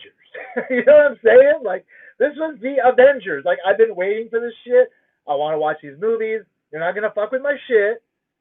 I respect that you're handicapped, and I feel awful for you. And under normal circumstances, I would bend over backwards for you to try to make things better for you. But this is the fucking Avengers, and I fucking reserved this seat like 2 weeks ago, and there's no other fucking seats, and I'm not gonna fucking lose my seat for the fucking Avengers on premiere night, motherfuckers. This is like the Thursday, prior to opening night screening, so it was like the first screening. And I was like so excited about it. So I go talk to the box office, and they're like, "Oh, I'm sorry, we sold that seat twice." And I was like, "What do you mean?" They're like, "We sold it after you bought it." I was like, "No, you did. You can't do that. Like, you can't sell something that's been sold already." They're like, "Sorry, we did that." I was like, "Well, that's great, but I bought the fucking seats already. I need you to go tell these motherfuckers to move." And I didn't say it like that. I said it in the most respectful way, and I totally expect everybody to be treated respectfully. But motherfuckers, I bought those fucking seats, and I am watching the fucking Avengers come hell or high water. So then this is like, you got to go all the way down the stairs and to the front of the lobby, and fucking there are people buying tickets, and you got to wait and all this shit, and you finally ask somebody, and then it takes a while for them to get you somebody, and then you fucking have to wait for them, and then they go upstairs. So there's all this bullshit. I go upstairs, I get back in the theater, and I'm like standing there like a fucking jackass. Like, here's the fucking asshole that's asking the handicapped person to fucking move. And it's like, I feel bad, but on the other hand, I would feel worse if I walked out of there not watching Avengers. So I fucking wait. I'm respectable. Everybody's respectable. They're like, sorry, blah, blah, blah, blah, blah. Fuck you, get the fuck out. They leave. I take my seat, and I watch the Avengers, and it was fucking awesome. I fucking love that shit. Fucking enjoyed the hell out of it. Fantastic, fantastic, fantastic, fantastic, fantastic. Thanos at the end blew my mind. Fucking fantastic. So that's fucking that, That's motherfucking that. I have to see what time it is because my fucking clock is, I'm 4 minutes away from the new year. Very exciting. I hope you guys are excited. I'm going to refill my glass. Yeah, so I kind of felt bad about that, but I also did not feel bad about it. You know what I'm saying? Like, I did everything I was supposed to do. I was responsible. I bought my tickets in advance. I knew it was going to sell out, Like, I wasn't trying to fuck anybody. I was doing everything right. And what kind of fucking theater sells tickets that are already fucking sold? Like, who the fuck does that? Who does that? It was a Regal, by the way. Regal.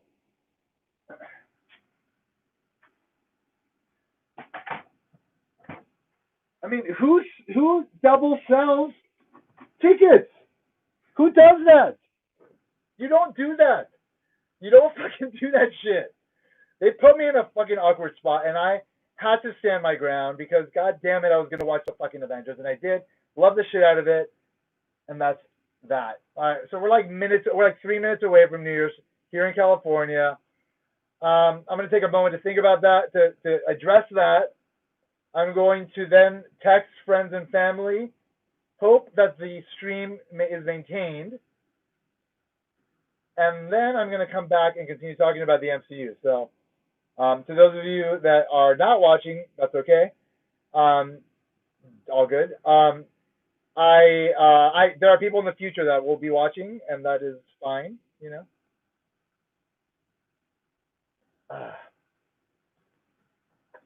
Yeah, but I didn't want to like. Anyway, 2020 has been a very hard year. I mean, obviously, a lot of folks have died, and that's unfortunate, and that's fucked up. Shit is fucked up for everybody. Things are very uncertain for everybody.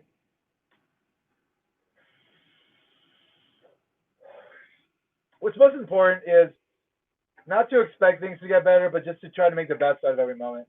That's what's most important. You can't expect things to get better because you don't know what's going to happen. And so you just kind of just go with things and just kind of like let things happen, you know what I mean? Just let things happen, and that's sufficient. Like, don't fight everything, because you can get miserable, you know? You just get miserable trying to fight the things that are the circumstances you face and that you cannot do anything about. Like that, you have to just make the best of your moments. And like, I mean, I'm talking about the MCU here. I mean, the MCU, that's something to really enjoy. And like, no matter what the fuck's happening, if you throw on one of those films every few nights, that's enjoyable. And then you've got things like The Mandalorian, which is fucking amazing. I mean, my God. I mean, that final episode of season 2, Jesus. I mean, the Ahsoka episode, my God. Grogu, I mean, the Robert Rodriguez episode, just that whole season 2. Fucking mind-blowing, dude. Okay, I'm like 1 minute away. Oh, it's midnight! Woo! Woo! Brr, brr, brr. It's 2021! Yeah, it's a new fucking year. What's up, motherfuckers? Woo! Yeah, bitches! Yeah! We're gonna take this year down! What's up? What's up, bitch? 2021! Up in his house!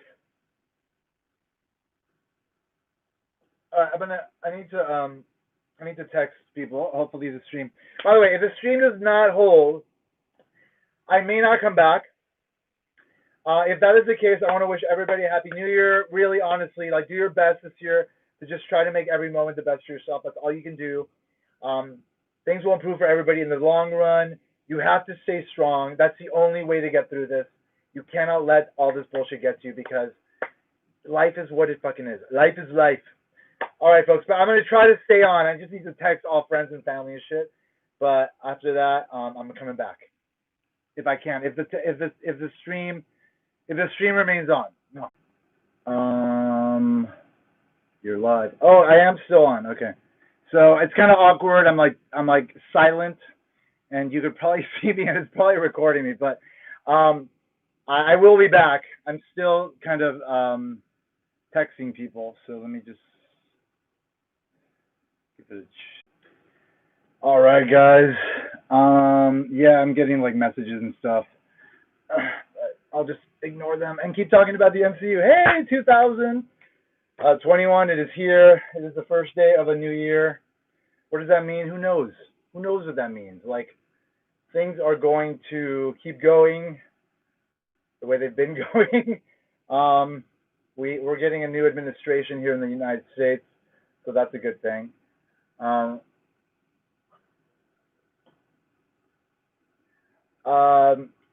There is there's going to be, let me see, there's like several vaccines coming from different places. So, I mean, things are going to change, whatever. But yeah. I think there's nobody here. I don't know if I'm going to continue on. Let me think about this. Should I continue on?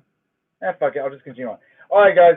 So it's 2021. I don't need to get philosophical. It's a new year. I hope everybody has a great one. That's what I've been saying, and I will continue to say that. But I'm just going to continue talking about the MCU.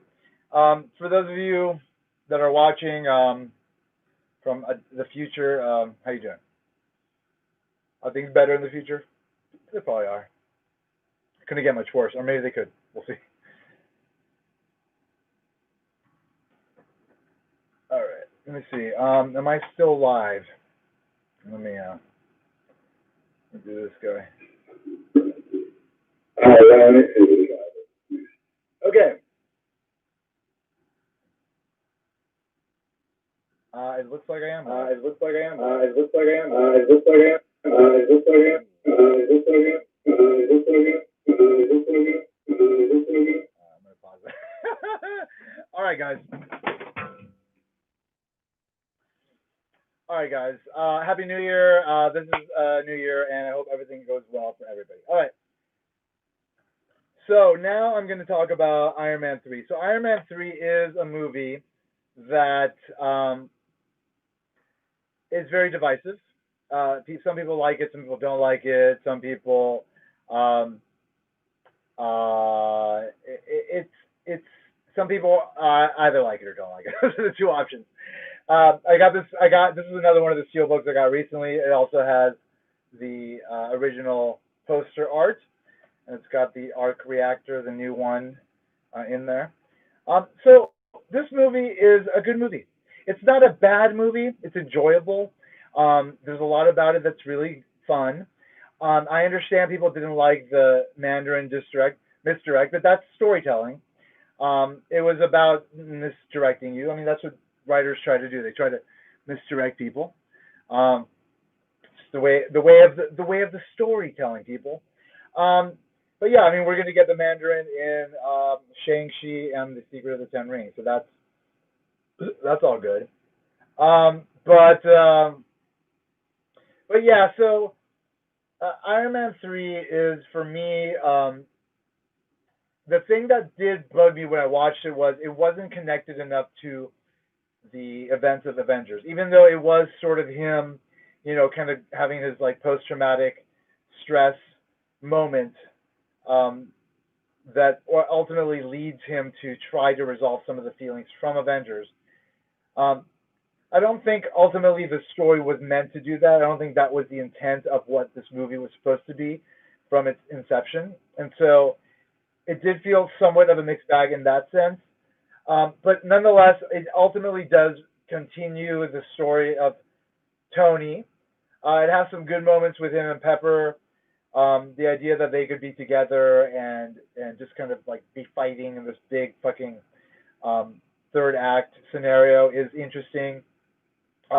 Again, like that third act is a good, probably a preview of what may actually happen in the future with Armor Wars. So that is something that could happen in terms of having a lot of different armors involved. So there's a lot of potential there, and we saw what that could potentially look like in one way in Iron Man 3. So that's all fun.